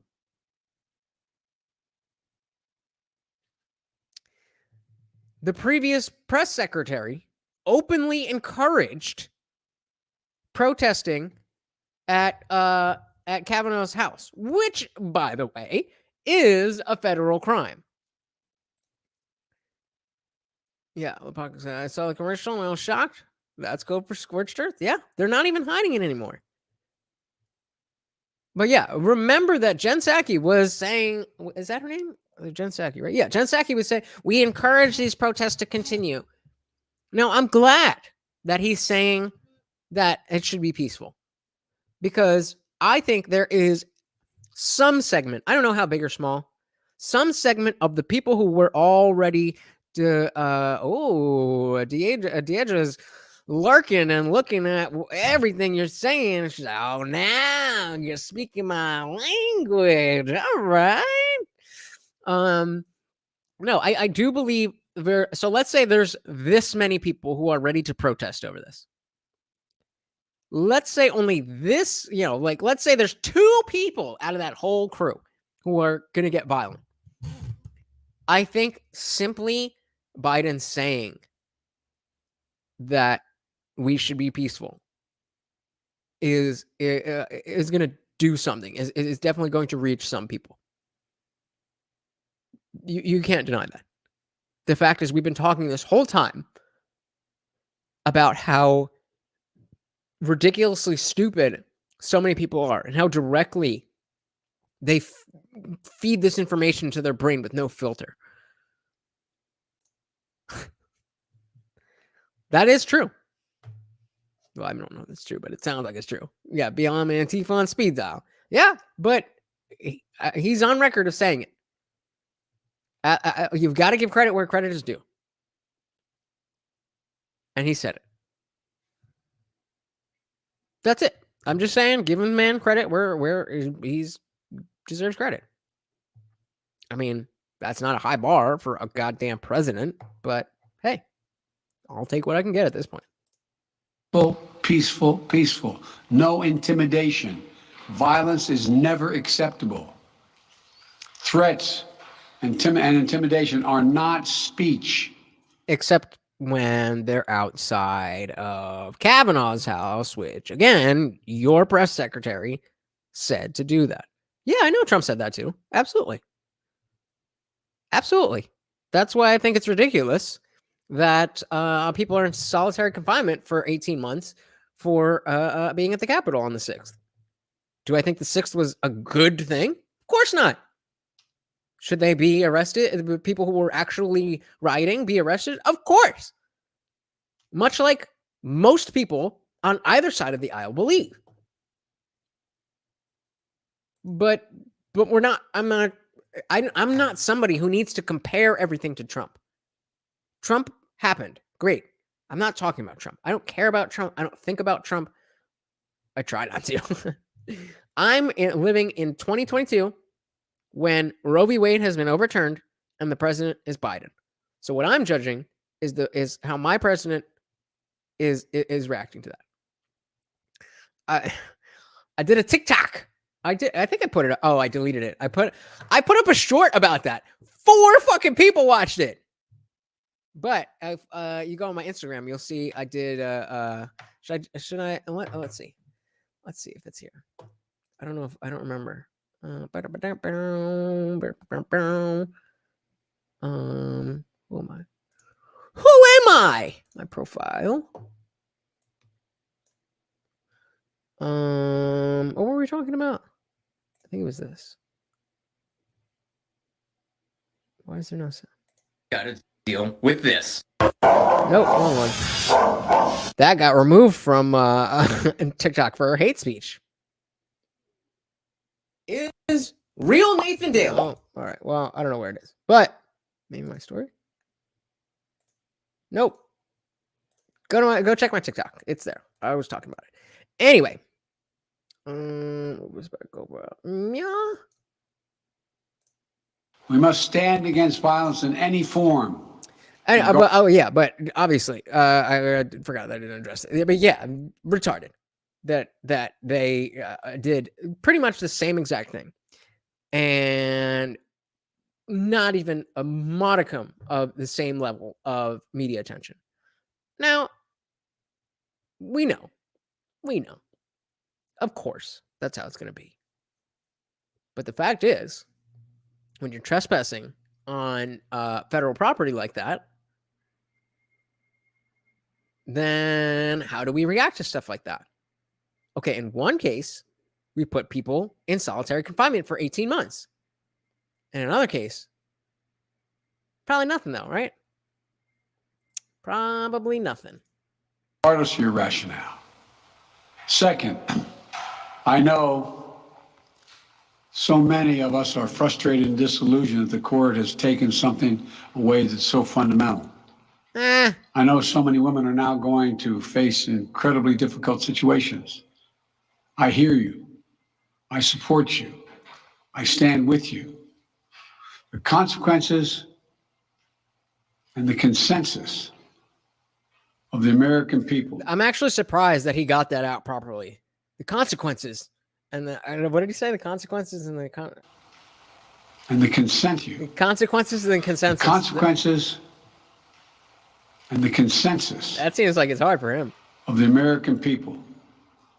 Core principles of equality, liberty, dignity, and the stability of the rule of law demand that Roe should not have been overturned. Oops. With this decision, the conservative majority of the Supreme Court shows how extreme it is.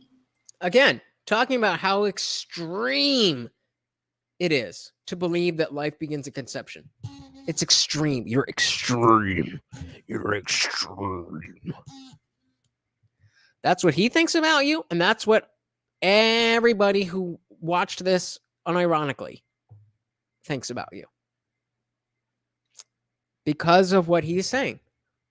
He's not trying to quell that and be like, look, we live in a country that has freedom of religion, and some people, have their faith, and it brings them to certain conclusions, and we have to respect that.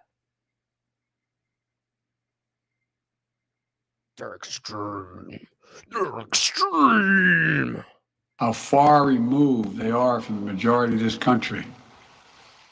They made the United States, except they are the majority of the country, an outlier among developed nations in the world. But this decision must not be the final word. Oh, so it's not the final word. Oh, so it's not the final word. So shut the fuck up, because the people will decide. I know that you want your administration to just decree everything that you want, but in a democratic republic, the people decide. The people's representatives decide. And that has been done. And that will continue to happen long after you're dead, even though you've been half dead for God knows how long. So real quick, I just need to take measure. Hit a 1 if you want to keep going. I've got some more videos that we watched earlier, but if you weren't here, we can watch them. If I don't see any ones, I'm just going to cut it short because I've gone through everything I want to go through. And what does the podcast say? We should listen to him since he is the most popular president in the universe. Oh, man. Yeah. Apparently, according to the numbers, number 1 of all time. I don't know how that doesn't... I don't understand how people can use that stat when they know that Trump got the second most votes in history, and then just be like, oh, it's because they changed the rules and more people voted. It's not that he was more popular. But hey, so I'm not seeing any ones. So I want to thank you guys for hanging out with me and going through all of this stuff. I know it's a lot, and we are not even close to done. This is just beginning. I've been trying to put together a panel of people who are willing to discuss this, and really, 4 or 5 of us. I mean, you guys have seen panels. You know what the pocket panel is, and it's hard to get people to do that. So if you know anybody who would be good on a panel, anybody who is passionate about this issue, anybody, let me know. Send them my way. I want to have this discussion. I think this is something that we need to figure out. This issue isn't going away, guys. Listen, this is just the beginning of this whole era of whatever's coming. And I want to talk about all of that stuff and be able to determine that, be able to determine where we want to go from here. Puck says, even dead people voted for Biden. They didn't want to miss out, I guess. No, they just hated Trump that much. I do too, but yeah, it's just the beginning. The decision has just come down today. The people will vote, and we'll see where this goes. Again, we have the map of the people that are the states that it looks like will it was somewhere else where there was a map with the trigger law states. So I don't know if you can. Oh, you can see it much better over there. Yeah. So all of the coastal states ain't touching shit. Here. So I mean, like, unless you're around here or like here. And even still, you just got to go. So, like, yeah, this is pretty much, Arkansas, Tennessee, Mississippi, that tri-state area. That's probably the worst place to be if you want to get a short. One of my thoughts on women's suffrage. I don't know that I have a lot of thoughts on women's suffrage. I think it's very interesting that a lot of women did not want to, did not support the suffragette movement.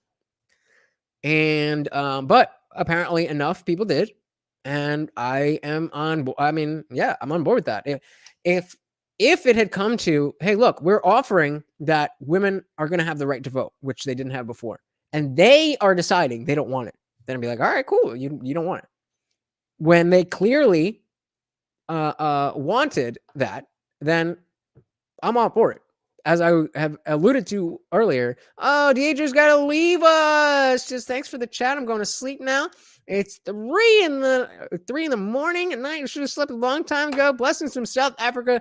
Thank you so much for hanging out, Deidre. I really enjoyed your comments, and I hope that I'll see you again. Don't forget to hit that subscribe button. But back to the suffragettes. I think it's pretty simple. If women are obviously people. Dumb people don't have a gender, and neither do smart people. So if dumbass dudes can get a vote, then dumbass women should be able to get the vote too.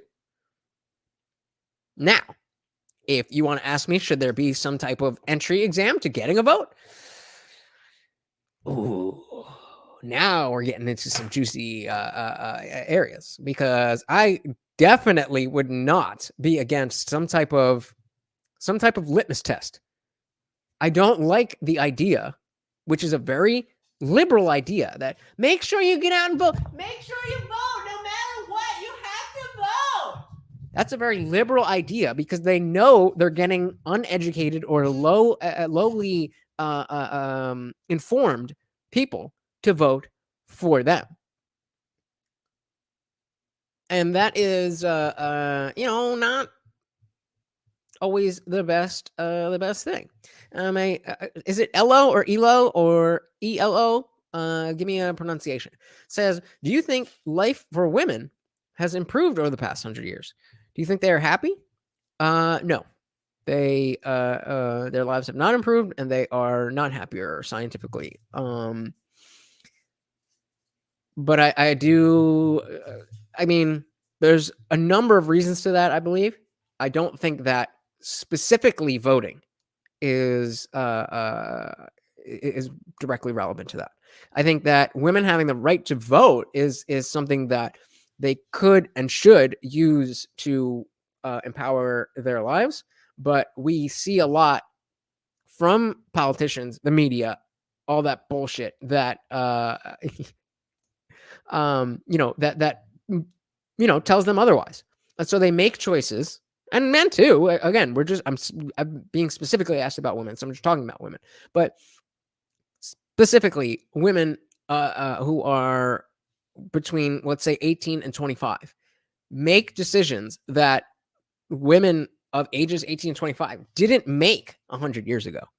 And those women who make those specific choices seem to be the ones that end up calling Kevin Samuels, R.I.P., and getting the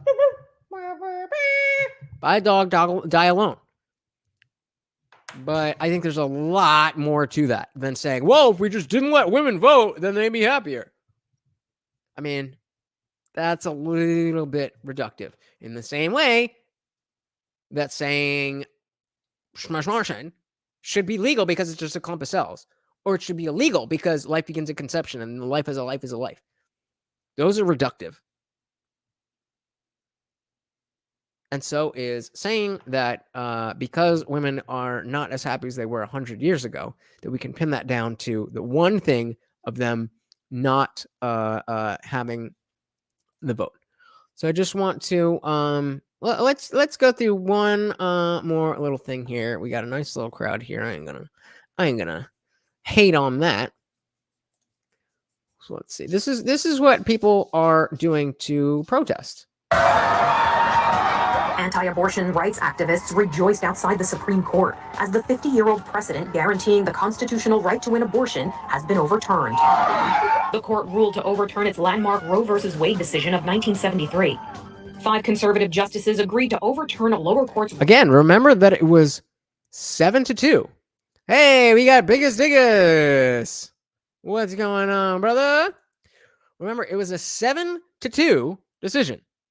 And there's only 5 conservative justices, only 3 appointed by Trump. Ruling that blocked Mississippi's 15-week abortion ban, which was filed by the state's last remaining abortion clinic. The 3 liberal justices dissented, while Justice John Roberts, in a concurring opinion, said Roe and Casey should remain untouched. The Roe decision protected a woman's constitutional right to abortion. Sorry, I'm trying not to chew in the thing, but so remember, there's Roe v. Wade, and then there is I'm coming. There's Roe v. Wade, and then there is Planned Parenthood versus Casey. So one was in the latter was in 1992, and was about viability, I believe, and I don't know. They're going through it right now. So Roe and Casey should remain untouched. The Roe decision protected a woman's constitutional right to abortion before a fetus was viable outside the womb. So that's Roe v. Wade.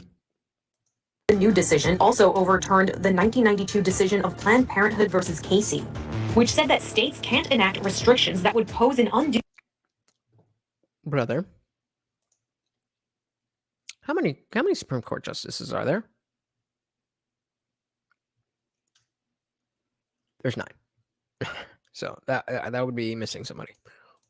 burden on people trying to access abortion before a fetus is viable. In the majority opinion, Justice Samuel Alito said that Roe was wrong from the start and has had damaging consequences. The ruling now sends the decision on where abortions can be performed back to individual states. Tens of millions of women in the United States will be So this is, oh, perfect. This is what I was looking for earlier. This is the,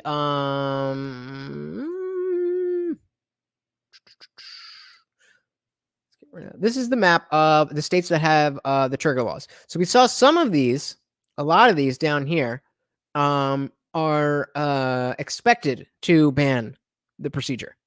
But we can see here that only these 1, 2, 3, 4, 5, 6, 7, 8, 9, 10, 11, 12, 13, 14 states had the trigger laws. So in these 12 states, it is now illegal already.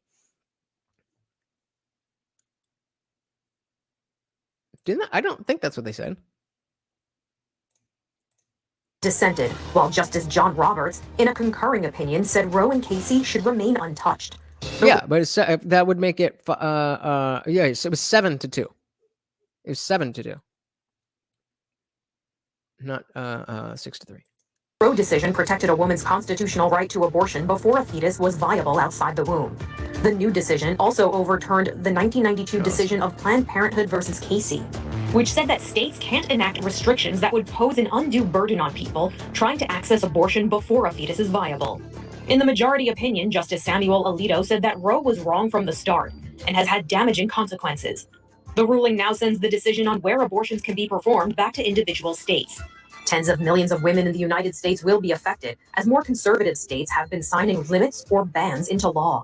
President Biden has said that the responsibility is on elected officials to pass legislation protecting the right to an abortion. For Inside Edition Digital, I'm Mara Mufflebach.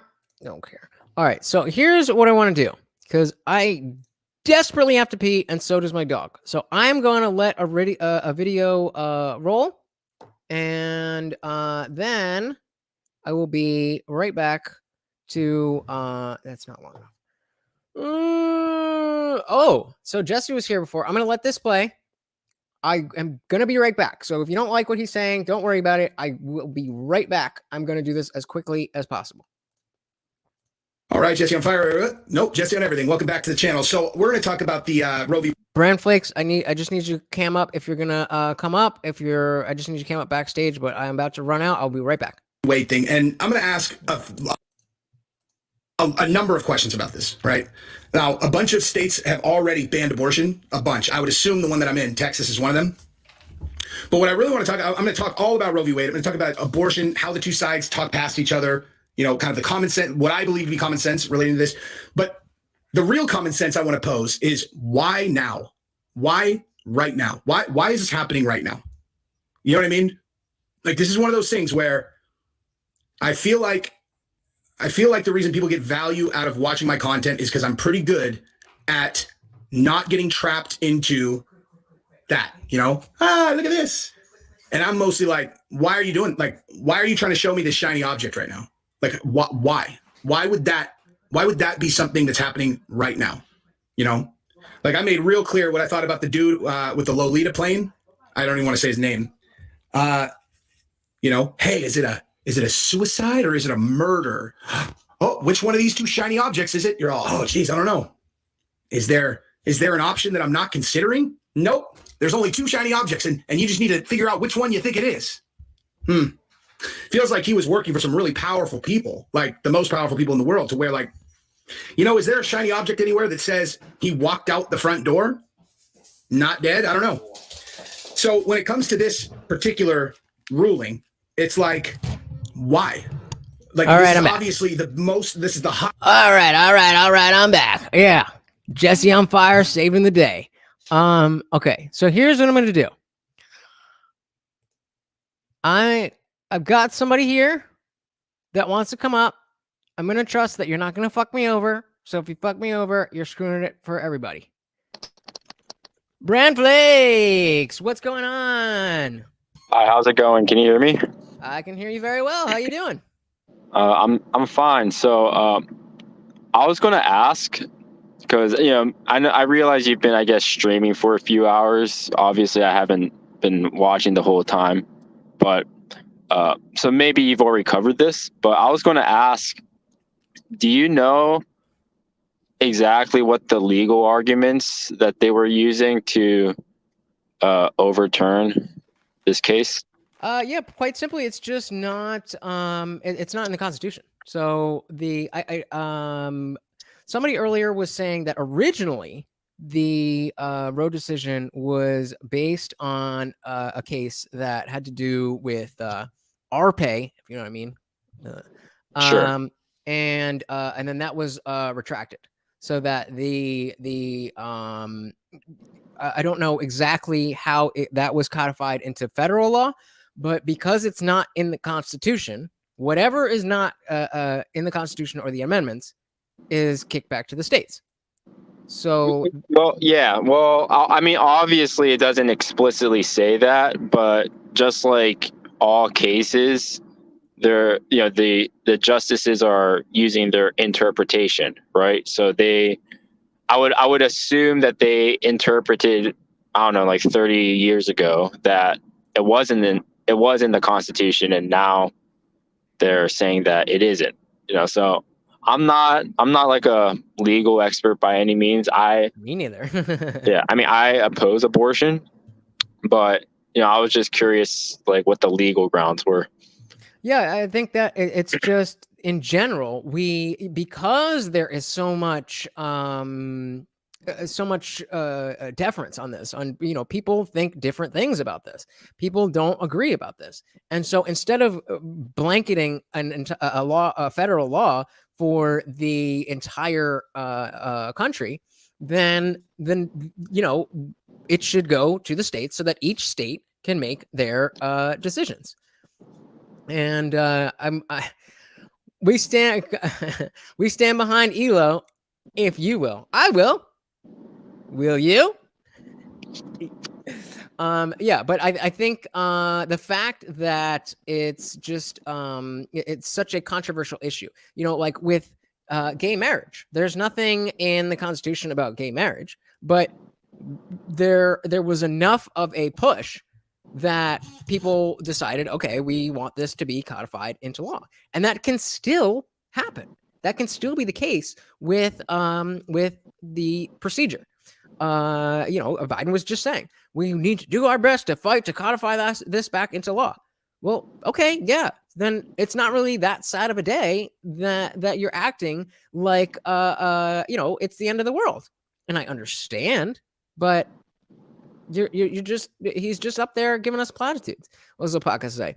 I think no one tried to overturn ever. No, what? I think no one tried to overturn, even that it was contested. They found out it has to go back to the states. Yeah. Yeah. So where do you stand on the whole thing in regards to abortion? Yeah. Yeah, so I don't have super strong views personally, but kind of the way that I see it is that having abortion, in a sense, promotes behavior that is degenerate and not healthy for society. Yeah, I can agree with that. Now, even though that's the case, I don't necessarily think that's a reason to make something legal or illegal, but I definitely agree that is the case. Do you think do you think there's room to have more of a personal opinion and a legal opinion? Because for me personally, I think abortion is wrong, but because I'm so strong about the government not having that power legally, I'm pro-choice. I don't think that the government should be able to get involved there. Yeah, sure. I mean, it sounds like you kind of have sort of a libertarian standpoint. Absolutely. Yeah. Shout out to Dave Smith, LP, Mises. What about you? Well, you at the same time, this isn't necessarily my point of view, but at the same time, there are a lot of people who would argue that you're violating the rights of the baby inside the mother. Absolutely. Right. Yeah, I mean, Jesse was up here earlier, and he was making some good points about who like the girl who's in the shitty situation, and having 3 daughters, talking about how I got to worry about this, and it's like I understand all of that, but I mean, to quote the great Ben Shapiro, facts don't care about your feelings. And is this a hypothetical scenario of a single mother with 3 children who's struggling to, or quote, struggling to feed her children or something like that? I mean, that was brought up. Yeah, that was brought up. Yeah, I mean, like, okay. And in fact, yeah, he brought up, he gave me the hypothetical. Because we had a girl earlier who said that, we're talking about responsibility and all that. And she said the first time she had sex, it was with her boyfriend. They wore a condom. The condom broke. She got pregnant, and she had the procedure. I was like, okay, personally, I feel like that is those types of cases are exactly why we need to be. We don't want to have the government talking about this shit or ruling this shit. But the understanding that it's still in, she did everything she could, but it's still. Did she? I mean, she had premarital sex. Is that doing everything you could? Well, no, but I mean, if you don't I don't have anything against premarital sex. And if you're going to wrap it up, then yes, you take on the risk that a condom can break. But when we're talking about something with 98%, 98% efficacy, then it's like, if we are going to say, if you're going to abstain, I was referencing this before, that scene from The Office where Andy was trying to talk about what's the safest form of sex. And somebody says something. It's like, nope, abstinence. And Daryl's like, oh, I didn't know we were playing trick questions. What's the safest way to go skiing? Don't ski. Like, that's, I hear what you're saying, that she had the choice to have sex. And if they're having sex without protection, then I completely agree with you. But I'm starting that. I'll come back to that. But the point is, that's 2 different moral judgments. Whether or not you're having sex is one thing, and then whether or not you're ending a pregnancy once you're pregnant is a different thing. So I'm happy to have the conversation to, as to whether people should be having premarital sex or not. But that's not really the relevant when it comes to or it's not as relevant. It's definitely relevant, but you know what I mean? I mean, sort of, but I mean, I don't have statistics in front of me, but I'm sure you would agree that the vast majority of the instances where a woman has an abortion is when they're engaging in premarital sex, right? Like, right. It's not typically behavior that you're going to see from a married couple, and of course, there might be instances where a woman does get an abortion, who's married or not married, because, maybe her life actually is like at risk or something, right? Or maybe the baby has some sort of I don't know, like mutation or disfigurement or something, because that does happen. But the way that I see it is those instances, like the rape or the incest or you can try the woman's life on the line, or grape. Yeah, sure. Like those, like, yeah, I guess on principle I would support, or I wouldn't oppose abortions to those cases, but those are such a small percentage of, I agree 100% of all abortions that they're basically a straw man. I generally agree with you. PFL playoffs, how you doing?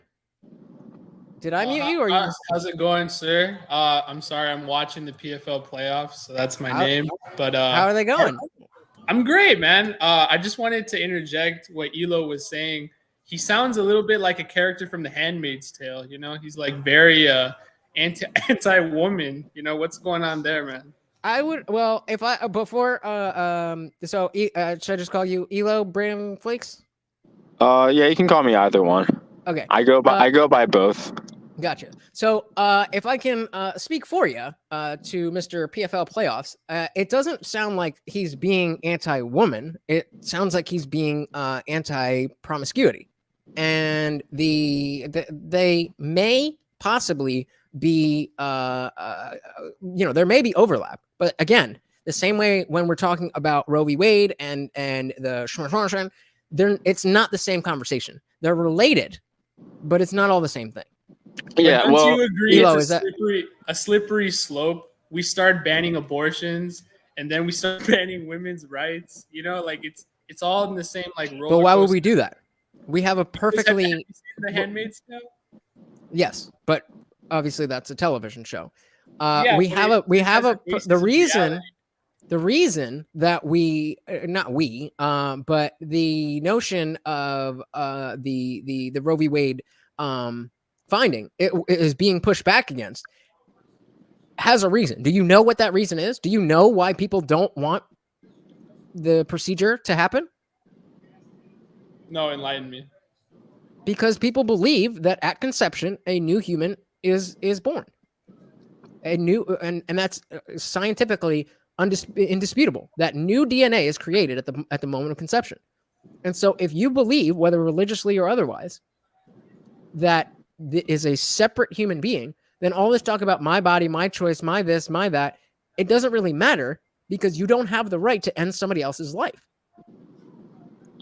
Elo, where are you on this? So, I'm not particularly religious. I actually would say I'm not religious at all, to be honest. I do agree, or I align with a lot of religious people on particularly social issues. And I guess abortion would be one of them. Now, as I would say, just like you were saying, like most, I guess, anti-abortion activists, particularly if they are religious, and they tend to be, they do believe that, there is a life at the moment of conception and so forth. And, they do care about, I guess, the fetus itself. I don't really have any emotional attachment to that. Personally, it doesn't really, like, I've seen pictures of like aborted babies, or I've seen pictures of like, I don't know, just like, toddlers being killed or whatever. It doesn't really like faze me. I don't know, maybe I'm autistic or something, but primarily my opposition to abortion is because it does promote promiscuity, in my opinion. So what's wrong with promiscuity? I don't think it's healthy for society. I think when you do have promiscuity, you have a lot of single mothers nowadays, right? Particularly amongst blacks, but across the board, you just have more single mothers, and single motherhood is just it's become something that's maybe not necessarily celebrated, but people are a lot more public with it now. If you go back to the 60s, I'm sure if you ask someone who, maybe your dad or, someone, who's growing up, maybe in the 50s or 60s, if you were a single mother, that was something that you kind of hid, right? Yeah. It wasn't something that you just, let out in the open. Sometimes you would have instances where, a teenage girl, she gets knocked up by her boyfriend, and then the family kind of pretends that it's the grandmother's child or something, right? Because it was kind of seen as a mark of shame, right?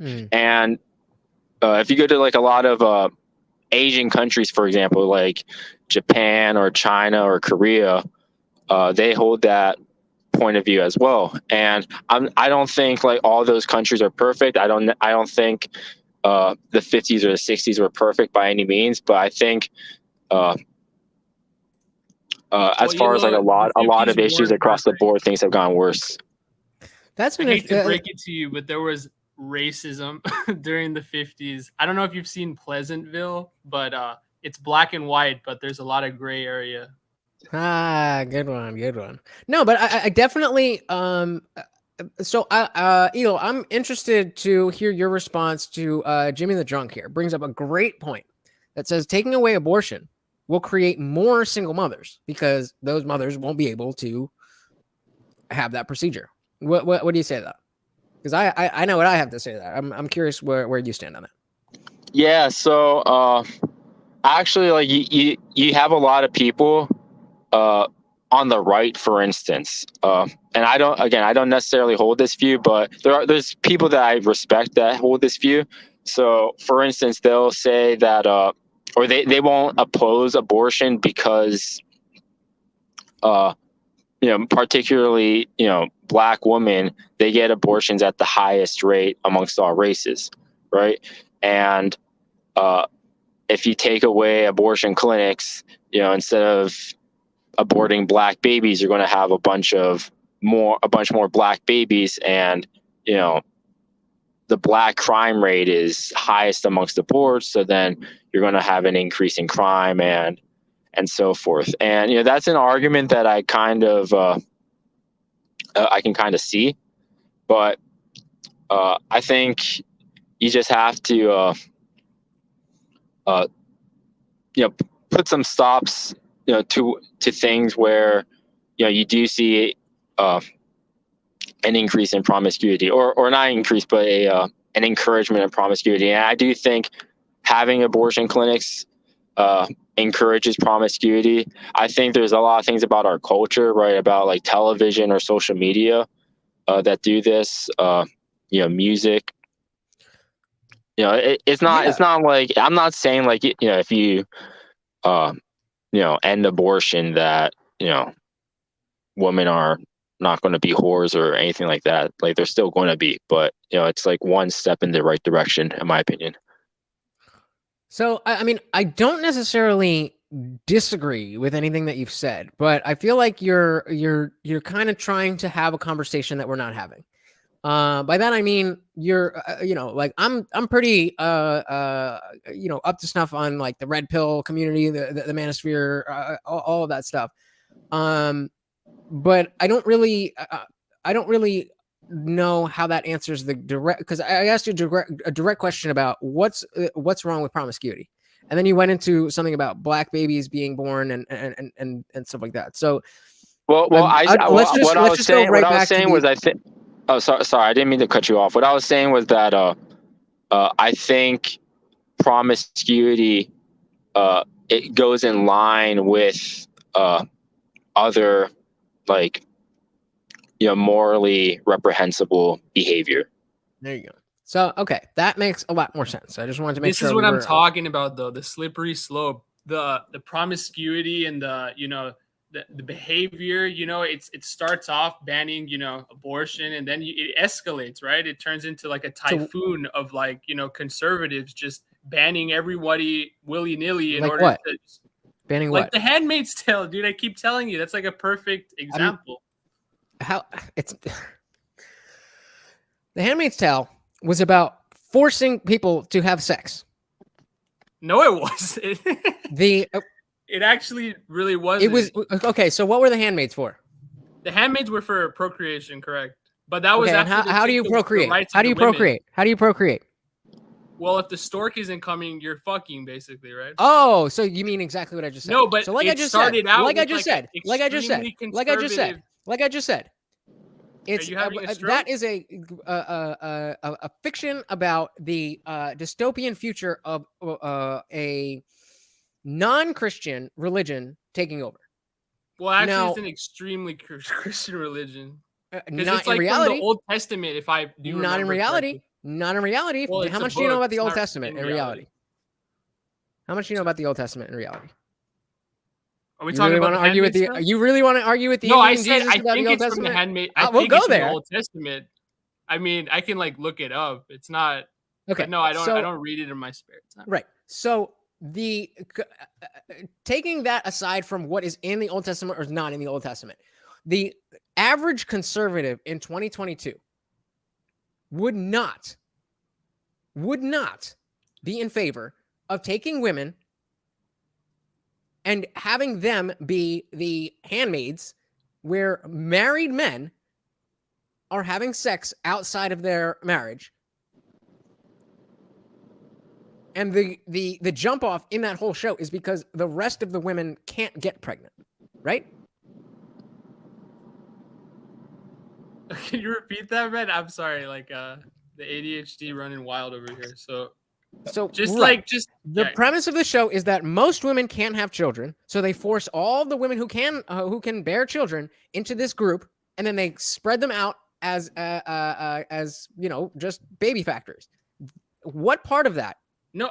What I'm getting to is what part of that is in line with the average ideology carried by the average conservative in 2022? Well, I'm not talking about the average conservative in 2022. I'm simply saying that the Roe versus Wade is a slippery slope that can be correlated to the Handmaid's Tale, because you seem to conveniently leave out the ultra conservative group taking over way before any of like the. I'm not leaving it out. I'm asking you what about. You were talking about the lack of reproduction, right, brother, you know? Yeah, but brother, it was a conservative effort before the reproduction was even a factor. What? So that was my point in bringing up conservatives today. I know in The Handmaid's Tale, the conservatives weren't like conservatives today because that was fiction. This is reality. In reality, conservatives would not have anything to do with that kind of lifestyle. So it's a non sequitur. It's not a slippery slope. Why would the conservatives have nothing to do with any of the projected lifestyles that are on display in The Handmaid's Tale? Why? Yeah, I mean, because of exactly because of exactly what Ela was talking about. The promiscuity, they're not down with that. But they're not. They literally have hidden. It's like everything they do is like underground. The promiscuity aspects they portray, like a sanctimonious traditional marriage and what have you. Why you literally? What part of that mirrors the conservatives that we're talking about today? But what conservatives are you talking about today? From what I'm any talking of them? about? Which one of the who is leading you to believe that the repeal of Roe v. Wade is leading us towards The Handmaid's Tale? I'm saying they could be used as a potential scapegoat, just like in the show, how the reproduction was a scapegoat for them to take more power or to rise up in the rankings. And okay, so let's go with that then. Crazy so what's rhetoric. the next step then? So they overturn Roe v. Wade, gets kicked back to the states. Yeah. Okay. Correct. So what's between that and living in a real Handmaid's Tale? Well, I don't know how much more like deadpan I can be. I'm simply saying it's a slippery slope, just like how you can flip it on the other end of the spectrum. Oh, if what's a super like liberal Marxist ideology that seems to be pushed down people's throats? Like would it be like the advocation of smoking marijuana, for instance? Like that could I would also go be a more slippery with slope. all the gender stuff, but sure. The gender stuff, okay, that's another slippery slope, but for the other side, yeah, but see that you can say is a slippery slope because we've already slipped down the slope. No, just because you're leaning on one political ideology, you can't just denounce the other side. I said, in my mind, it's two equal. Yeah, exactly, bro.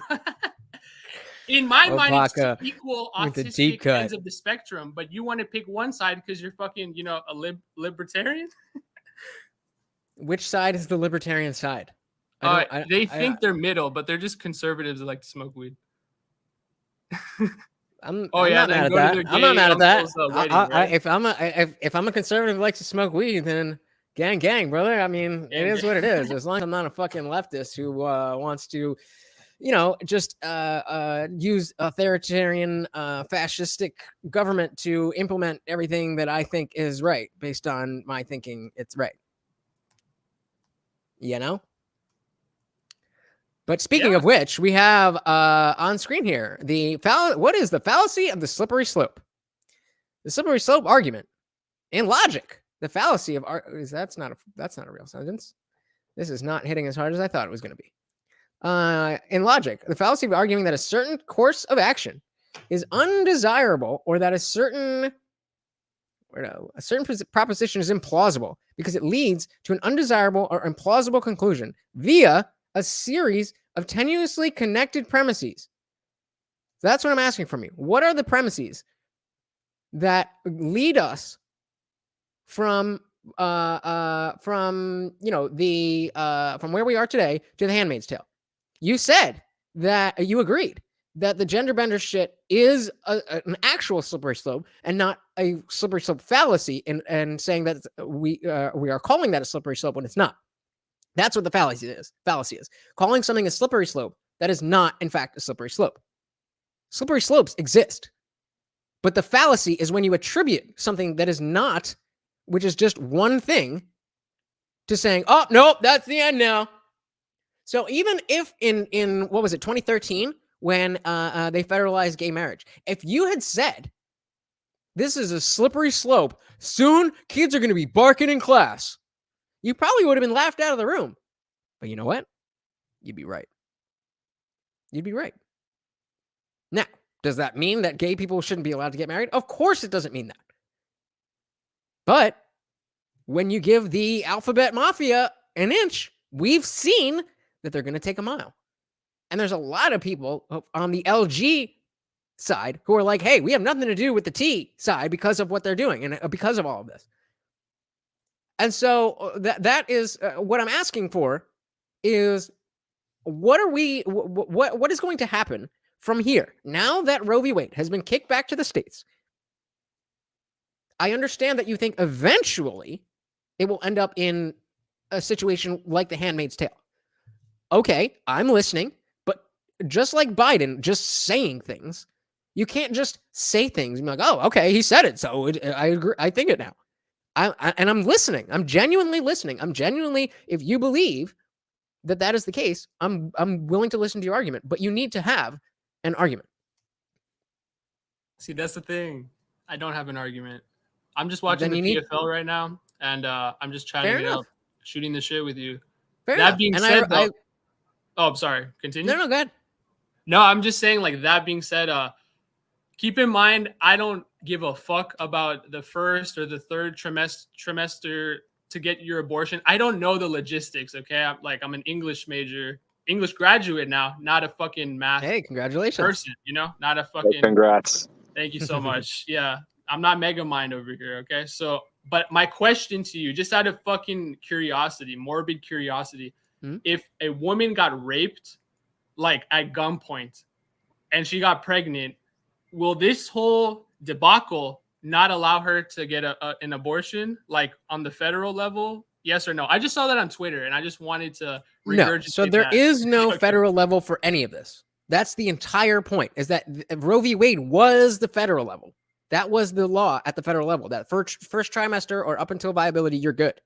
And that plus the Planned Parenthood versus Casey. Those two cases were what allowed the federal government in all of these states that had the trigger laws. Did you see the map I had up before with the trigger laws? Vaguely. So just a bunch of states that had laws that, okay, if Roe v. Wade gets overturned, the moment it gets overturned, we're banning abortion outright. And I believe, I'm not 100% sure, I believe there is, the exceptions, again, for RPay, interfamilial stuff, and life of the mother. Again, trying to dance around the words here. So those things are in place, but those states have already made it illegal. The decision from the Supreme Court came down today. The moment they signed that, or I don't know, whatever happens, the moment it was official, those laws went into effect. So the rest of the states, do I have it here? I don't have it here. The rest of the states are going to vote on it in November. So everything that you're talking about is still up to a vote. So we have these, I think it was 12 states. The states in red here already have made the procedure illegal. But every other state here has to vote on it. And so the people of these states have access to their their senators, their congressmen, their mayor, their governor, all of these people. I don't exactly know what the civics, who's going to vote on what where. It's definitely not a direct democracy. Not everybody gets their own vote, but you can call your representative. We live in a democratic republic. You elect somebody to represent you for these big decisions.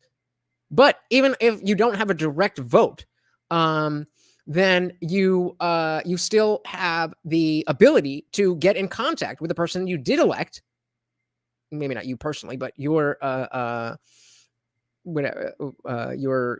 constituency. So Jimmy the Drunk asks, why didn't the other states vote? It's just it's not November yet.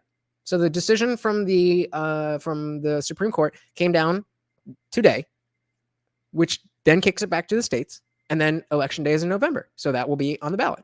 And so you can say, okay, we want, I don't know exactly how they're going to word it. Maybe they complete ban with these exceptions, no exceptions, all the way to 9 months. I don't know how they're going to do it, but it's for the states to decide individually. And then these states have already decided. So, this is what I opened with, guys, is that this is a very nuanced thing. If you are coming from it from the position of either, well, life begins at conception, so there's no way you could ever do it, and it's always wrong, and then you're not looking at the nuance of life happens. If you're coming at it from, oh, it's just a clump of cells, who cares? Then you're not coming at it in good faith, because at least let's say half of the country believes that you are committing murder against another person when you do this procedure. And it doesn't seem like this side understands that side, or that side understands this side. I'm not thinking that we're going to figure this all out tonight here on this stream. But what I want is for you guys on the panel, you guys watching, you guys in the comments, when as this debate flares for the next 6 goddamn months, we're going to get so sick of this shit. But as you're having these conversations, that at least you're coming from a place where you understand that if you're pro-choice, that's saying, oh, clump of cells, you understand that that's not going to get you anywhere with the person. If you're pro-life, that's saying, well, God, this, religion, that's not going to get you anywhere with the people on the other side. What I want is for us to figure this out as a people. And all I can do is what I'm doing. I wish I could. I wish I had the power to speak to the masses. But hit that subscribe button, and maybe soon I will. But I don't know. What do you guys think? I think it's very hard to have an open dialogue in this day and age, because cancel culture, as well as everyone is like super autistic from the short attention spans they got, from just like the past 2 years of watching TikTok fucking 10 hours a day. But when you do talk, it doesn't really hurt anyone. And I respect your opinion regardless. And I gotta go and watch this shit unfold. I'm sorry that I'm betting and shit. But yeah, Awesome. I subscribe to you, man. And thank you, brother. I really appreciate fucking, that. Godspeed, man. Yeah, I appreciate you coming up, hanging out, giving your opinion, even if we didn't, agree on every little point. I definitely appreciate that you put yourself out there and you contribute to the conversation. That's what we're here for. So go enjoy those, and let me know who, if anybody important wins. Okay, man. More of a UFC guy. But... Do you like any UFC fighters, by any chance? Well, yeah, I'm a huge UFC guy, but I'm balls deep in UFC, so I know that Pettis is in PFL now, but yeah, he's actually gonna fight in 2 minutes. So. Oh, really? Yeah, cool. Pretty excited. But anyways, man, take care and have a good rest of your show. Thank you, brother. Peace out. All right. Any thoughts on that, Elo? No, not really. Again, for me, abortion isn't an incredibly important issue. You know, I have my views on it, which I kind of laid out a little bit, but it's not one of those things where I'm gonna go and like march out for. You know, like I guess for a lot of Democrats, right? They're like one. I guess so. So to be fair for Republicans too, but they're like one issue voters, and their one issue is abortion. And I think there's a lot of people who, or at least I've heard, and I think there's credence to this, which is, they're doing this like, or they're overturning Roe versus Wade now to kind of energize the Democratic base to vote in the midterms because, they're going to, the Democrats are going to get destroyed in the midterms. Yeah, that definitely sounds plausible. I don't think there's anything else that they could do. And and even Jesse's video, his whole video was based around why now, and that is a perfect a way to encapsulate it. And I'm very inclined to agree. Yeah, that's a perfect question to ask about anything, right? Yeah. Oh, definitely. Like, yeah. Why now is always a great question to ask about any news item. Yeah, and your answer makes perfect sense. I mean, with everything with the COVID regime, and just the gas prices, the food shortage, all of that shit, and we, it's only the end of June, but midterms come up fast. People make their decisions early, and they stop paying attention. When shit's happening now. Gas prices are high now. Food prices are high now. Roe v. Wade is happening now, and then people are gonna make up their minds, and then not think about this shit, and then they'll be like, oh yeah, fuck, election day is next week. Oh well, they are mailing me a ballot now, so I don't even have to do anything. Let me just go with whatever I thought 6 months ago. So that's one of the most yeah, I like that a lot. I think I'm gonna run with that. Good shit. I'll give you the floor. You want to shout out your channel, even though I'm gonna assume that it's much bigger than mine. Floor is yours. No, I don't have anything to shout out, and I'd say probably our channels are about comparable. Like you have like what 400 subs or something. Yeah, right around there. Yeah, I'm about the same, but I don't make videos anymore. So. Oh no, why not? It's I never enjoyed making videos in the first place, to be honest. It was just something that I did, and well, I don't know. To me, it's not worth my time. Well, you definitely have a flair for at least speaking. Obviously, I can't tell your camera presence, but you're always welcome to do videos with me. Add me on social media, and we can talk. And definitely, when it comes to the MMA stuff, while we are on the topic, every Saturday night I do a well, not every Saturday, but every UFC card I do a watch party with my friends over at the Talking Shit podcast. It's specifically called the Filthy Casual MMA Watch Party. From start to finish, every UFC card we are there, and it's an open platform just like this. So if you're ever watching the fights and wants people to hang out with and talk about it, we will be there. Yeah, sure. I'll keep that in mind. So I'm assuming you, before I let you go, I'm assuming you saw 272. I see every card. Which one was 272? 272 was Colby Masvidal. Oh yeah. So yeah, that's the one that So CMC was asking how it was live, and I was super drunk, so I don't really remember that much.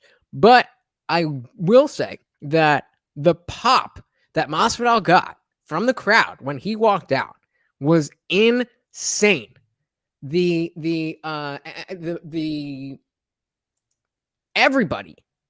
was just waiting to see what that fight was going to be. And it was a little bit boring watching it there because it was, I'd never been to a show before. So I'm always watching it, with the best camera angles and everything. Oh, okay. Like, all right, fine, dude. But point being, it was awesome to go to a show, but I do have to say, I think going to live events are a little overrated, if I may say so myself. We were on the, like I said, I went with Jesse. He got the first row of that, not the floor level, but the next level up. And they were great seats. It was awesome. But between the level that you see the cage and, each post, and then we happen to be on the side with a door, which has more, padding and shit. You just end up looking at the screen most of the time. So definitely, I think everybody should go to a UFC event if you are a UFC obviously fan. Obviously, everybody should go to an event. But I kind of prefer to watch them at home. So, yeah, I've been to 2, and I think it's just like any other sport where it's it wouldn't be a great thing to go do like every event, right? Like I don't understand these people who get like season tickets to baseball or basketball or whatever, but I'm too lazy for that shit.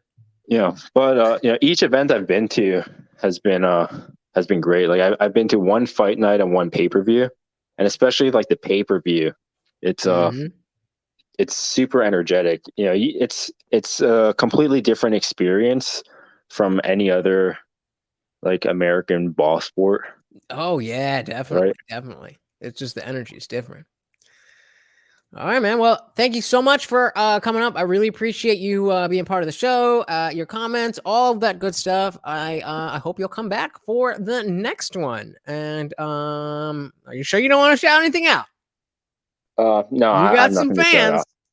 No, here I'll shout you out because I got linked to some other guy's StreamYard the other day. I got paid to show up, and it was like the host was really autistic and wasn't a great experience. So this went a lot smoother.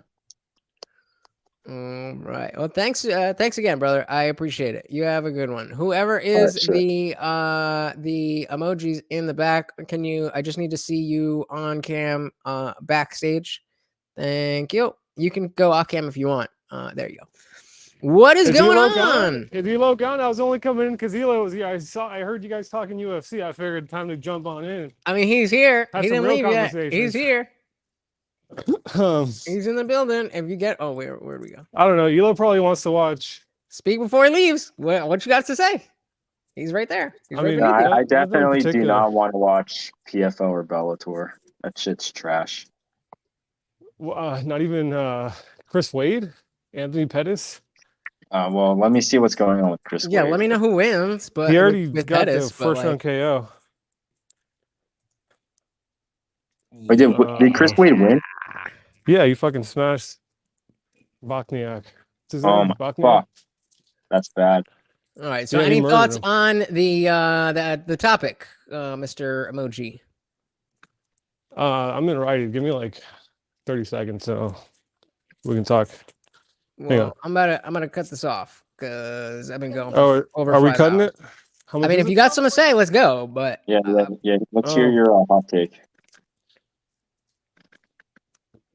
One sec. Brilliant. You got 15 seconds, brother. Did you want your receipt? It's fine. Ooh, who you got there? Hey, girl. She can't hear you, dude. I got my headset in. No, I'm just not trying to fucking scare like normal people on the fucking street walking down the street talking about fucking abortions. No, I hear you, but motherfucker, I'm trying to run a show. You know what I mean? All right. I'm ready. All right. Well, CMT's with it, so we good. I mean, pretty simple, dude. Pretty simple. It's like we're talking about abortion, right? So you're bringing up like you're killing a fucking little kid, dude. You're killing a fucking baby, and it's like when I was younger and like my brain wasn't fully developed yet, when I was like 20 or something, 21, I was totally on that whole train that you hear all the time from people these days. Like Rush was saying it that one day, he's like, I'm not gonna tell a woman what to do. Like, what kind of cuck shit is that? Like, we tell people what to do all the fucking time. Right. Exactly. We That's tell their people whole you MO. can't- Is that I want to tell you to do. You have to do this because of this and because of that. Well, we tell people that all the time in a fucking society, man. We tell people you can't steal, you can't go into someone else's house and take their food and take their belongings. There's a lot of things that we tell other people not to do, but then you have people that make this argument. And I used to be one of those persons that would say, oh yeah, I think a woman should be able to choose for herself, like totally. But it's like, what is she choosing? It's so vague to say. Like she's not choosing what kind of fucking ice cream she wants. That's a She's great fucking question. making a choice to make a very, dude, to do a very heinous, very evil, very mindless thing. So would you be in favor of any any exemptions? Like, you know, of course we talk about the RPay, the interfamilial, those the life of the mother. You Those kind of touched on that. And I don't necessarily disagree. It's like the majority, dude, that's not the majority. That's like like go look up the statistics of how often that even happens. What is it, less than 1%? So it's irrelevant to a degree, not entirely. I would say I mean, dude, even it's still a life, dude. It's still a life. That's what's kind of fucked up. South Central, whichever it is, I apologize, says this being overturned is forcing women to be held accountable. I think I definitely agree with that.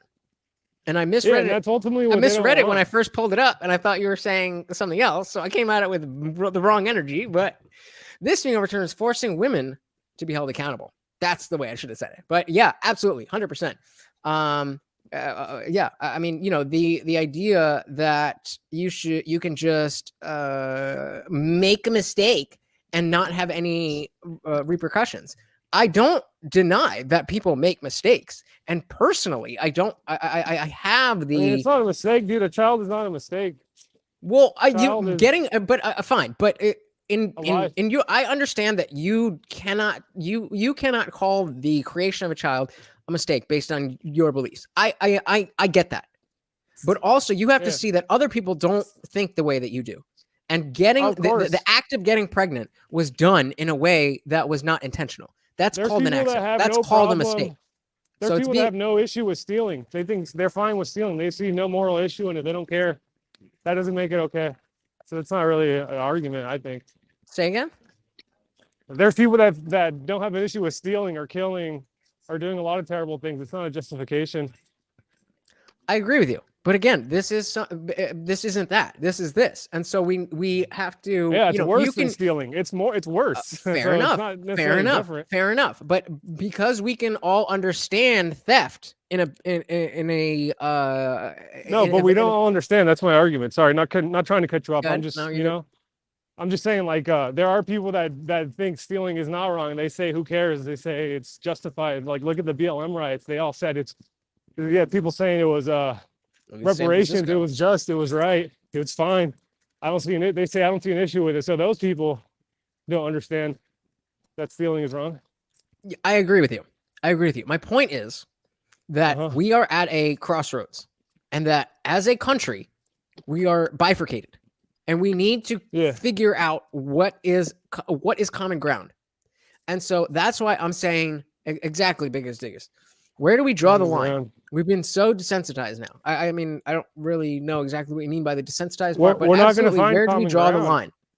And so if you are, and people like who hold your opinion are saying, no, a life is a life at conception, end of story, that's it.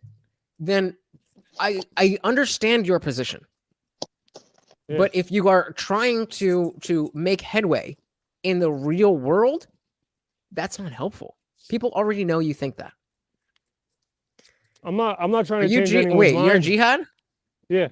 Okay. So Jimmy the Drunk is asking if you are against the death penalty.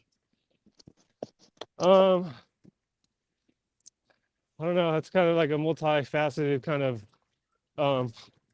well, I mean, I think the relevant to draw the line, the relevance is we're talking about a life.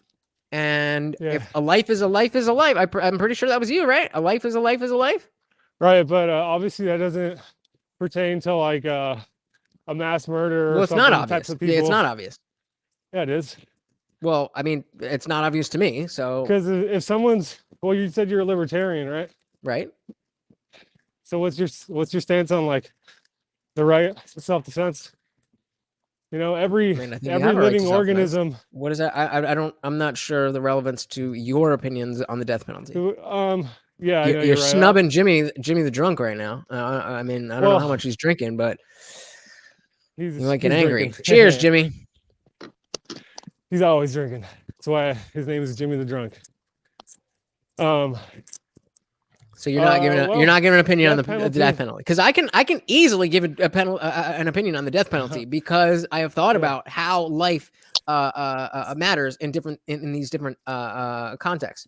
Biggest Diggies, thank you, brother. Make sure you hit that subscribe. Death penalty is a very vengeful kind of like ideal, you know. It's like you're punishing someone. Yeah, it's very vengeful. I mean, you know, it's like this guy killed all these people. Let's just say, right? Let's say there's this mass murder. Okay, we're sentencing him to death. It's like, I mean, what's the point of the death penalty? What do you think is the point of it? To stop the guy from doing the thing that he did. To say that what you you did was that person. Well, hold on. So you asked, what is the point? The point is, we're saying we are deeming certain acts so heinous that simply, and again, I'm not saying my own position. I'm giving you the position for the death penalty.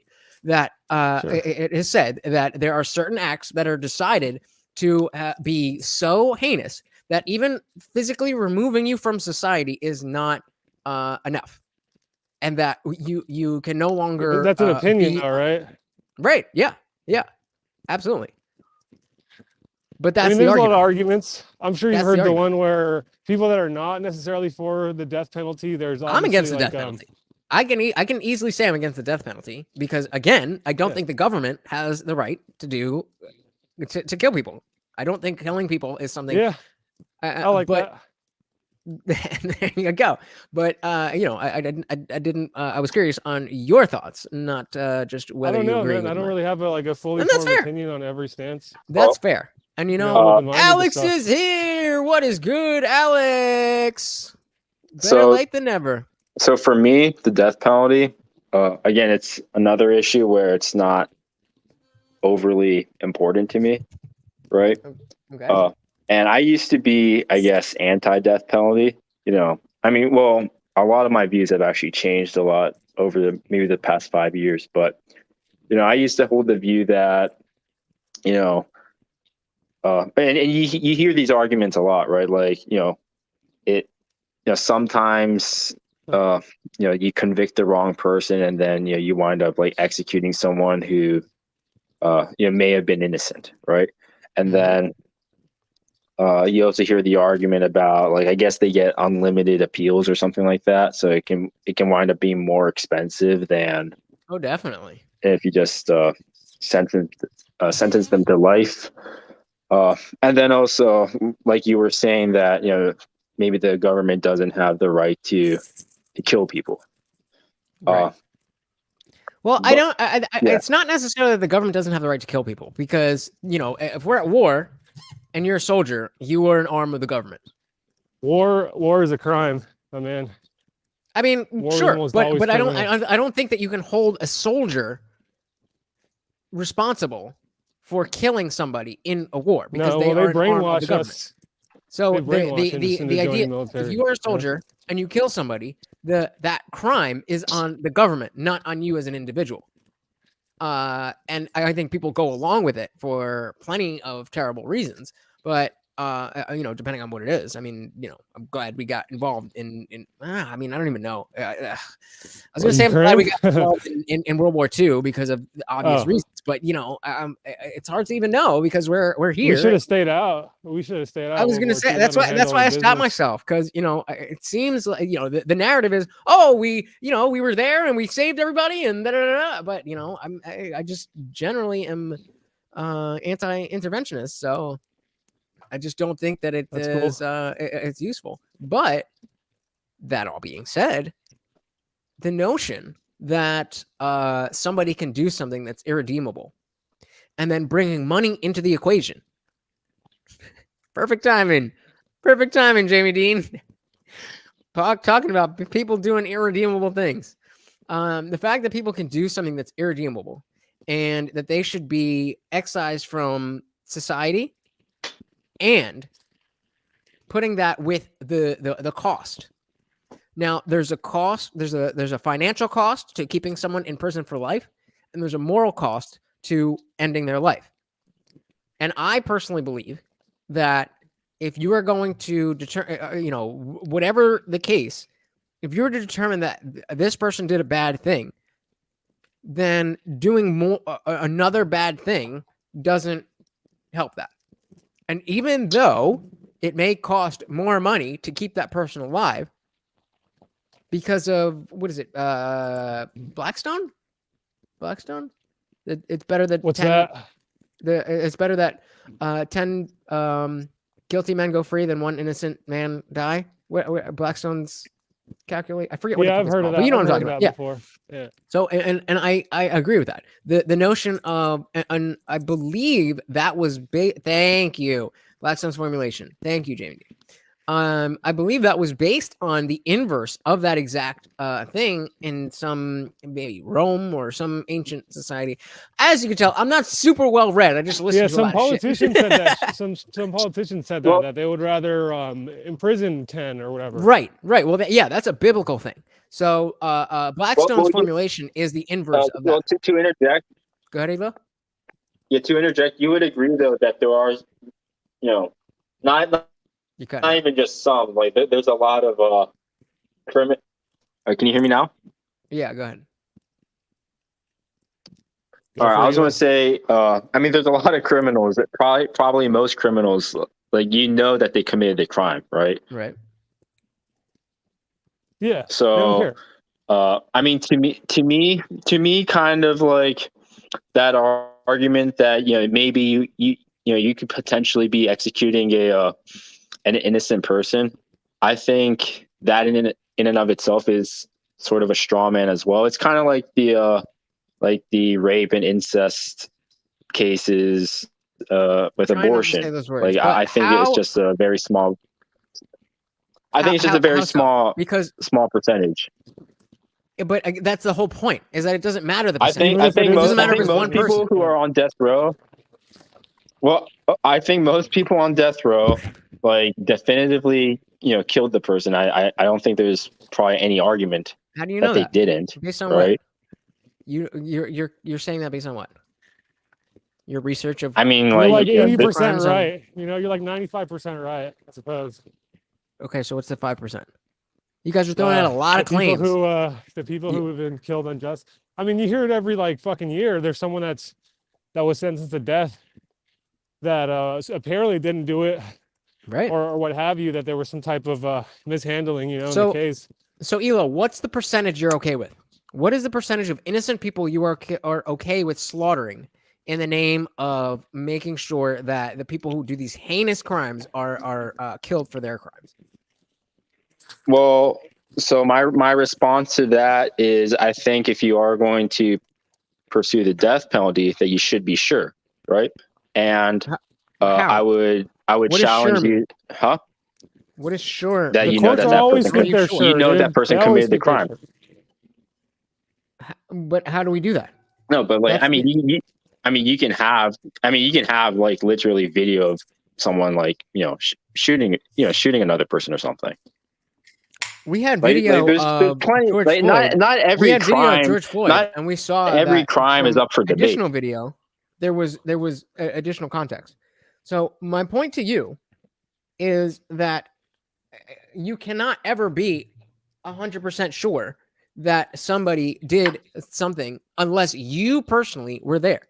And so if we are, expanding that to the legal system, unless the entire, entire legal system, entire nation witnessed the person doing the thing, then there is no way to guarantee, to certify, to know for certain that this person did what they did. And so it's better that 10 guilty men go free than one innocent man be killed. Blackstone's formulation. And so you're free to disagree with that and say, well, I don't care if a couple people who are innocent get killed. because I want to make sure that the really bad people get killed. That's a position that you can hold if that's your position. But then my question to you Well, I is, mean, what is the percentage? I mean, that's something that we do with everything. Like every decision that's ever been made has a pro and a con to it. Like there's always some sort of consequence. Like we let people drive, and tens of thousands of people die what from is car the crashes. percentage of people dying from the death penalty versus people dying from driving one time on a given time, or even driving their whole life? Does that seem analogous to you? Well, I mean, the point that I'm making is that, like, every decision that you make, like, yeah, you're gonna, there's gonna be some small subset, right, of people that where that decision, wound up affecting them negatively, maybe even costing them their life, right? Like, I don't think that 90% of people on death row, or sorry, I don't think that 10% of people on death row are like truly innocent. How do you know that? And what is truly innocent? Like that they didn't commit the crime, or they didn't commit the crime to the. So what if? So then okay. So that begs the question. So what if we have somebody who absolutely did do the murder? And let's take OJ. Easy example. We all know OJ did what OJ did. OJ killed 2 people. But we have. Yeah, I mean, do we? I mean, I disagree with that? It's not a case that like I looked into, but yeah, I would probably agree with that. How old are you guys? 27. Irrelevant. Irrelevant. All right, so you're old. If you're saying irrelevant, you're either old enough or you're a young teenager. But no, my point is that I mean, I know about the case, but it's just not something that I looked into where I'm going to go out and you need to watch the FX series with Cuba Gooding Jr. because it went over it and it was super the fucking entertaining. TV show. You're giving fucking what's his name shit over the TV show. How do we know everything's true? Because hold on. I'm 32. I know the real case, and there's this thing called the internet that you can look at what happened then and the evidence that they had, and then you can look at the show from like 2010 or 12 or 15 or whatever it was and compare.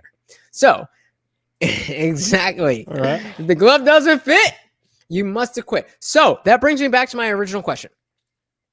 If we have people like OJ who are in the system and there's technicalities, that was a technicality. The glove thing was a technicality. The glove not fitting was a technicality based on the fact that he was, spreading his fingers out and the fact that he was wearing a latex glove. We know that was not a real way that you would put the glove on. And the notion that we have to follow these laws, or that there's a thing as a technicality at all, where do you land on that? Like, let's say you got a extrajudicial, man. Well, let the family handle it. That chick's family. Okay, that's why I want to piggyback on that. But so then, in the same vein, let's say you get pulled over for going 5 miles over the speed limit, and cop's just a fucking dick and gives you the worst ticket that he could possibly give you. But also, then you go to court and you find out that and you actually were going over the speed limit, and he followed the law, and he gave you a $300 ticket for going 5 miles over. For whatever reason, that's legal. Let's just say they actually can't do that. Did you know that? Let's just say hypothetically they could.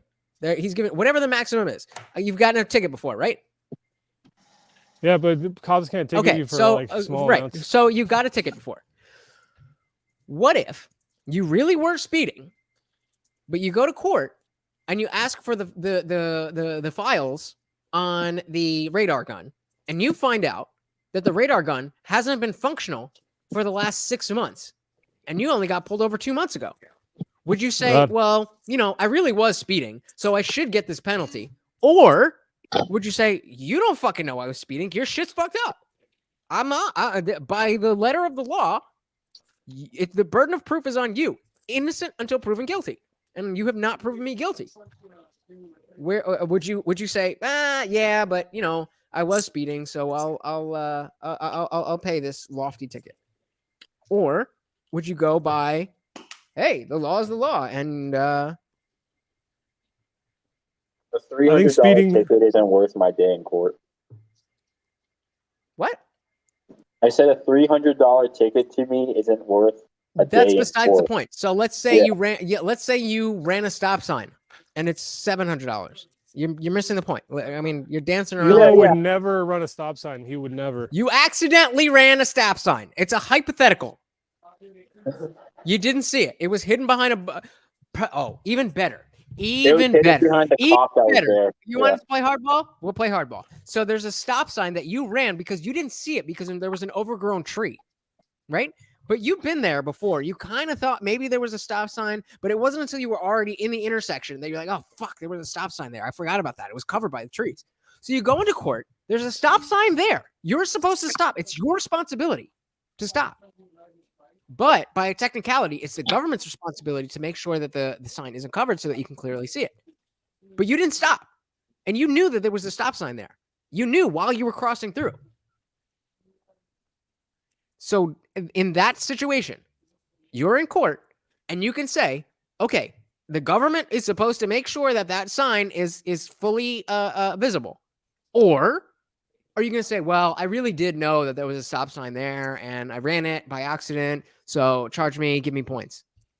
Yeah, you're gonna try to get your way out of it. You're gonna try to find a way out of it. What's your point? I don't understand your point. My point is that this is, and Jamie Dean is right with you. My point is these are the same exact things that happen in murder trials, in homicide trials, in death penalty trials. That technicalities exist.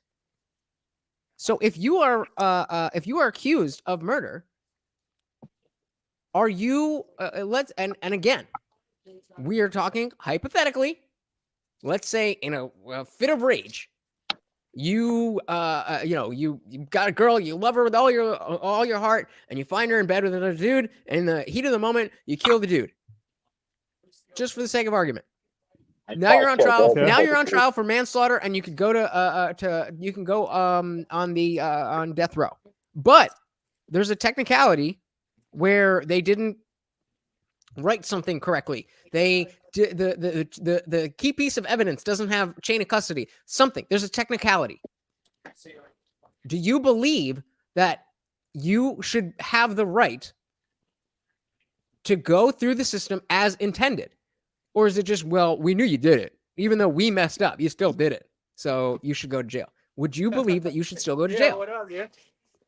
I'm on the phone, dude. Huh? I'm on the phone. Oh, okay. Go ahead, take this away, Ayla. Give me a sec. Well, obviously the criminal and the lawyers defending the criminal, the defense team, are going to do what they can so that they don't go to jail. Right. So do you think that is okay, or do you think that's not okay? Well, I mean, I think that's the entire premise of why you're in court, right? You have the prosecution, you have the defense, and they argue the evidence in court in front of a trial or in front of a jury.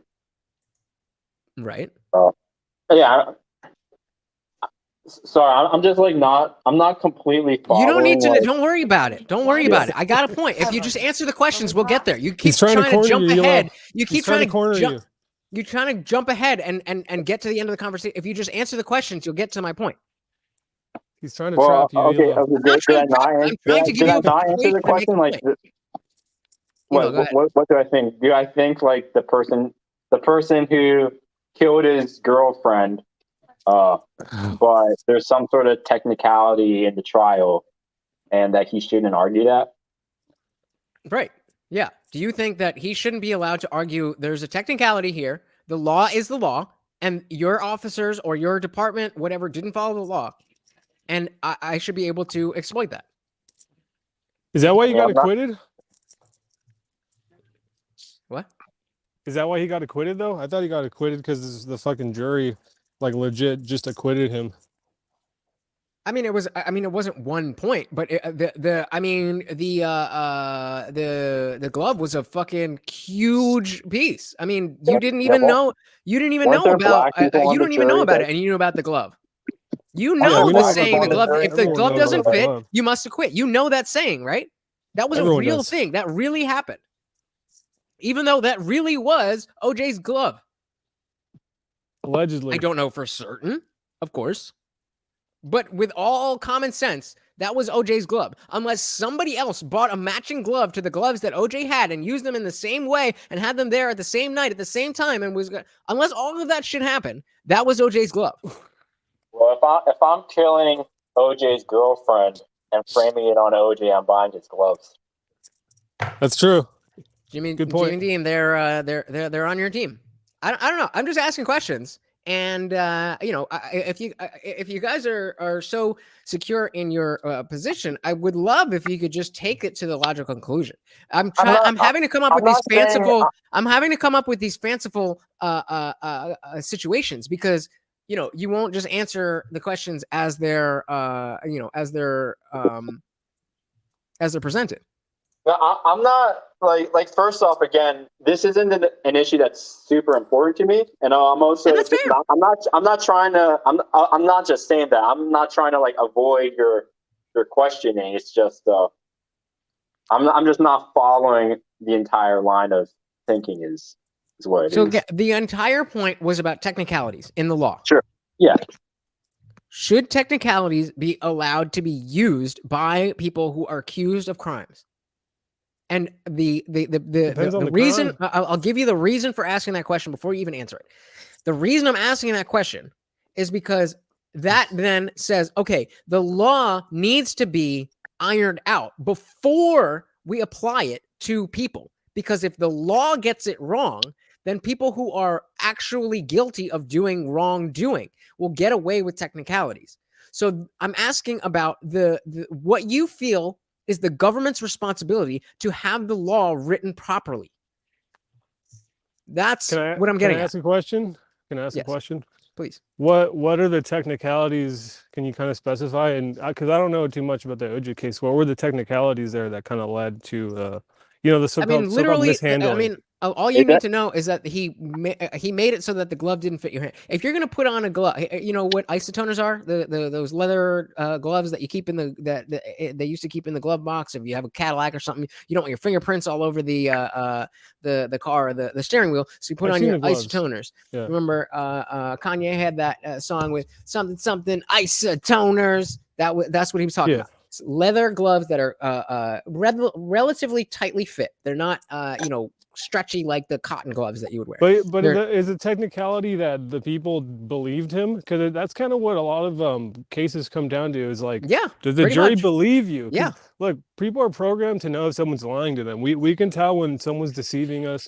A lot of courts, a lot of juries will decide based on how the people are behaving and how they're responding to questions and stuff. It's not always just cut and dry evidence. So it's it really came down to the jury ultimately acquitting him. And you got to really ask is what was going on there? Because I know that it became a very racial issue where there was black people meeting up places to all watch the trial collectively. And when he gets acquitted, they all cheer. And then these are people who they know that he probably did it too, but they don't care. They looked at it through a racial lens, and saw it as a victory for the blacks. Again, what are your thoughts? Calling them the blacks. Jesus, you like that phrase? All right. What do you mean? We call people whites, Asians. It's just I don't refer to people Africans. Like that. No, I just don't really talk about Americans. I just don't talk about groups of people like that often. So. Oh, but you could go look it up. Their black people were. Oh, I know. I know. I wasn't saying you're wrong. I'm just making an observation. So, Jamie Dean, maybe this will help clear things up. And whether the glove fit or not isn't a technicality of the law.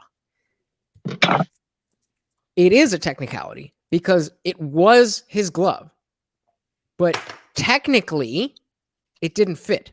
It was the glove he was wearing when he committed the murder. That's like saying allegedly. Allegedly. That's like saying they found the murder weapon but the fingerprints don't match because he cut off his fingers and his fingerprints and did some movie shit where he got new fingerprints. Well, yeah, that's not cut and dry evidence, technically, that's it doesn't fit. That's a technicality. How else, Jamie, would you define a technicality? I mean, I don't know. To me, it just seems like that's just an argument that the defense presented, right? And then it's up to the jury to decide whether that's credible or not. Yeah. I mean, I don't disagree with that. I mean, I'll give you another example. Like when I was taking driver's ed in high school, it was my gym teacher, and he was fucking drunk. He's like, "Hey guys, if you ever get pulled over, don't ever deny to take the breathalyzer. Always take the breathalyzer because that's immediate. But what you could do is go ahead and ask them, when's the last time that breathalyzer got tested? I had a buddy, 3 times he got off on that." I'll never forget that, because that is a technicality in the sense that what he's being accused of, driving drunk, really did happen. But because of the letter of the law, that the breathalyzer wasn't confirmed to be in working order, then technically they don't know if he was drunk, even though in reality they know he was drunk. And so again, bringing it all the way back to the death penalty,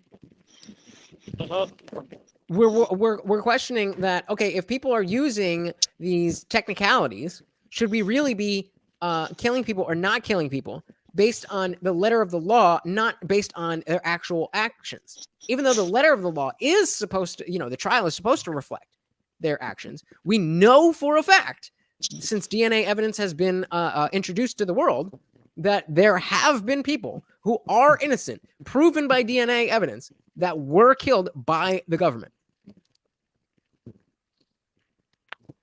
I mean, so what do you?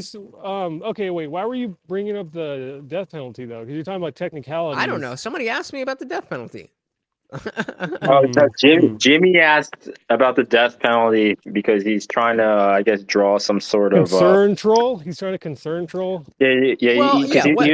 He was trying to, I guess, point out a possible contradiction between being pro-life and being pro-death penalty. Yes.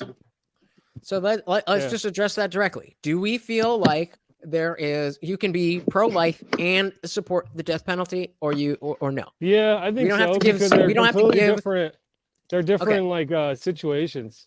Fair. To put it bluntly, So they're different situations. That's the answer to that. Beautiful. Sure. So Jamie, good. No, I'm just saying it's a start. Like from there, it's like we go into so many other different places where there's the taking of a life. Someone comes at you. What if let's say 6 people attacked you, and some of the guys in here will know what I'm talking about. Let's say you're riding your bike to your buddy's place and 6 people attack you with weapons. I don't think anyone would see an issue. You're minding your own business. Maybe you have a gun on you, and you fucking cap those motherfuckers, dude. I don't think anyone would have an issue with that. Oh, no. I mean, I'm sure some people would, like liberals or just idiots, but who cares what they think, Yeah, I mean, I agree with that. My standing is that because the government is the one who is trying to come down and enforce these laws, then it's their responsibility to make sure that what they are enacting is based on real information. And so that means they need to be the burden of proof is on the government, innocent until proven guilty. So well, who's the government? Who do you see as the government? I've been wanting to ask you this question since I was listening earlier, and I hear you say government a lot. Yeah. What's your definition? Who is the government? What is the government? Well, there's different branches of the government, and then people who work for those branches. You ever heard the phrase "we the people"? You might have heard that one. Yeah. It's like the first 3 words of our Constitution. Okay. So when you talk about the government, I mean, you're talking about us. You're talking about the people's ideals just as much as you're talking about what the government needs to enact. So you don't see any division between the average person, the average voter, and the average politician? Well, I mean, this is a whole other can of worms, man. I think. What do you mean it's a whole other can of worms? You just asked me what the government was. Corrupt. You just asked me what the government was and said we're all the government. The people that are in government are not like, they don't represent us first and foremost.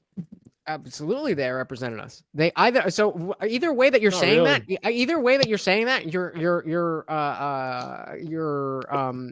making my point. So if you're saying they don't represent us in the sense that they don't represent what we think, that's my point. They're the government. We're the ones who want our things to be represented by the people we're not representing. If you're saying that they don't represent us in the sense that they don't speak for us physically and literally, then you're just wrong. And there's people who have powers. Well, they're supposed to.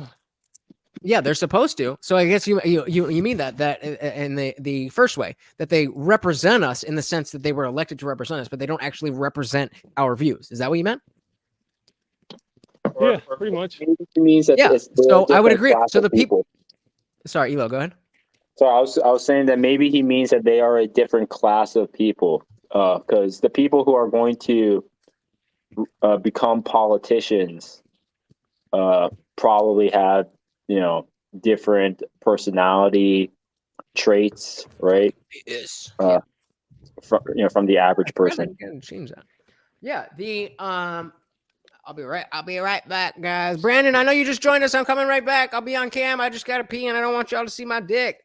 Yeah, no, that's absolutely the notion that we, the people, should be the same as the government, but absolutely are not.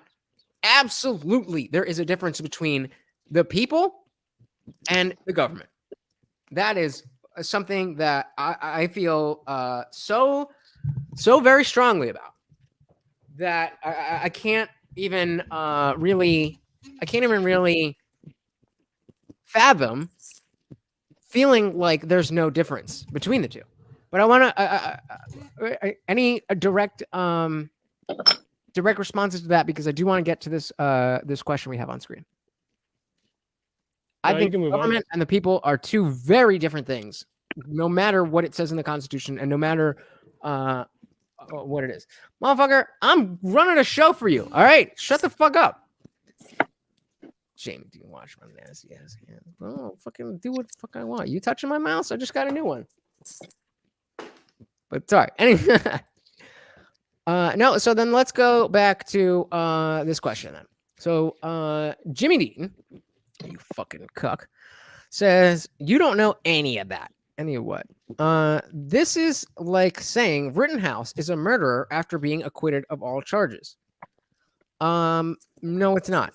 Because I saw what happened with Rittenhouse, and I know for a fact, because I saw it with my own eyes, that he's not a murderer.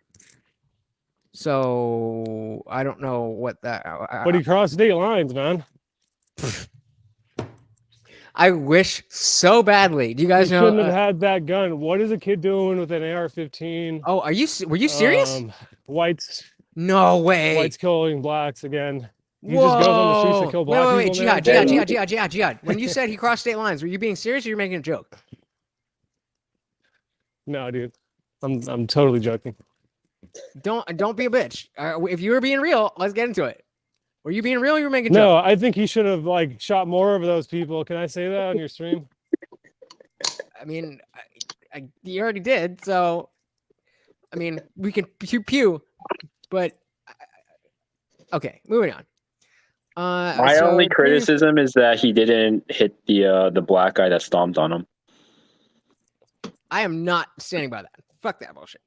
Jamie Dean says, Lutch, you're assuming that the government doesn't just kill its citizens for no reason at all. No, I'm not.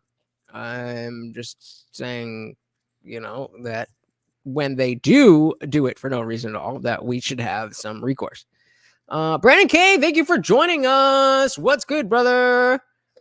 Oh no. Is he Oh, like here or just? I am the What's he smoke, saying? brother. All right. I mean, link dropped. Link dropped. And This could be a sensitive topic for him.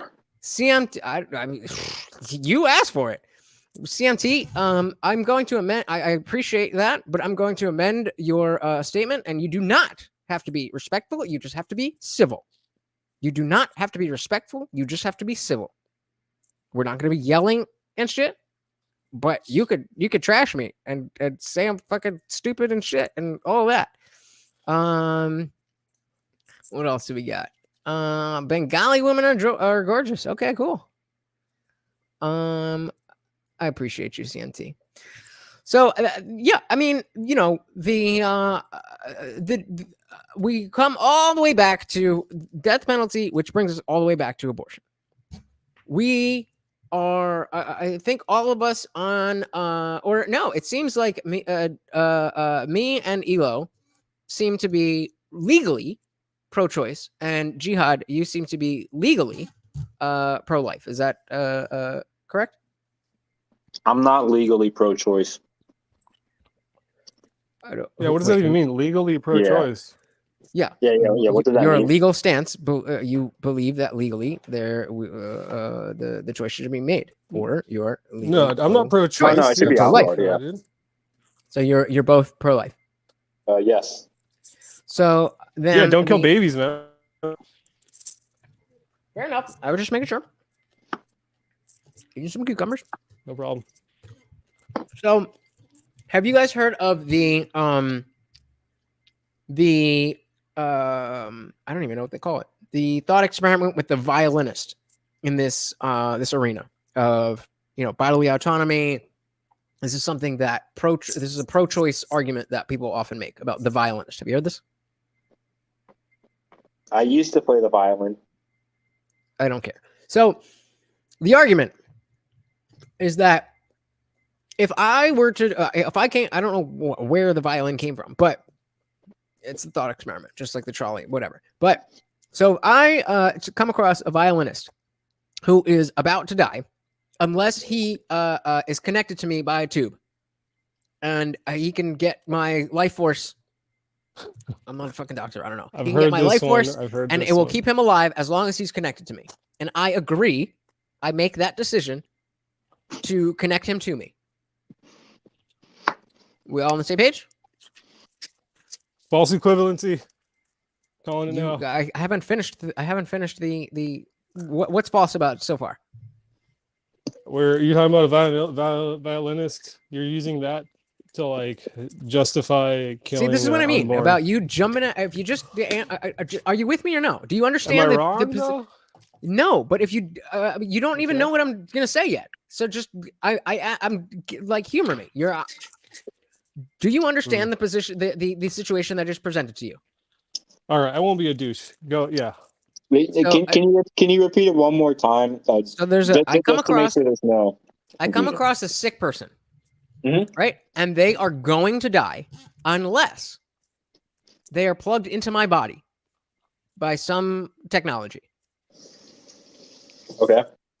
Then I decide, yes, I don't want this person to die. I am going to connect them to me. Sure. So that's where we're at. I am now a person who has made the decision to connect this person to me, and knowing that they will die if we disconnect. Do I have the right to disconnect? Let's just say yes. No, you made that decision. Yes. So I think that was Elo who said no, and take whichever one you want. I said sure. Why not? I'll say sure. It's not a sure. Why not? Are you on the show or not? I said no. Okay, so why no? Because I'm looking at it again from my point of view. I see someone, I'm that violinist, right? I see a homeless person. I'm not touching that homeless person. That wasn't the situation. Yeah, but knowing that it's going. Let's try that again. Let's try that again. So a person It's not you. It's somebody else.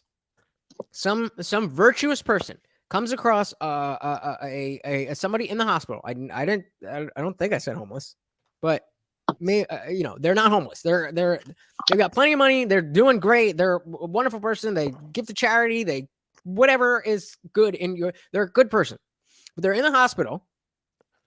And if you don't connect by this whatever, they will die. And if you disconnect at any point, they will die. And you say, okay, I want to, thank you, CMC.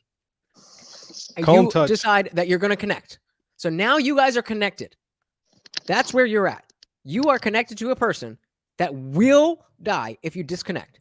You made the choice to connect to them.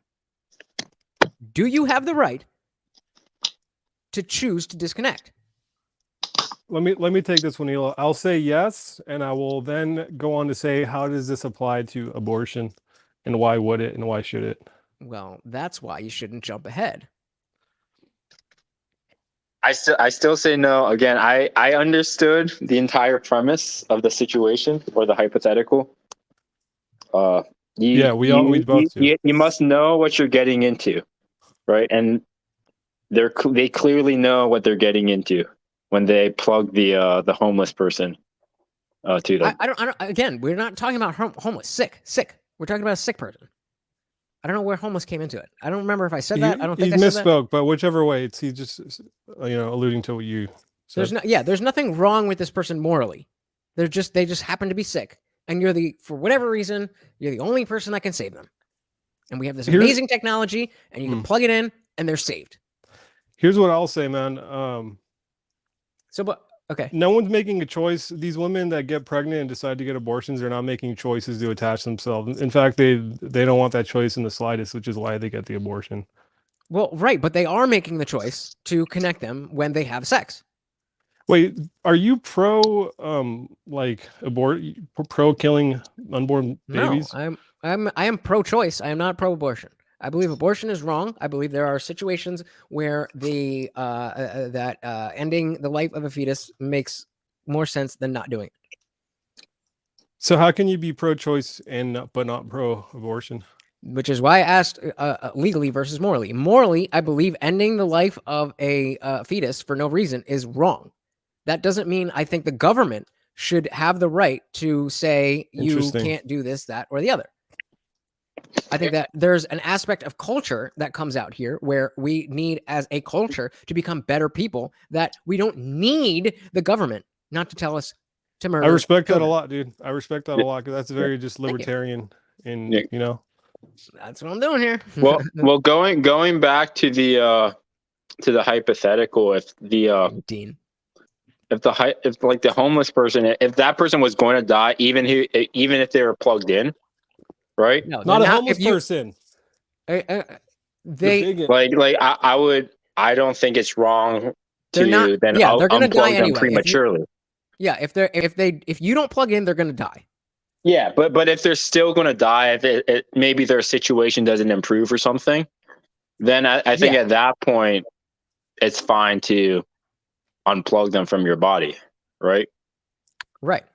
I agree, but jihad doesn't, right?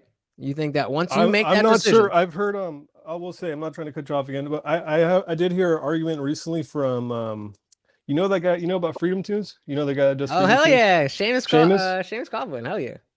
He seems to think, and he seems like a very smart guy, smarter than myself, and what he thinks is that... And sorry to cut you off, I want you to continue, but I think he's a very smart guy, and I am an I'm not just an atheist, I am an anti-theist. I think religion is one of the most horrible things to ever come. Oh, whoever's down there, I did not see you. Hold on. I didn't see this was a thing. Fully horrible. I don't think it's entirely horrible. King of Spades, what's going on? I mean, you know what the 10 Commandments are. Oh, I'm sorry. Hello. Oh, Brandon K. What's up, IndianJesus? I'm chilling. You got any thoughts on the topic? I mean, yeah, I do. He's pro-choice. How do I you know already what know. I am? Don't put words in my mouth. Because You're Guys, talking this is to two. not guys. I love that you're all here, but this is not a Discord hangout. You gotta. I mean, you No, I got want any to talk thoughts? about the subject, dude. Don't worry. Don't get all, defensive. Yeah. I want to talk about the topic. Slow These your guys roll. are bozos, though.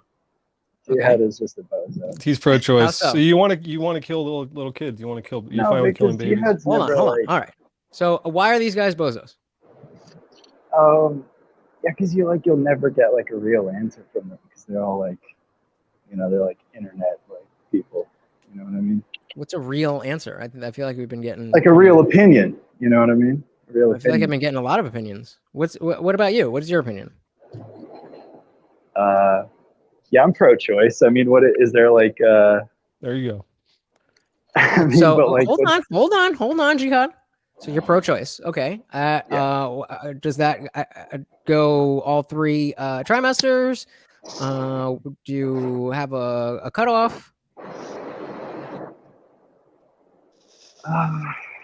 No, I mean, listen, it's just like, yeah, like you said, morally, yeah, I'm not about like killing, life, because it is life. But I mean, it's we can't really talk. We're men, I mean, so we can have an opinion. That's on it. ridiculous. You can say, bro. You just got to say it. We're all sitting here listening to you. No, I'm saying like none of Okay, us go. really have like a viable opinion though, because So you have to be a woman to have an opinion. Oh, that's your opinion. Okay. I Yeah. mean, fair enough. I mean, if you think that you have to have a uterus, then yeah, I'm a kind woman of. now. I'm a woman now. I'm You are? gender fluid, and I'm a woman, so we're all good. So go ahead. What's your opinion on the morality of ending a fetus's life? Dude, listen, it's not a big You deal. gotta go. You got a lot of background noise. Yeah, dude, my bad. Sorry, I just wanted to hop in here. I was smoking weed, and I was like, this panel's dope. It actually is a dope panel. I don't want to be in here with like Jihad. They think I'm trying to troll and shit. But I do like the forum you're hosting. It's pretty dope. I was trying to donate, but I guess you're not monetized yet. It is what it Not is. yet, brother. Not yet. But hey, don't if you subscribe, I'll get there. I'll be around. I don't know if I'll subscribe, but I'll be around. I like that you pay for StreamYard. That's dope. A lot of fucking bitches don't do that shit trying to host a show. I like this shit though. I mean, what does Elo know? Elo said I have a lot of experience with abortion. What the fuck you talking about, dude? You're a virgin. You never even like, you have no ground. Personal any of this attacks. shit. Nice. Very convincing. Thank you for coming up, King of Spades. I do very much appreciate you watching, and I hope that you will subscribe one day. So, back to the question at hand. We now have 2 similar situations with 2 different opinions from somebody. I don't remember. Who was the one that said you are not allowed to disconnect from the sick person? That was me. Why are you not allowed to disconnect from the sick person? Well, assuming that again that the sick person will die if you Yes. unplug, and they'll stay alive if you continue to plug them in, and it's a 9-month thing or whatever. You know what you're getting into.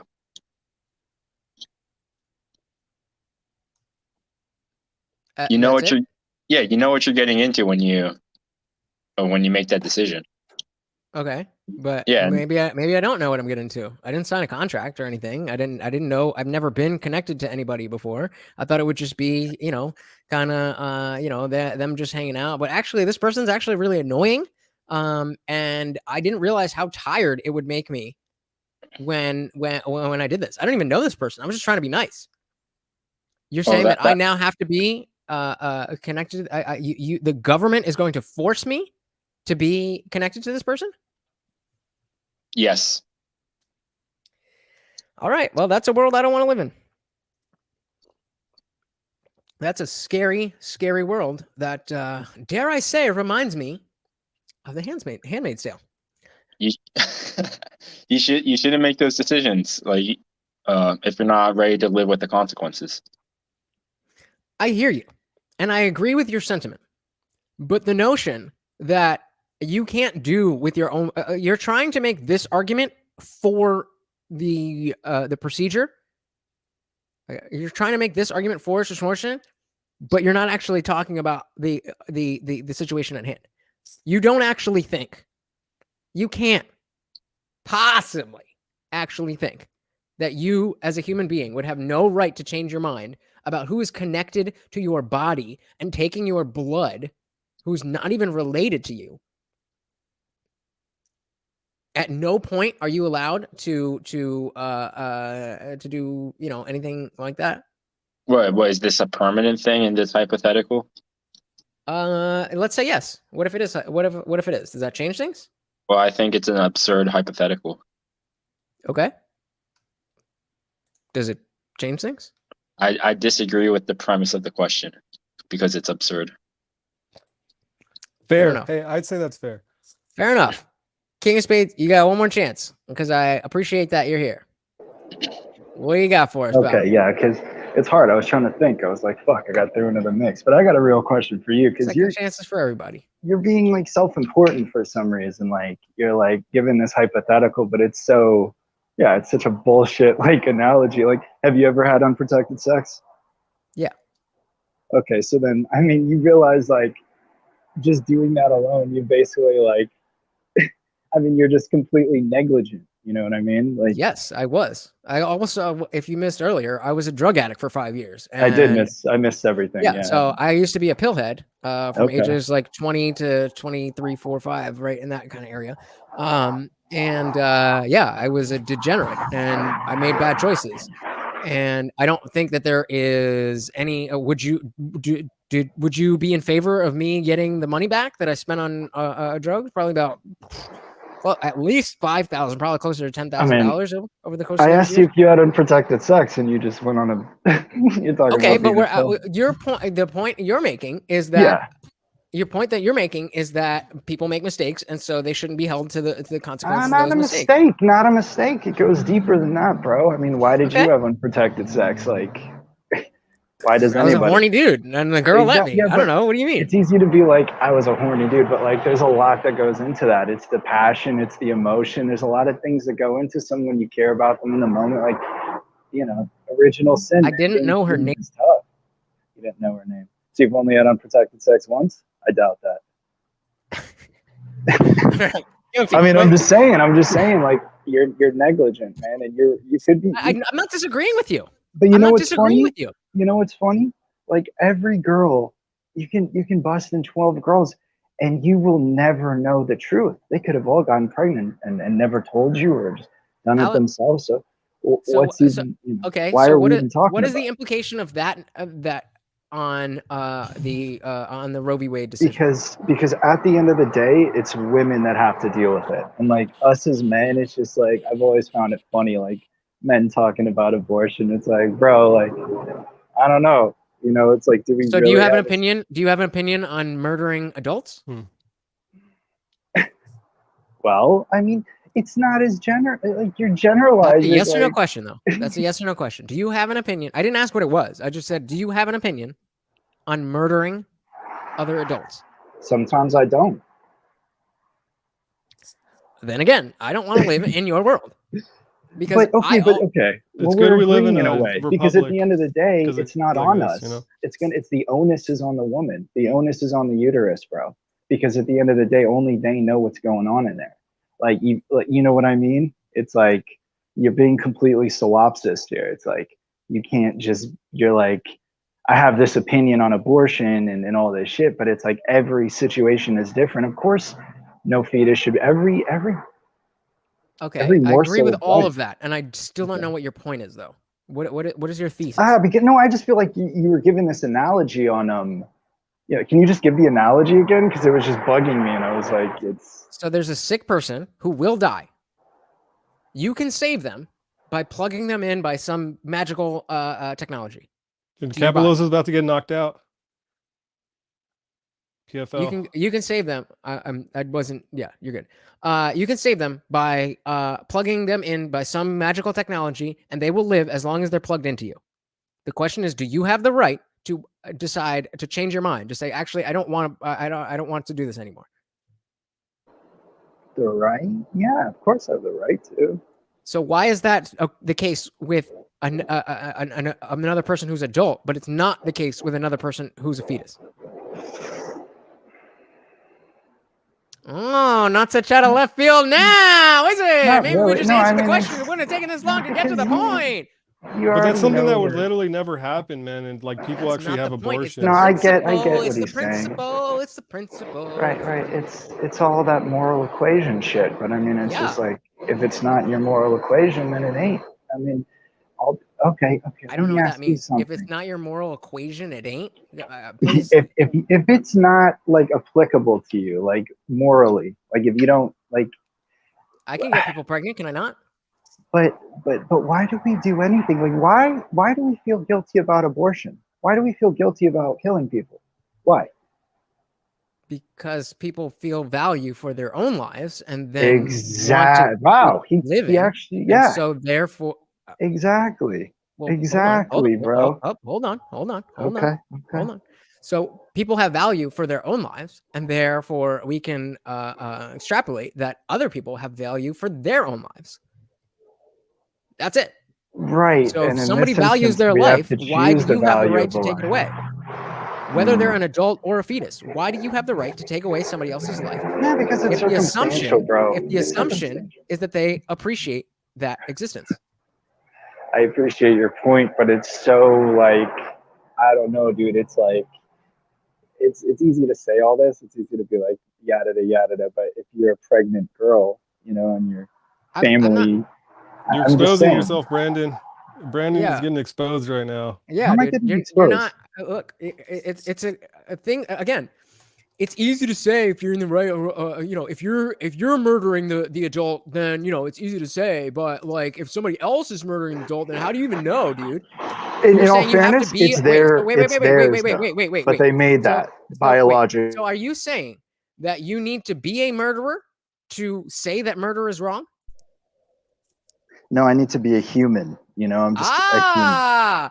Okay. But you're So missing your then own that point. brings us Exposed. directly back to the original question: is when does human life begin? It begins as soon as the seed and the egg. Oh, You so know we're how it talking goes. in both cases about another human life, are we I not? never disagreed with you. I'm just saying it's obviously circumstantial, brother. It's I arbitrary. agree with you. Again, that's why I say legally. But then, okay. But then, I'm gonna, Elo, I don't know if you dropped out on purpose, or I'm gonna add you back if you want to hop out. That's all you. Yeah, the got you. The point is that the logic and the morality runs through all of these cases. All of these things that I'm bringing up have the exact same moral value. And if they don't, then it's on you to say, because I have presented it as such. It's on you to say, no, that's not appropriate, because this is what it is.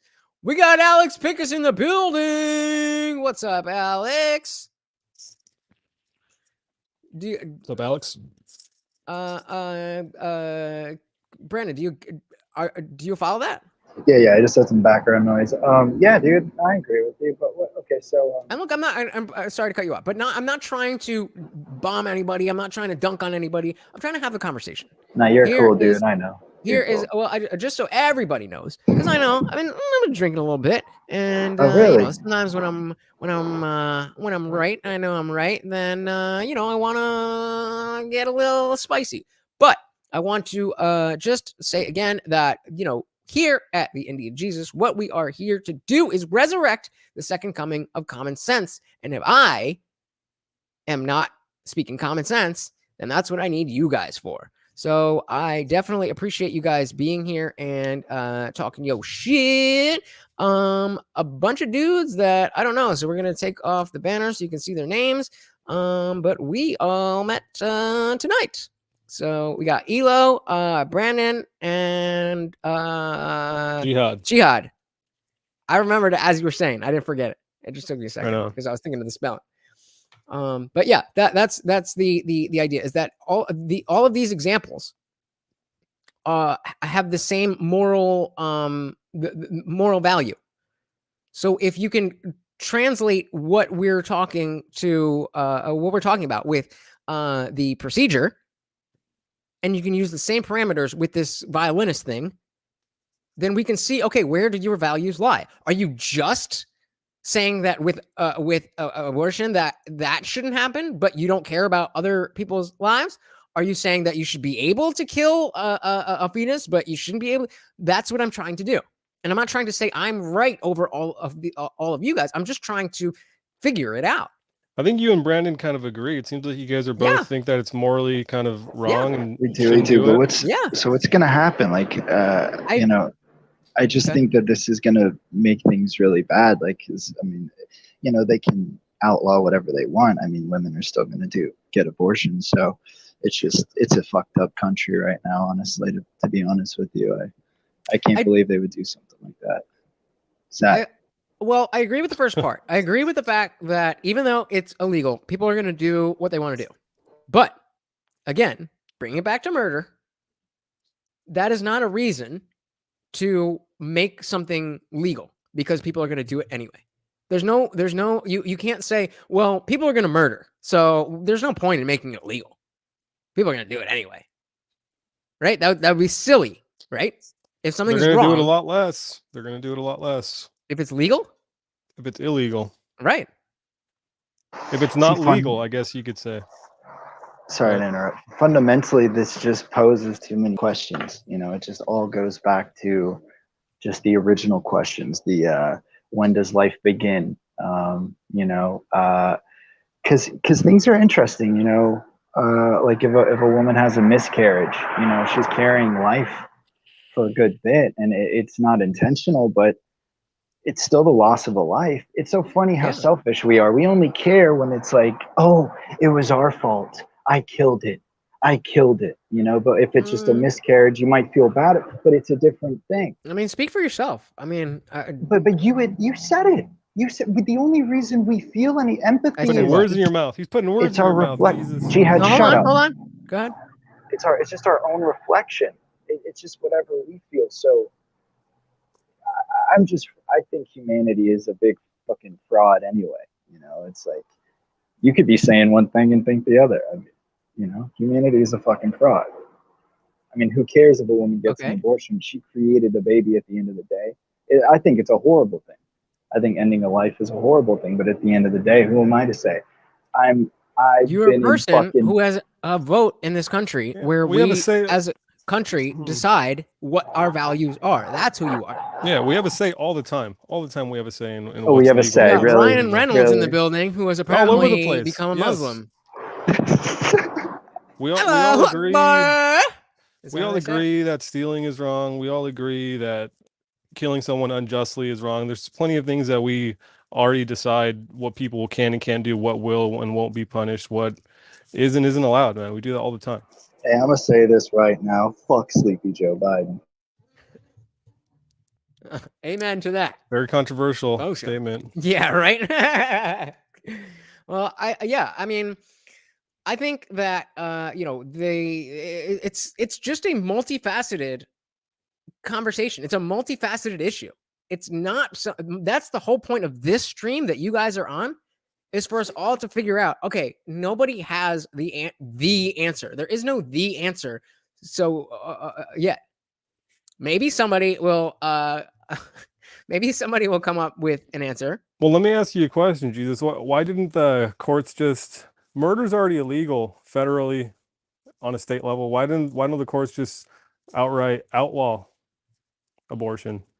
I think because of the pro-choice crowd and their the. What does the First Amendment say? Yeah, not to interrupt, Jihad, but or Jesus, sure. It is state by state now, right? I didn't. Now it is from today, yeah. Okay. I mean, that's still. But for the last 50 years, it was federal. That's the whole, yeah. Right to what's the First Amendment? Right to liberty, pursuit of happiness. Is that the First Amendment? That's the Declaration of Independence. The First Amendment is the freedom of. Hey, let people be wrong, Brandon. I let you be But wrong you don't all even the mean time. what you say. We got fraud. Young Gohan in the building. What's going mean, on, brother? you're- Thank you for joining. No, that's not Oh, true. anybody, real quick, whoever is on Twitch, I don't know how to change my Twitch settings and shit. And as you can see, I'm under a different name, and it says that I'm transgender, which is totally cool if you are, but I am not. Jesus does vape, hell yeah.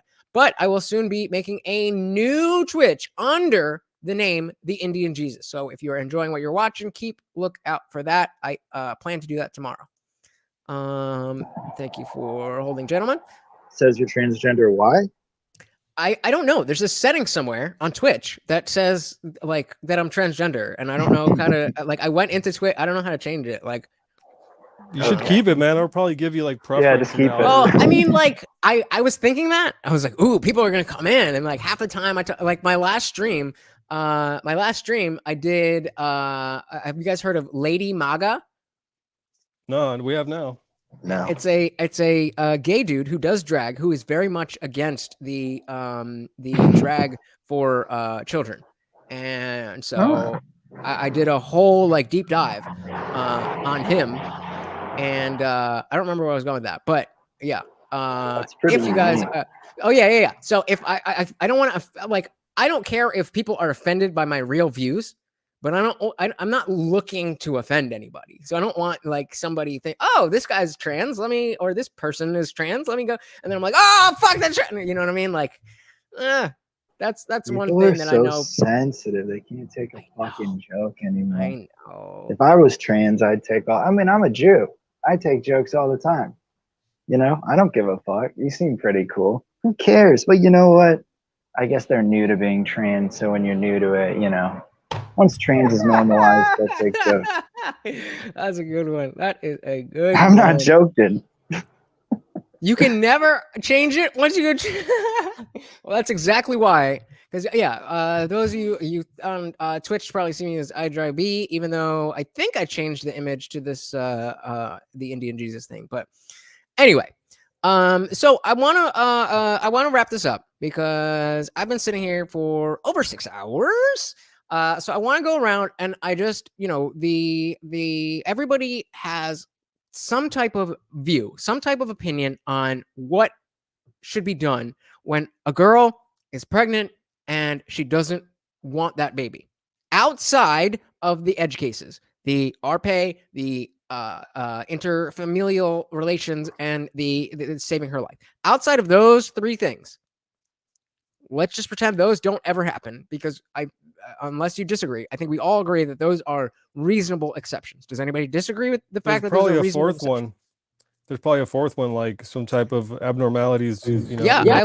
I was talking earlier. There was a girl on here who said the first time she ever had sex, it was with her boyfriend. They wore a condom, but the condom broke and she got pregnant. I was like, listen, I think I would be totally fine. But assuming she's telling the truth, I would be totally fine with, let's say you're on birth control and you get pregnant. If you can prove you're on birth control, then abort away. I would disagree with that. I bet you would. So, but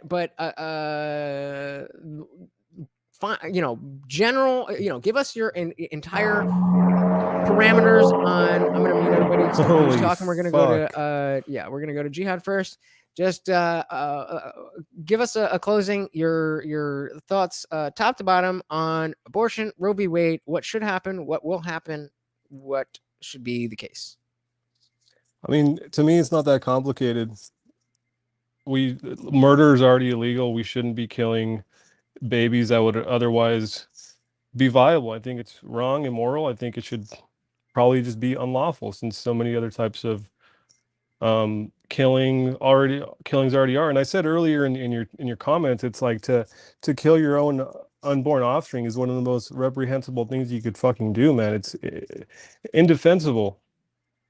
And it's wrong. It's just clearly wrong. And the people who are against it just try to justify it, or that are for it try to justify it by the clump of cells, all these nonsense arguments that are just complete bullshit.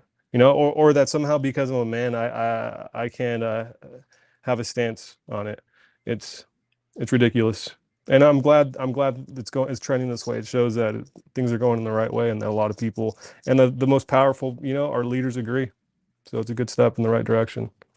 Good point. Good point. I want to thank you very much for being part of the panel. Definitely part of the comments, and I hope to see you again soon. Let's go to Brandon. Let's give us your spiel, your elevator pitch. Yeah, I'm the only one else here. Thanks for having me, by the way, Jesus. Fucking put up your Cash App or some shit. I don't know. Get this man some in the description.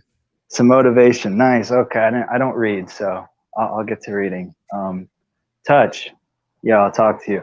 Yo, dude, I got a lot to say. What you just said proved my point. You were just like, oh, if you're on birth control and you prove it, then by all means get rid of it. You see, it's just like taking the burden off you. Like, as long as the burden's off me, whatever. As long as I was morally sound in my logic, that's all that matters, right? No, it does. And even Jihad saying like killing your own offspring is so like reprehensible. Like, dude, every life is valuable. Like, even if they're not your family, like, it's just upsetting, you know? Like, nah. What do you mean? Yeah, you just said some other shit. Hold on. No. You're not. But whatever. I'm just saying, like, at the end of the day, like, yeah, like, I think we're all in the same boat. Nobody fucking wants to kill babies. Nobody wants to take life, but it is what it is, man. Thanks for having me. I gotta fucking go. You are very welcome. Thank you. And yeah, I think that is well said in the sense that, we all, it's not that we, most people are not, waking up like, oh, I'm going to go get some bitch pregnant so I can kill a baby. Like, maybe there's some crazy motherfucker somewhere doing that. I don't know. But that's not what we're talking about. We're talking about the average human being who's just living their lives, making decisions for the better or worse, and what should happen with those decisions. So, Mr. Elo, MMA Elo, let's hear your pitch, brother. Oh, really quick, hold on. Nick Alexander, you are in the building. Welcome to the channel of the IndianJesus, where we are here to resurrect the second coming of common sense. We are talking about abortion. Thank you, Brandon. But you've just run into the end, but do hit that subscribe button because I will be back tomorrow afternoon and then tomorrow night with a UFC watch party. Sorry, Elo, the floor is yours. I would say that women need to learn discipline and that there's consequences for their actions. Word up. Anything else? Well, you mentioned that you don't think that there's people out there who wake up in the morning wanting to abort their kids, but I hope not. There's a lot of people out there who wake up in the morning and all they can think about is having sex, taking drugs, drinking alcohol, right? A lot of these, dangerous behaviors. And, when there is a consequence to that behavior, such as they get pregnant, then they want a way out. And so what do you think about what we should do as a society? What should happen to those people? What should we do with people who, what direction should we move in to help change it? Well, we have a culture that really pushes that kind of stuff, right? You look at entertainment, you look at, things on social media, for example, like women are hypersexualized. There's pornography everywhere. Even like in our lifespans, right? Like all three of us are roughly the same age. And, we both, or all three of us grew up when like MySpace was around and then Facebook was like the dominant thing. Now it seems like most people use like Instagram, which I guess is owned by Facebook, but TikTok, and YouTube and everything. But like, for example, when, we would have been like maybe in high school or middle school when like Facebook was like, the new big thing, right? Maybe late 2000s. You know, some people were posting racy stuff, but that wasn't the norm, right? Nowadays, you go on Instagram and like there's girls who are like 14 years old, and their entire timeline is just bikini pictures, right? And you know that's just like one problem within our culture, I think.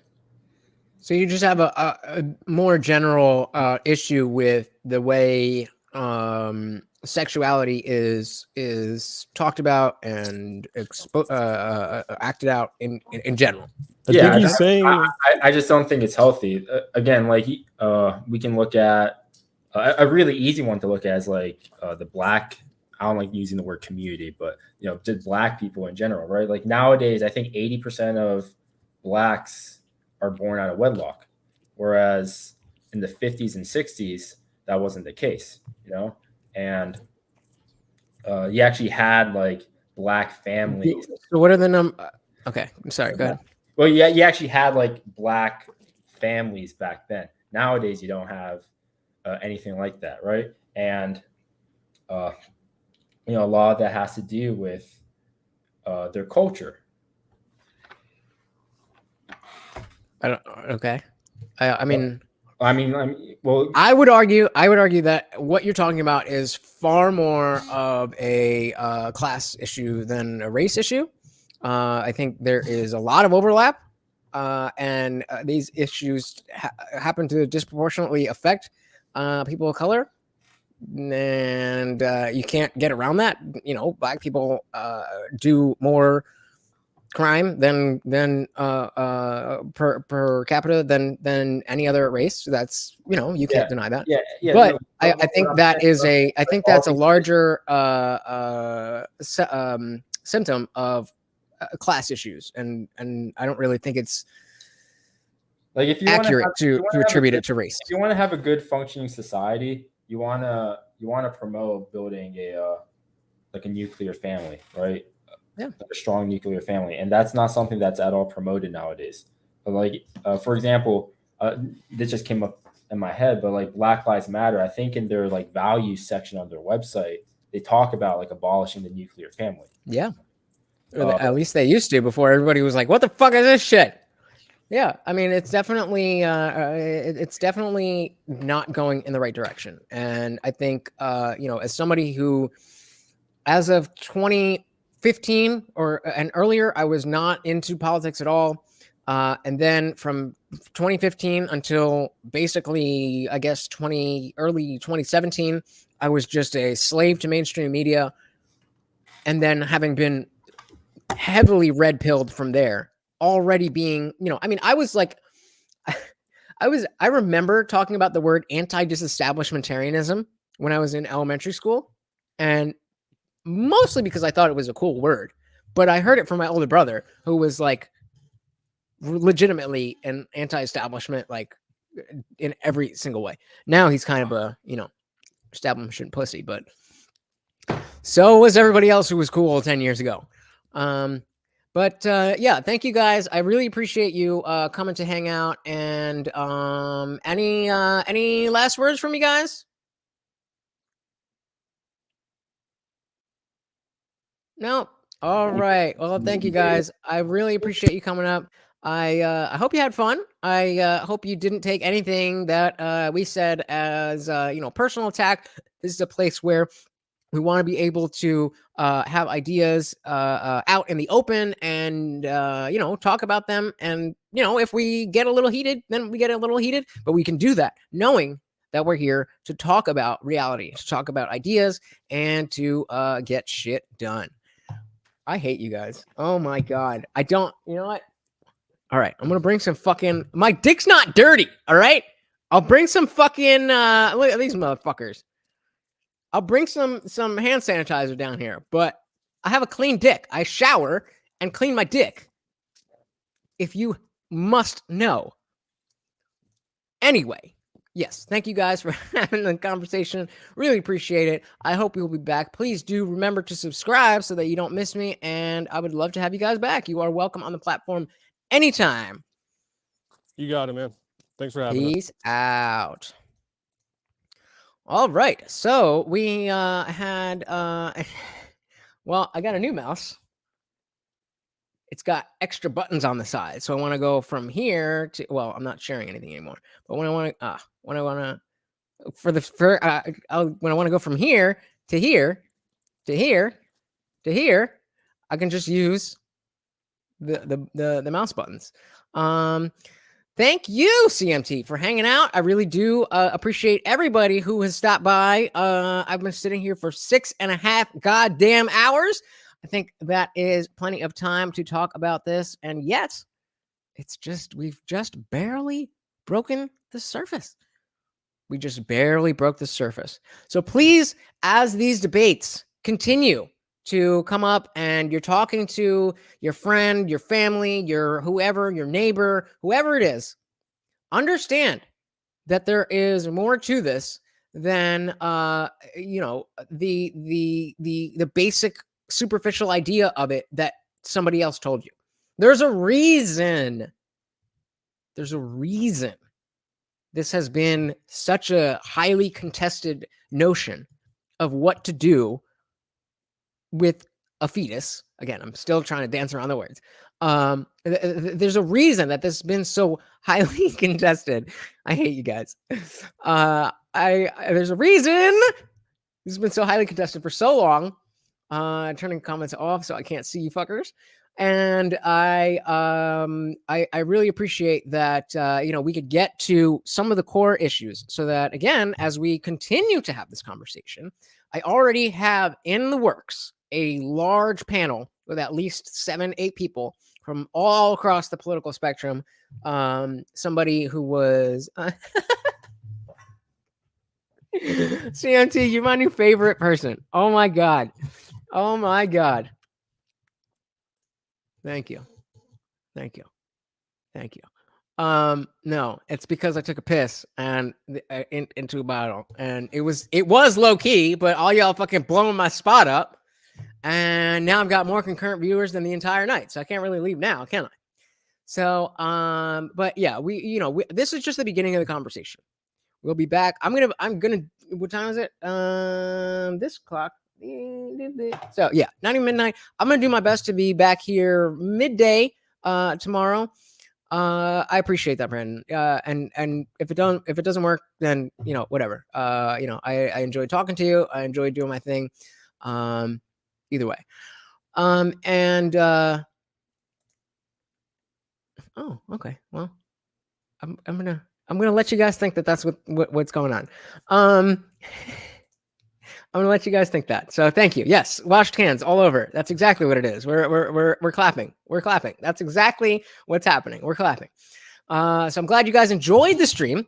Do please check out those support links in the description. My job is super slow right now, just like everybody else in the world.